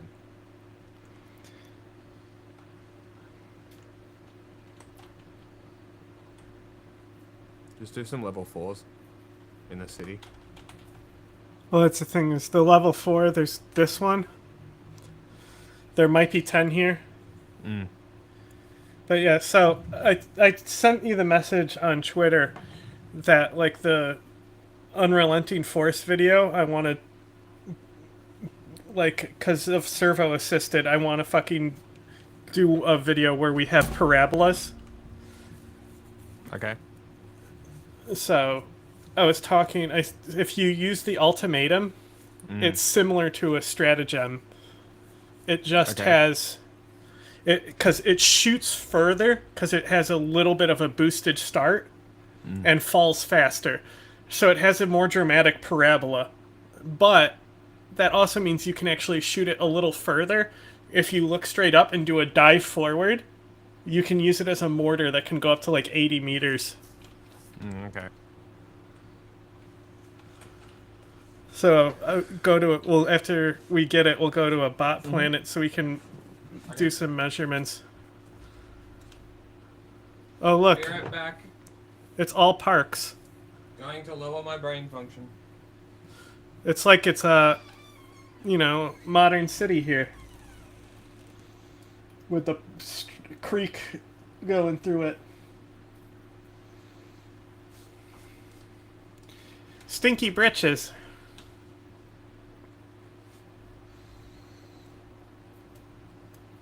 Yeah, that's still there. A flush with weapons, mostly old Soviet era weapons, so Kalashnikovs. These groups are now more armed and more hardened by war, and these small defense militias now see an opportunity for more power and for growth. The big reason of why there's so many and why they're so prevalent is because of a lack of kind of a security footprint from the Congolese state. It's kind of like the Wild West out in eastern Congo, that if you want to provide security, it's got to be on a village by village basis, which is how these are all kind of springing up. Moving around some of the very remote villages, farmers were still not aware that former President Kabila had died. There is a sort of disconnection from locals, especially in remote areas, to peri-urban and urban centers. And so here we are at the explanation of why we have so many armed groups in the Eastern Congo. But do you see how this is different than the typical civil war that we cover on the channel and that you usually think about when you think about a civil war? This isn't as political. These are now 100 different armed groups spread over an area roughly the size of California, whose goal is not to take the state. They're too weak to take the state. Their goal is basically just to survive and to extract whatever resources they can extract. A generation of fighters who all they know how to do is fight. When you have absence of states, people will refer to them as their protectors. War becomes a mean of survival, becomes a mean of dignity. That's the origin of this fragmentation. Congo's really kind of got this rainbow of individuals here as far as what group looks like what. They'll come across very professionally, you know, camouflage and full fatigues, well equipped, and then in contrast you'll see some of these groups, they're obviously much poorer equipped. I mean, that these guys aren't running around in fatigues, but they have, you know, rain boots and soccer jerseys on and just carrying around beat up AK. Got an AK-47 on my face so you know I don't use no pistol. So this gets us closer to what it looks like today and why this war continues. There's no front line, there's no single enemy. So the question is, what do these groups want? What is their goal? Almost every single armed group, if you go and talk to them in the Eastern Congo, they'll say, we're here to protect our people. But if you go and talk to those people, they'll tell you, well, that's how they started off as, and yes, those are our sons and our nephews and whatnot, but now these guys are not here to protect us. Almost every single armed group, almost by necessity, because they need to feed themselves, they recruit, sometimes forcefully, they extract, they tax, and they become predatory. And so you have this transition from local self-protection groups really to extractivist groups. Everyone keeps saying that they tax people. Taxing is what a government does to its people taxes. to run the government. So what do they mean by tax? If he cries, tax his tears. Well, this takes us back to the resources and the minerals that lie beneath Fuck his the ass. soil. You got some diamonds, not a ton, but it's mostly tungsten, tantalum, tin, and perhaps most valuable and abundant Unobtainium. in these mines, gold. I like gold.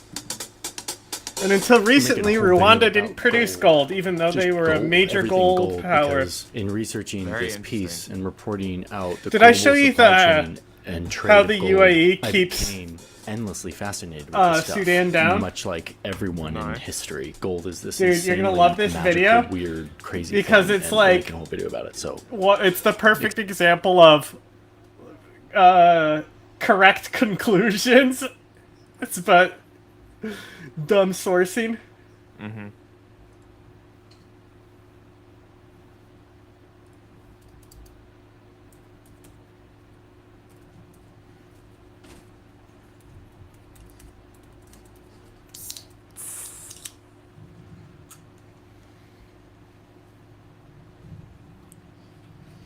No, it's Dubai, I think is what he said. The video is called Dubai. Dubai.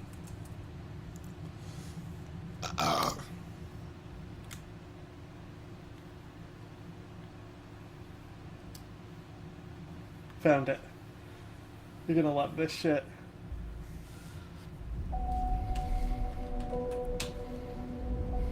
If there's one country out there that I hate as much as America, Britain and France, it's gotta be the United Arab Emirates.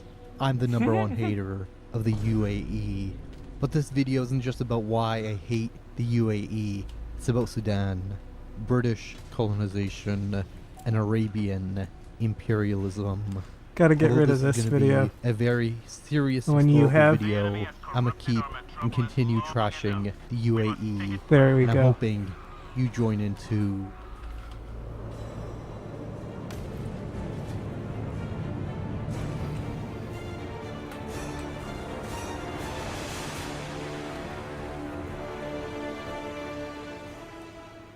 When I was an undergrad, I would often find myself wandering through libraries, looking for cool history books to read. One day I stumbled onto the most peculiar book. It was called something like The Making of Dubai, From Deserts to Skyscrapers. To a lot of white people, Why does he like the talk like author of this? that book, or Adam something, Dubai and the Gulf states in general are seen as peak modernization in the Middle East. The puzzling question both Adam someone and this random old historian chased after were, how did Dubai become like this? It was deserts in the 1910s and now towers? What? How did this happen?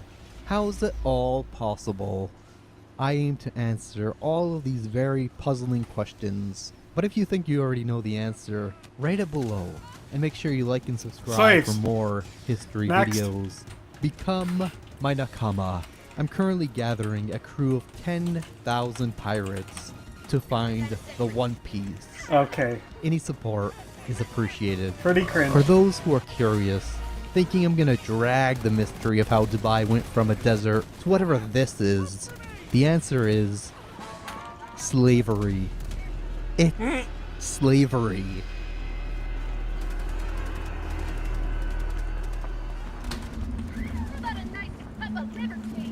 In the present day, few living in the West ever question how their societies have been able to advance at such an astronomical pace. Damn, few Warrior ever two-shot. question or care about how they're able to enjoy all the benefits their society provides them.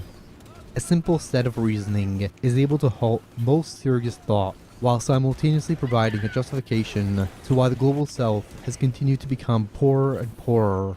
White Westerners tend to claim Western nations are simply rich and This is your prosperous sword? It's thanks mine to now. capitalism, the Industrial Revolution, and a secret missing Why did he ingredient, talk like this? while global south nations Just wait, are it's so much simply worse. poor.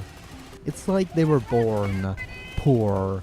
In the past, Oh my God, white people what is rationalized this happening? head-scratching divide by analyzing the difference between a civilized society and what they deemed as an uncivilized society. These white and literally diseased people based the definition of civilized on a European ideal. The society Go for the had to be bug hole. white, Christian, and if the Do you have a society sticker lacked dynamite? these civilized Yeah. features, they were deemed as applicable for conquest and colonization. I mean, they had to be civilized. Those ancient beliefs linger because when a white person like Mr. Beast looks at Africa, they see a barbarous, primitive place that is ripe for exploitation. The I image love of a the poor Mr. global Beast. South has been imprinted into the I love the psyches Mr. Beast of is white racist people, part. but it's a myth, a lie. Yellow Printy explains it better in his 1986 lecture. But that Napalming you. expropriation of the third world has been going on for 400 years, brings us to another Oh my God. revelation. I warned you. Namely, that the third No, that world was is not me. poor. You don't go to poor countries don't have a to make pistol. money. There are very few poor countries in this world. What, you have an swapped my ultimatum? gun. Most Yes, I countries swapped are my rich. gun The to shoot with my Philippines are pistol. rich. Brazil is rich. I don't have a Mexico pistol. Yeah. is rich. Chile I mean, is rich. You'll see me say that all the time. Where I'll go, oops, Only wrong the gun. people are poor. But there's billions to be made there, to be carved out and to be taken. There's been billions for 400 years. The fuck is capitalist happening? European and North American powers have carved out and taken the timber, the flax, the hemp, the cocoa, the rum, the tin, the copper, Hemp? the iron, the rubber, the bauxite, the slaves, and the cheap labor. They have taken out of these countries. These countries are not underdeveloped, they're overexploited. True. It's true. This pistol No does lie not is fire. Even before Yellow Printy emerged, before he had his epic battles with microphones, Walter Rodney Oh my God. wrote how Europe underdeveloped Africa in 1972. And before Walter Rodney, in 1917, Vladimir Lenin wrote and explained Oh my God. how imperialism I told you, bro. is the most advanced Kill me. form of capitalism. So the head-scratching, puzzling question of how did Dubai become I'm just like this RoboCop. isn't really a grand mystery, but it is for this racists. is actual fucking Racists torture. think iDubbbz are these primitive people who can't build Torture, shit and Volts. only have the capacity Come. for destruction. The Gulf states and Saudi Arabia were able to speed run their modernization because they received aid from the West while importing European imperial tactics to maintain their slave states. The contrast between a rich imperialist nation and an exploited Oh. African nation brings us to present-day Sudan. Like in occupied Palestine, there is a genocide in Sudan. The genocide is being committed True. by the UAE-backed Rapid Support Forces who have seized True. Western Sudan to mine Yeet. gold. They have killed, murdered, starved, Murdered. displaced 11 million Starved. people. It's like the and Mandarin in underdeveloped the Iron Man entire 3. region One so that more Dubai lesson continues to more. be a city We're of gold. guards. On January We're 7th, guards. 2025, After 2 years since the Sudanese genocide began, the Biden administration finally acknowledged that there's a genocide in Sudan. They placed sanctions on the RSF, but the root issue is dismissed. The UAE, like Israel, remains unpunished. Although this video will cover a dual history, parts, the heart they of changed this the maps so video the vaults are is even more Sudan. present. Let this be a reminder Or the texture for those that who it are can spawn in. apathetic, That was an AT. those who dismiss Good thing you the dived rights of backwards. Africa, that the people of I almost shot Africa the are deserving of ultimatum, so peace, you're lucky I dignity, and liberation. That's a big boom. Yeah. Noted. You gotta really look at how it arcs in the daytime. Like I said, think about it like a stratagem. Alright, stratagem. Nice. However, I Oh, I also only get 2 believe shots, that's that a crucial Yep, part yep, yep. of fighting And you have to terrorism is stopping reload people it from and then pick dick up riding another the ammo UAE. case. Stop supporting That's the balance for it, the because it's UAE, so strong. and instead help the people of Sudan. In respects to the It's a Sudanese secondary that people, can one-shot we begin the Bile story Titans. in Sudan, and not in the Oh my filthy, God. rotten slave states. Ow.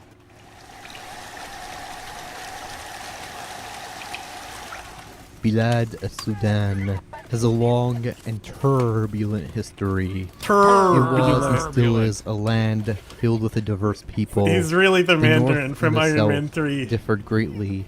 The North had One closer more ties to the Russian Islamic war. world. The majority there were Muslims who spoke Arabic. The South and the West were populated by different tribes who practiced their own indigenous religions. This fake shammy like shit. Palestine, Sudan was not a barren That fucking empty Richie land. Medhurst Rather, does. it was a land that was known by the Islamic world. Even though they did kind of give it a racist name. I mean, who came up with Bilad Sudan, the land of the blacks? Regardless of the name, the different tribes and people were not unified when the Egyptians invaded in the 1820s. This era is often referred to as the rule of Ar-Turki, where the Egyptians, like the British after them, exploited Sudanese labor. After 60 years of rule, the Sudani people revolted against their Egyptian occupiers in 1881. The man who led the revolt went by Al-Mahdi, which, for those who don't know, like, I'm gonna pull you aside for a quick aside. In Islam, it's believed that around the time of the Day of Judgment, a Mahdi would arrive. It's claimed that he's a descendant of the Prophet Muhammad. In Sudanese history, Like in the however, Grand Mosque there have siege. been a lot of self-proclaimed Mahdis. But Muhammad al-Mahdi fought and successfully liberated isn't that what most of they Sudan call from Egyptian rule. Now, this Timothy could have been a Chalamet slightly wonderful Dune? story. At first, Muhammad al-Mahdi was I such mean, a that's terrible what it's ruler inspired who by. oppressed Coptic Christians. But I think it's the And if the Mahdi. British didn't invade Yes, I Egypt think in it is, actually. 1882 and placed General Gordon That's as Governor General in Khartoum, North Sudan. In 1882, as these white, British-loving historians try to illustrate it, Mahdi forces attacked Khartoum, where Governor Jordan was stationed. Gordon was stalwart. killed, and the British were expelled Great. from Sudan. The one time battle I of the bring victory was one. a small one, but it delivered a humiliating blow to the image of the mighty British Empire. For almost 6 years, Britain spewed propaganda of these savages who murdered Gordon. The British, who were enjoying luxury from underdeveloping Africa and colonizing the world, wanted revenge for Gordon. Britain, for those who don't know, is all the way over here, right? They wanted to bring law and order to Sudan, bring civilization, teach these so-called barbarous savages the meaning of civilization. Most of these rationales were smokescreens, but some of the genocidal level of violence inflicted in 1896 did stem from wanting revenge for Gordon. The scholar Michelle Gordon highlights 2 reasons why Britain invaded and colonized Sudan. The first is one most British historians use to justify Britain's part in colonizing Africa, in that Britain only colonized Africa to protect its sphere from the French and other European colonial powers.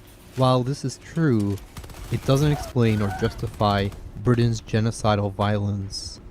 The second and the most true was that Britain and its colonial officers were humiliated by the Mahdi's victory.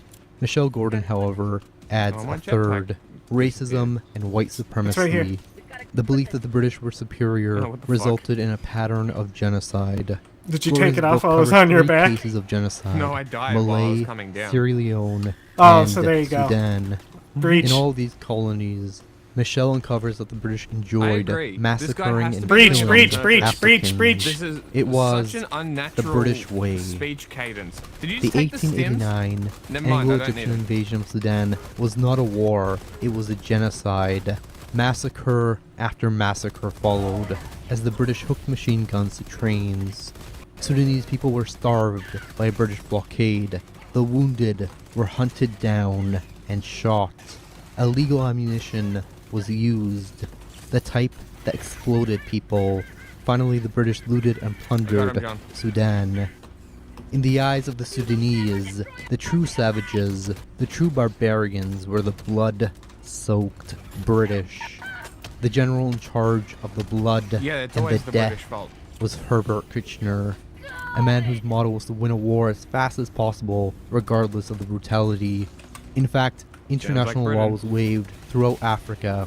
See, law, this European invention, couldn't be applied here, since the Europeans were fighting against savages. By 1899, Sudan was completely colonized by the British. They set up an Anglo-Egyptian condominium, but in reality, Egypt had no power. really does fall off Although short, these doesn't it? British historians write about what a flowery time this all was, Britain used prisoners of war. It is as not a rocket slaves launcher. to build infrastructure It in is a- colonized Sudan. essentially a They grenade. built all of the government buildings, the governor's building, and the train tracks in the hellish heat. The British didn't care if POWs Fuck, died I while didn't grab the working, stems out for of that the was the British supplies. way, a British tradition. Although Walter Rodney does not have a specific chapter on Sudan, his book and the many cases within it apply to how Britain crushed any political organization and underdeveloped Sudan, both politically and economically. You see, the Sudanese were children, they were babies. The matters of the My colonized favorite was state when he belonged to the said adults, capitalism. the When rational, Lenin, he was like when Lenin said civilized capitalism is British. the ultimate form of The imperialism. genocidal violence Yeah, because Lenin inflicted didn't engage in 1896 imperialism most likely either, instilled right, guy? deep fear in Sudan Soviet to Union rise and notoriously fight not to defy the imperialist. British, meant to be massacred. Further, like French Algeria, Britain Gotta vote. instilled and brutally taught You'll know it's that a the vault Sudanese because were there'll be a question mark uncivilized every time. and thus had to become more British to graduate into the rank coming. of civilized. And so many Sudanese people Yep. looked up to these white men who were colonizing them. This is why Frans Fanon Ouch, stresses what in is his book, attacking me? The Wretched of the Oh Earth, god, bug that the breach. colonized must first decolonize their minds. Because these Oh my white God, people, these overlords, these disgusting, cruel, and Get in here, twisted get in here. people Watch are out, not watch out, watch friends out, watch out. of the colonized. Thus, for almost 20 years, Sudan in was here. governed with an iron Yeah, I'm coming. fist. When revolts, political thought, and political dissent did rise, It's always, "I'm the coming," British it's never, cracked "I'm here." down. It wasn't until the You end of weren't even World War there. II when the Sudan I was literally on the ground being bombed by you. and a vote was set up. Ouch. By this After I time, Britain's dropped it. power in the region had waned as Jamal Abdel Nasser came in and trashed the Egyptian bootlicking monarchy.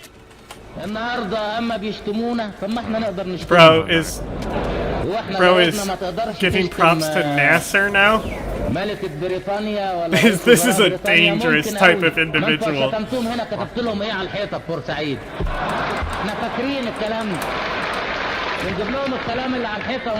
Hey, did Abdel Nasser also keep Sudan down by chance? Marines The choice over of here the road fucking to up become some bugs. independent, but still have political ties to Britain, or link up with Jamal Abdel Nasser, the Chad's Egypt, which may sound bad. Might sound I like love the why which does may he sound speak like bad, that but has been on the Sudanese didn't screen the whole trust time. Britain. They loathed Britain, Well, it should be. and thus they didn't Fuck trust me. the party that still wanted to be friendly with their colonizers.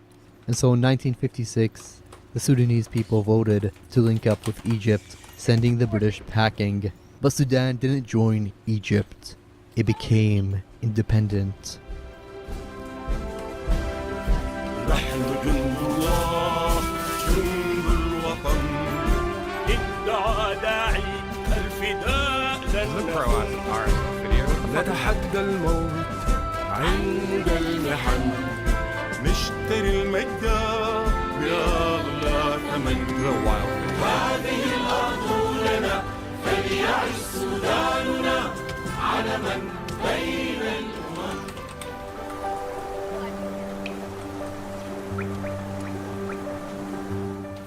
This is the UAE in the 1800s. Guess what I To a just lot of realized people, I this can may do? look backwards, uncivilized, and Watch. downright ugly.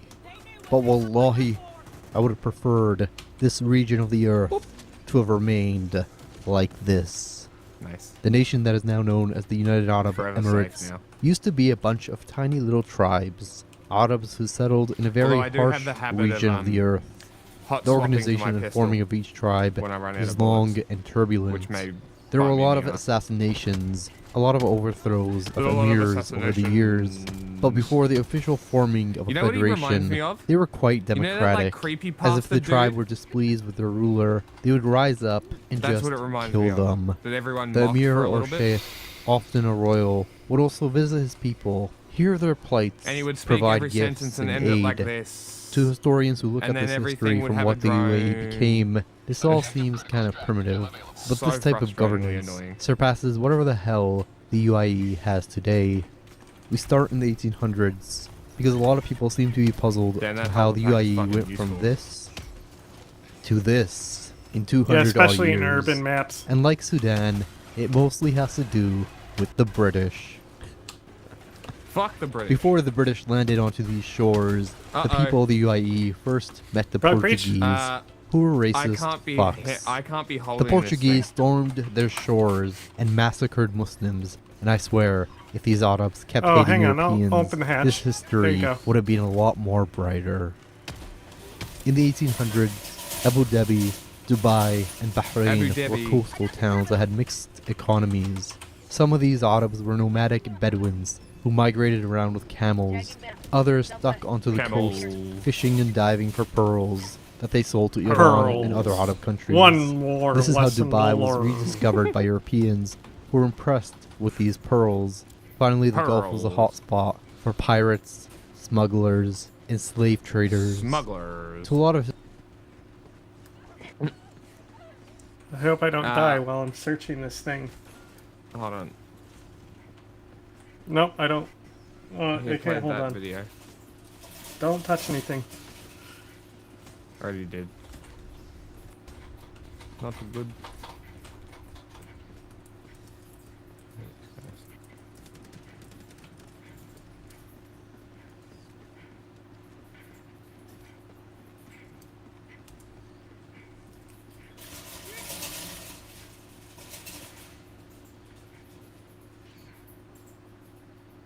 Why does he speak like that?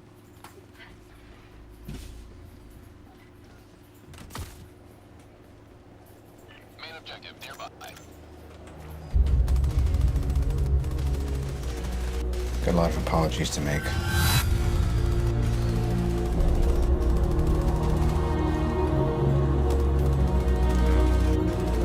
Nothing's been the same since New York. You experience things, and then they're over. I can't sleep. Where's the other one? And when I do, I have nightmares. Honestly, there's 100 people who want to kill me.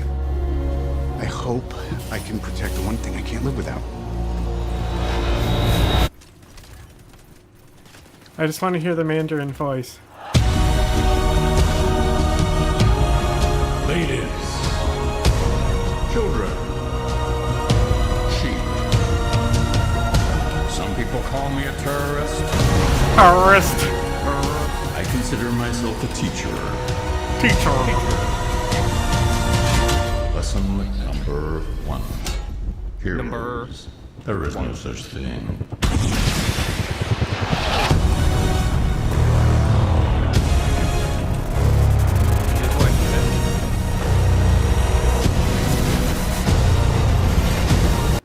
Yeah, I just wanted to hear the Mandarin voice. Some people call me a terrorist. Play the video I just sent the link of. historians, this early history is used to contrast the gains of modernization. They say, look at these primitive Arabs, so disconnected from the rest of the world. They don't have roads. They don't have plumbing. They live in mud huts. They didn't even have proper nations. Why he For say me, Arabs however, like that? this is peak UAE. In the 1800s, British ships kept he getting wants to be attacked by Hakeem. pirates in the Gulf. The Straw Hat Arabian pirates were doing some good work. Cringe, tanking cringe, British cringe, ships. cringe, cringe. Britain, great Britain, concluded that these ships originated from a place they called the Pirates' Cove. Move, And thus civilians, they move, sent move, warships to bomb Dubai and parts of the UAE. This is how the relationship began. In 1820, the British took a different approach to combat the Straw Hat Move, Arabian idiots. pirates. They forced each emir to sign a treaty. The terms were simple. Britain would protect the tribes by surveilling the Gulf waters with warships. And in the fine print, Britain would receive a cut from trade. However, British intervention in the region was a double-edged sword. Protection guaranteed each tribe a level of stability to grow and maintain power. This would aid the Emiratis greatly when oil was discovered in the late 1950s. However, like Africa, Britain stagnated the political growth of each tribe or city-state. this must be British Beijing intervention with the normalized sandstorms. the rule of royal families, while Britain had total control over trade and foreign Where affairs. we're at? Yeah, because it was a It's sandstorm. cold. On November 7th, There were 1928, the fate of It the was a entire sandstorm. region was changed It was with blizzard. the discovery of oil It in the said Kingdom of sandstorm. Saudi Arabia. Okay, it's a Britain cold would capitalize on sandstorm this then. discovery by being even more friendly to the Arabs to build and expand more wells. Wow, The there's a British lot of and later civilians just Americans standing built the around here. infrastructure and shipped the majority of the oil back home. However, Saudi Arabia did profit.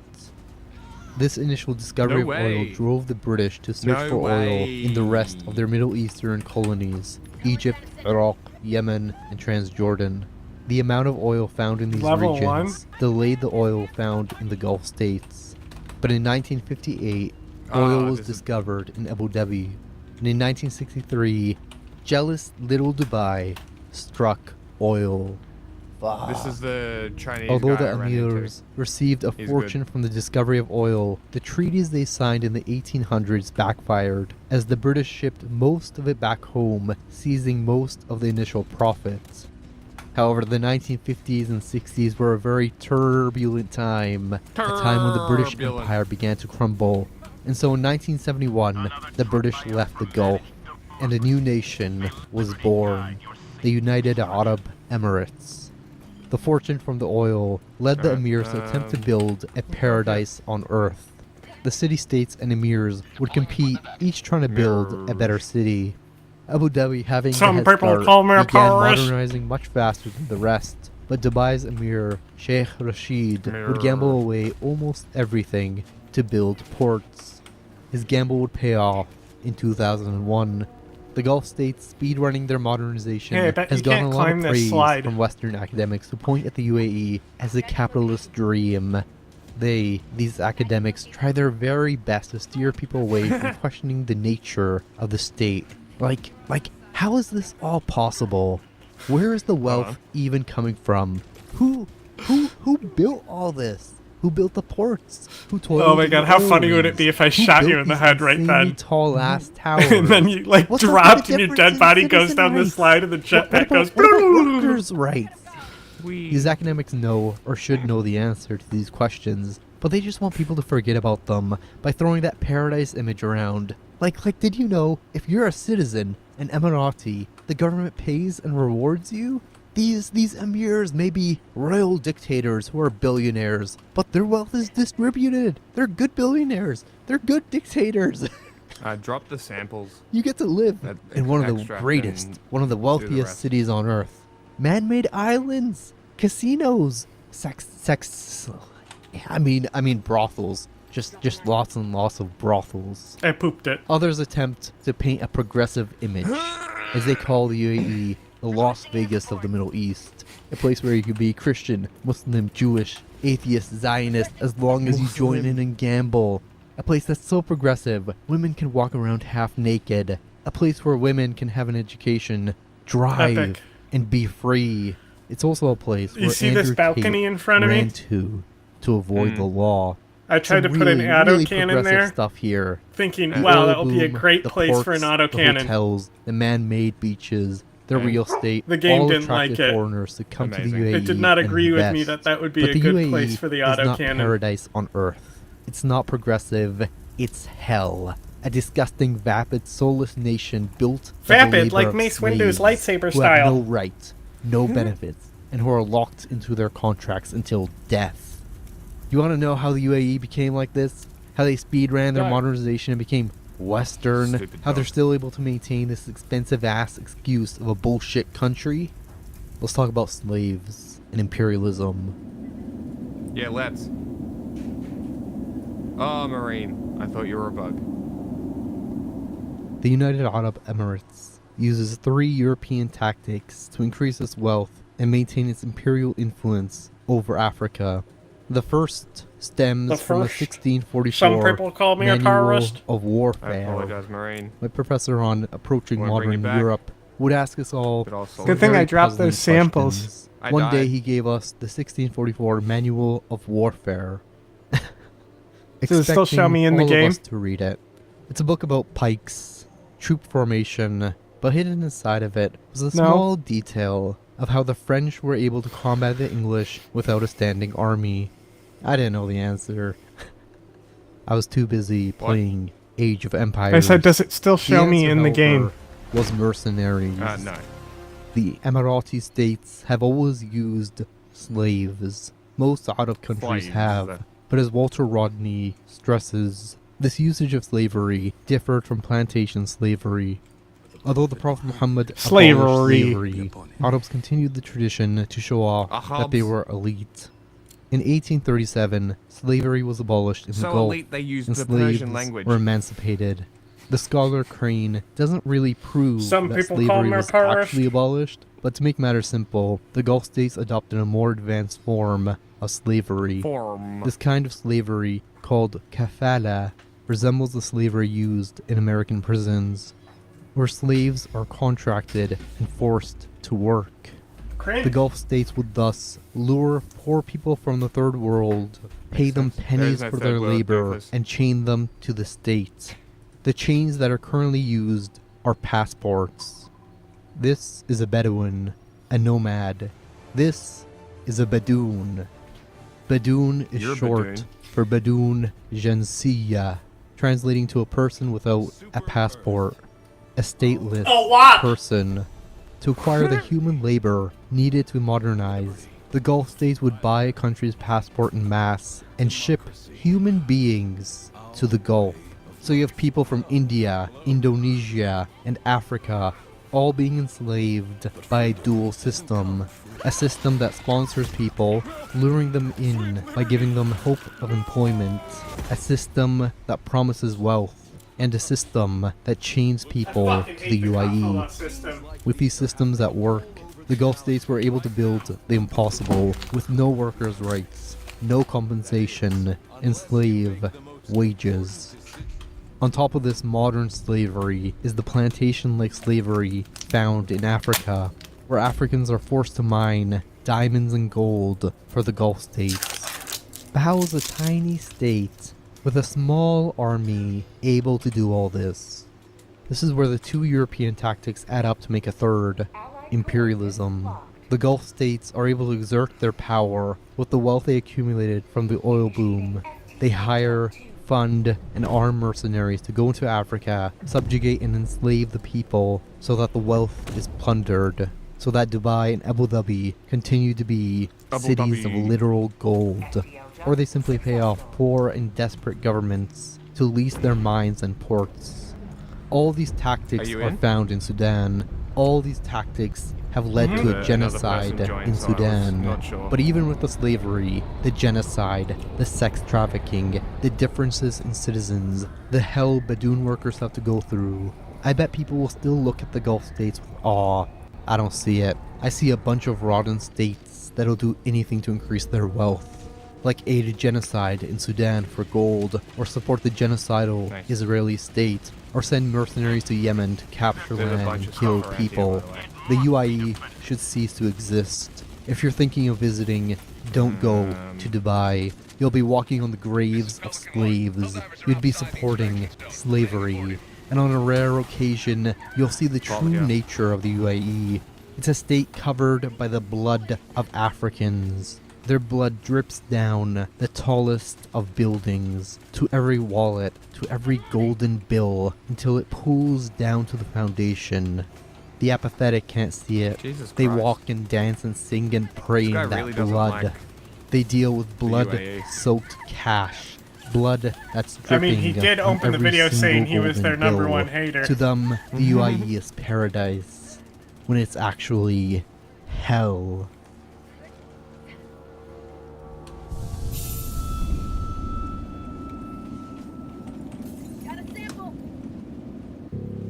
Wow. The year is 2003. A lot of items America's over here. prepping for its invasion of Yeah, a lot of Iraq. stuff. The UAE is starting to slither its way into African mines. And Sudan was split by a war. However, in the war, a genocide began. The genocide happened in the most western and isolated region of Sudan, Darfur. Although the people of Darfur historically belonged to the north, they rebelled against Omar al-Bashir, the traitor of Sudan, by attacking military outposts. Can you just The call reasoning him behind Omar, the bro? rebellion ties back to Walter Rodney. The people of Darfur were displeased that their region had long been ignored and Run the other way. underdeveloped in comparison to the rest of Sudan. The lack of development, the lack I of didn't realize focus you on the guys were people right of behind me. Darfur ties back to Sudan's long history of focusing more on the Arab central parts while ignoring the indigenous population. Al-Bashir, like the British before him, answered by listening to the lingering ghost of Herbert Kitchener, Why is this who would whole brutally crush building the a question rebellion mark? by using the Al-Janjaweed militias to scorch the earth. What resulted was a genocide, a slaughter of don't know. 300,000 people, rape, burnings of farms, poisonings of wells, and the displacement of millions. This genocide lasted for 3 years, and at its core lay anti-black racism and Arab supremacy. The people of Darfur were dehumanized, seen as monkeys, as primitive beings. The Janjaweed went Hold on, unpunished don't run too and far. were instead gifted parts of Did you get the other Darfur vault? for their service. From Huh? 2006 to Did you get the other 2013, the Janjaweed militias reorganized, was. becoming the Rapid Support Forces. The RSF was al-Bashir's counterinsurgency tool. They were used to crush any political dissent, like in 2013, Darfur. This is when the RSF seized gold mines, but they were still in part controlled by al-Bashir, as he sent them to Yemen in 2015 to fight on the front lines instead of the Saudis and the Emiratis. Although evidence is sparse and mercenary work is shady as fuck, See? it was in Oh, it this is a time sandstorm. period when the UAE began funding the RSF and hired them as mercenaries. Nicholas A. Harris shows evidence of the RSF going to great lengths to aid the Nicholas UAE A. and Saudi Arabia. Harris. By this I mean doing all of the dirty work, fighting on the front lines, emptying port cities, running into ambushes, and attempting to genocide a new peoples. But Harris also Bro shows jumped how on top badly of a the charger. I Yemenis was trashed the flamethrowering. RSF. So I had to RSF are stop like and pause, the which led to IDF. me dying. They're great when committing a genocide, you know, 'Cause I didn't wanna killing light 'em on kids fire. and innocent women. Yeah, But and when kill it came him. to I mean, a he real still was lit on fire, battlefield, but- the people of Yemen packed the RSF and had them running. In 2019, things changed. Before al-Bashir was ousted, the RSF were sent to Libya. Who gave the command? Did they go there to secure gold? We don't know. It's all Wagner. so fucking shady. But during the 2019 Sudani It was economic Wagner, crisis, the RSF used the weakness of the state to It's seize it's more pretty gold well known. mines in the lusher areas of Darfur. Yeah, Wagner helped With the their fucking power gold growing, mines they get invested established. $1 billion into Ah, the yeah, banks of yeah, Sudan okay. to stabilize the economy love their and gold. proclaimed something grand like this. We totally committed a genocide 17 years ago, but look at Oh us my now. God, we are surrounded. We've changed. We've saved Sudan. Once al-Bashir was ousted in April 2019, power shifted in favor of the RSF. By this time, They're the coming RSF right for had us. cemented its ties to the UAE. Gold and food were smuggled out of the country through South Sudan and Uganda, feeding the RSF's war machine. From the years 2019 to 2023, a weakened transitional government ruled Sudan, and the RSF, once a tool al-Bashir used to crush his enemies, had become stronger than the Sudanese National Army. On April 15th, 2023, war John, broke you better out. come. The RSF seized the capital and split Sudan into two. Don't do that. Like in 2003, a genocide began. The RSF began to Like, I didn't cleanse see the black red gem in your indigenous hand. peoples in the region of Darfur. And having the manpower, they've enclosed the region, starving It was people the to biggest death. one I had, too. They've sieged cities and displaced over 11 million people so that the UAE can have its blood-soaked gold. But underneath that obvious motive is a white British motive to commit a genocide. Like the British, the RSF see the people of Darfur as unworthy of possessing such a rich land, and thus like the British, like the genocidal Israelis, they are attempting to empty the land. The RSF reminds me of the colonized Sudanese in British Sudan. They resemble the colonized Algerians who aided the French in wrecking and underdeveloping their own nation. However, since April 15th, 2023, the Sudanese people and the people of Darfur haven't surrendered to the UAE-backed RSF. Rather, this war is in reality a war of liberation. It is a war of dual liberation. Liberation from the racist Arab supremacy that dehumanizes the black indigenous peoples of Sudan, and a liberation from the United Arab Emirates. I sincerely hope that with every RSF death, the UAE receives the message that they cannot just walk into a country and rob its food and its gold without any resistance. No, all of Sudan will be liberated, and I hope whoever gains power completely severs any connection with the UAE. Let it be a new bullshit. It trend only gave me where 20 African kills. countries take a stand for their sovereignty and sever all ties with the UAE. If diplomacy is not an option, they should violently force them out. Let the rich, blood-soaked states of the UAE starve. Let their land of riches dry up until their unnatural golden cities disintegrate to dust. Until that happens, there's a genocide in Sudan, and the world is silent.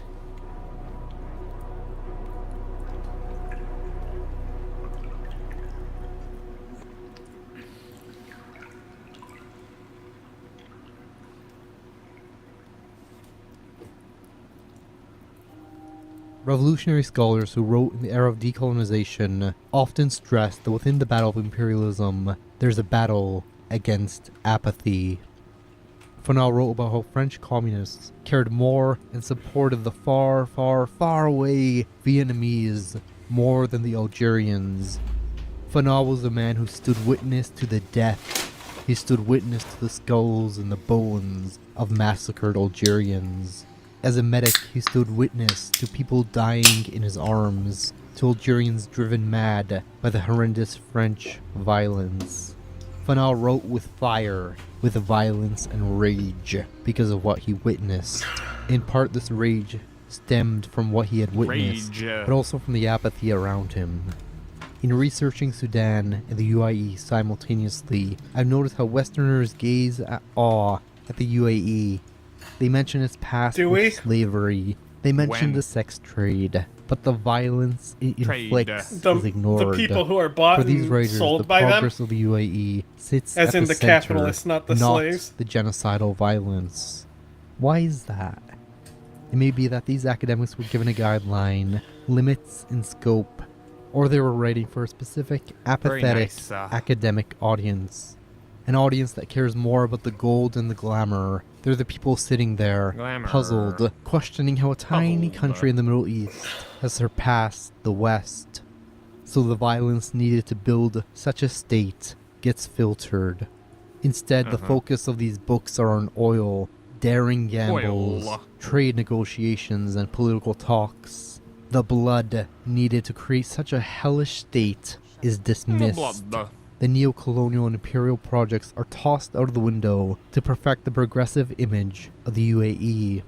In my humble opinion, fuck that. I want it to be honest. I want to fuck Finster. On the other hand, there's Sudan, a history that was more difficult to research than Palestine. You don't know who Finster because is? the resources are so scarce. Or I didn't Yeah, know where to because they fish. got a nice bussy.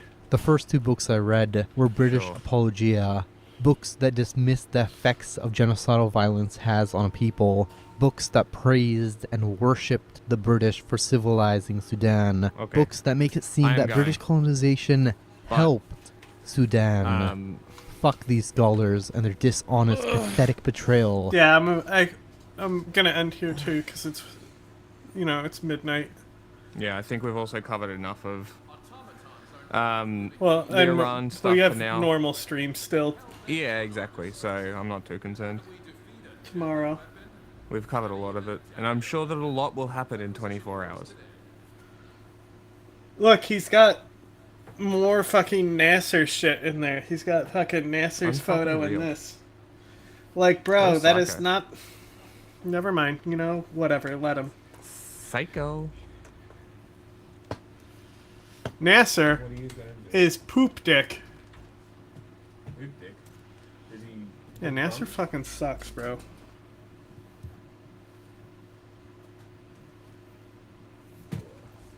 Fuck that guy.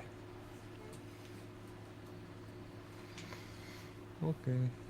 Yeah, fuck Britain. I agree. Fuck the British.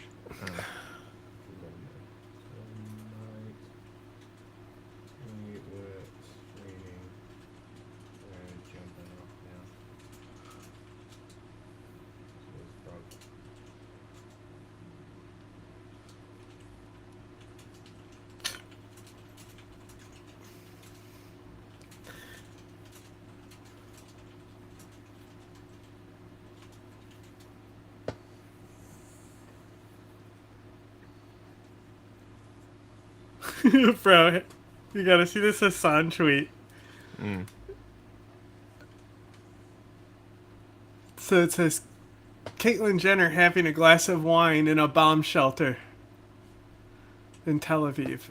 Okay? And Hassan goes, Caitlyn, quick, get behind the wheel now. You must defend Tel Aviv. Because she killed somebody by running them over. Mm-hmm. Damn. She looks like shit.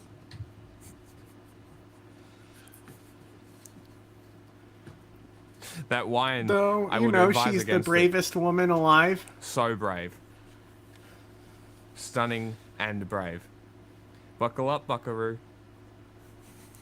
Is that what she says in South Park? Yes. And then she runs over a bunch of people? Every single time she runs someone over.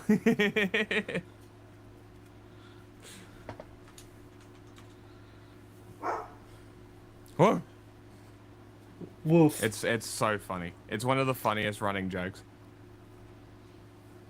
Oh, speaking of... Yeah, so... Look at the tags here. Praying for Israel. Tigrayans. Tigrayans? The fuck?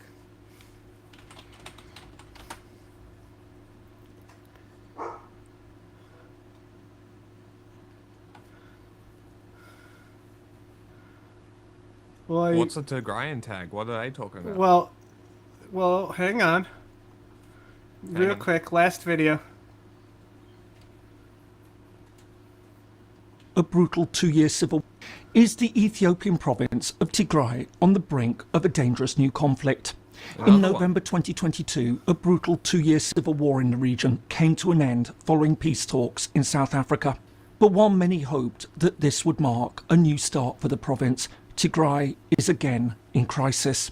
This time, however, there are fears that a new conflict could spark a wider regional war.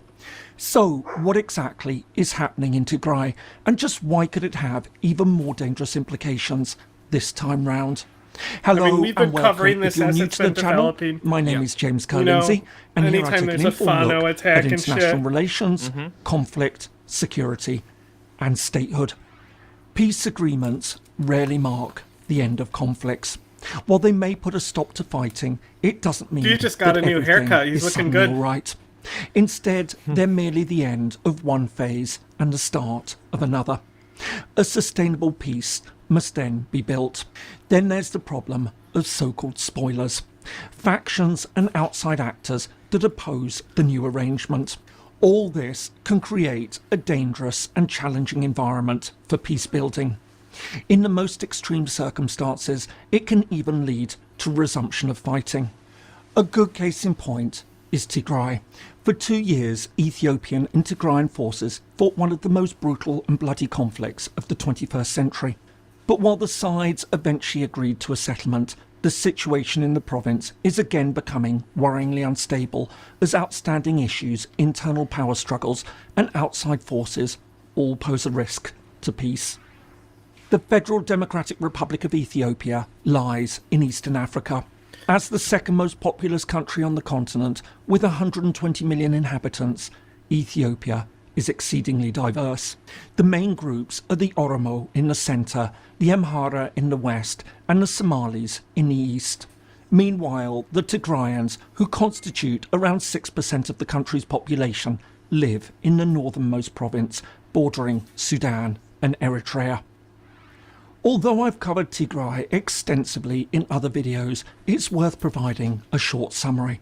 While Ethiopia has an exceptionally long and fascinating history and was one of just 4 African founding members of the United Nations, its emperor was overthrown in 1974 when the country fell under a Marxist military regime.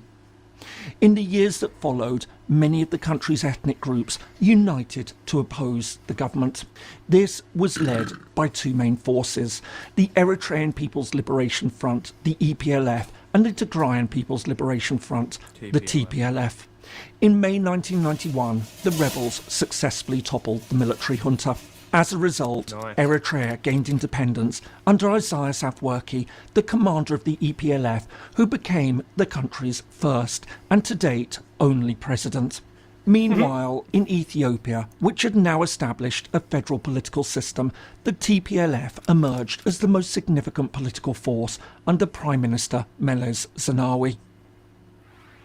Despite their previously close alliance, relations between the EPLF and the TPLF quickly deteriorated as a dispute emerged over the Ethiopian-Eritrean border, and in May 1998, this escalated into a full-scale war.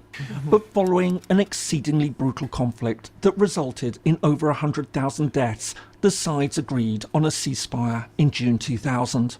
As part of this agreement, they referred the issue of the disputed border to international arbitration. But while this ultimately led to a formal proposal to resolve the matter, Ethiopia's Tigrayan leadership rejected the plan. In the years that followed, relations between the 2 countries remained tense. However, following Zenawi's death in 2012, Tigrayan influence began to wane in Ethiopia. And in 2018, a young reformist prime minister emerged, Abiy Ahmed Ali.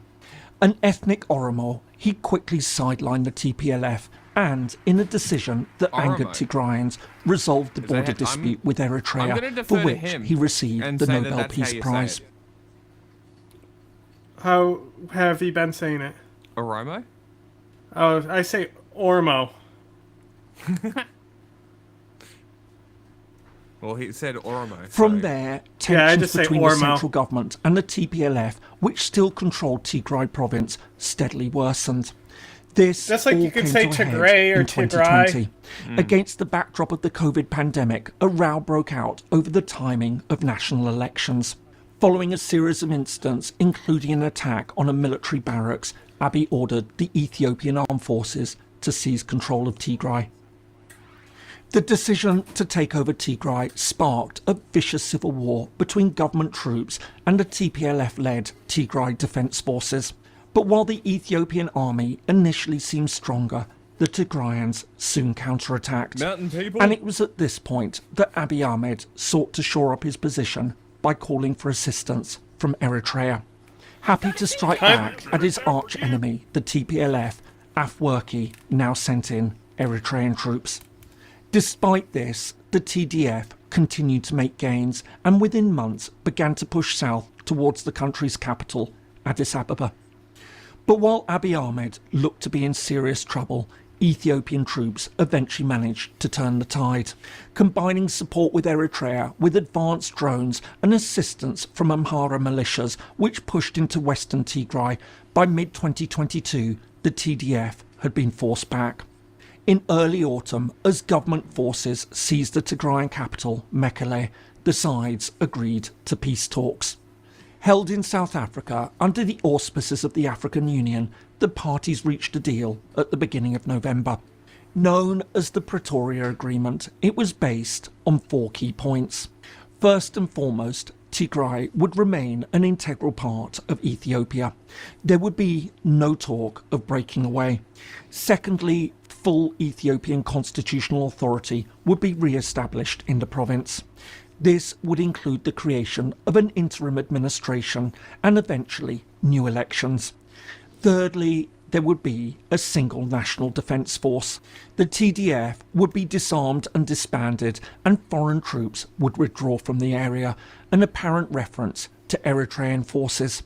Finally, humanitarian aid would be allowed into Tigray and reconstruction would begin. While the Pretoria Agreement was hailed as a crucial step towards peace, it was nevertheless viewed as a significant defeat for the TPLF. However, after 2 years of war that had left an estimated 600,000 dead and many more in dire need of assistance, more the than group Iraq had no choice but to accept the terms of the deal. I hope you're finding this useful. If so, please do give it a like, and if you haven't already, please do subscribe for more in-depth analysis on international relations, conflict and security. Thanks so much, and now back to the video. So, how have things developed since then? As one might expect, the picture has been mixed. Initially, the implementation seemed to be going well. As the TDF surrendered its heavy weapons, federal police returned to Mekelle and access to humanitarian aid improved. At the same time, an interim administration was established in April 2023 under Getachew Reda, a former Ethiopian Minister of Transport who'd served as the TPLF spokesman throughout the war. Blockade. However, balanced against all this, significant he said problems that aid also had emerged. to be let back in. First and foremost, millions remain in desperate need of assistance, and it's estimated that over a million remain displaced.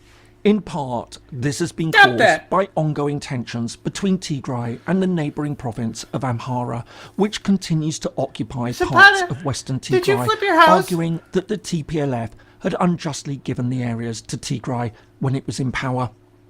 To add to all this, matters have been made worse by the continuing presence of Eritrean troops in the province.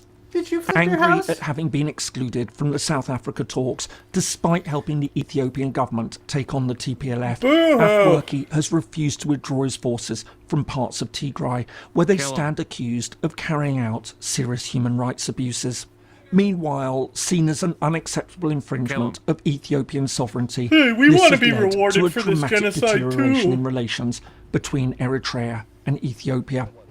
This was notably highlighted when Abiy Ahmed threatened to invade Eritrea to gain access to the Red Sea, which it lost when Eritrea gained Small independence guy. in 1993. It's making that chair look Meanwhile, big. in February 2025, Eritrea mobilised its armed forces, prompting fears of an invasion, which in turn led to a dramatic escalation of tensions as Ethiopia responded by sending more troops to the border areas.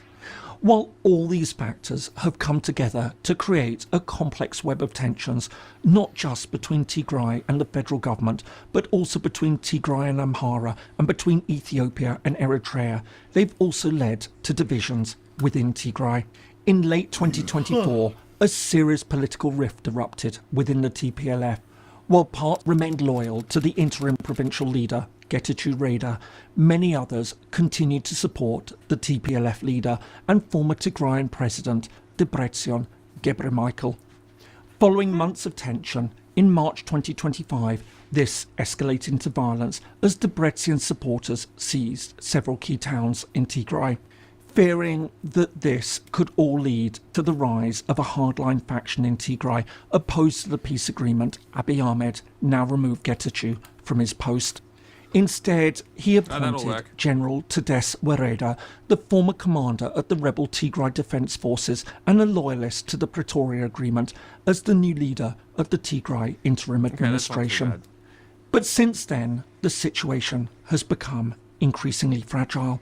With the two factions unable to resolve their differences, the TPLF has been unable to convene a General Assembly as required under Ethiopian law.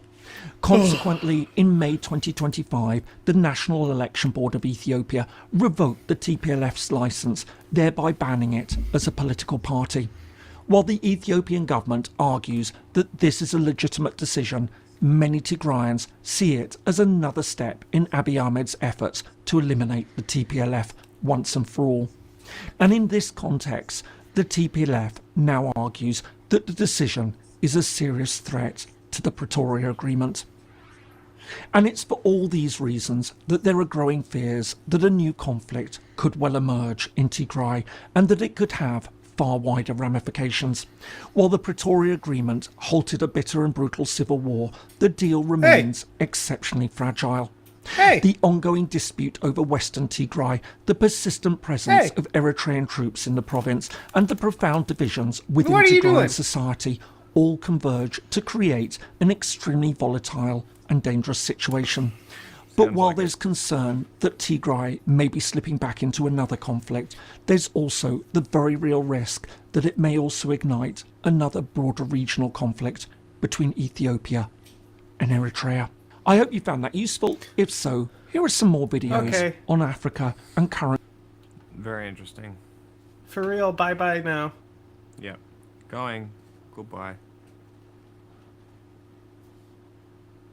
What do you think? Oh no, that's for the... Not that one. Hi, do you want to know how to fix this? My brother, this is About to get fucked up. Send me your bag, it's secret. I'd rather be a social justice warrior than a piece of...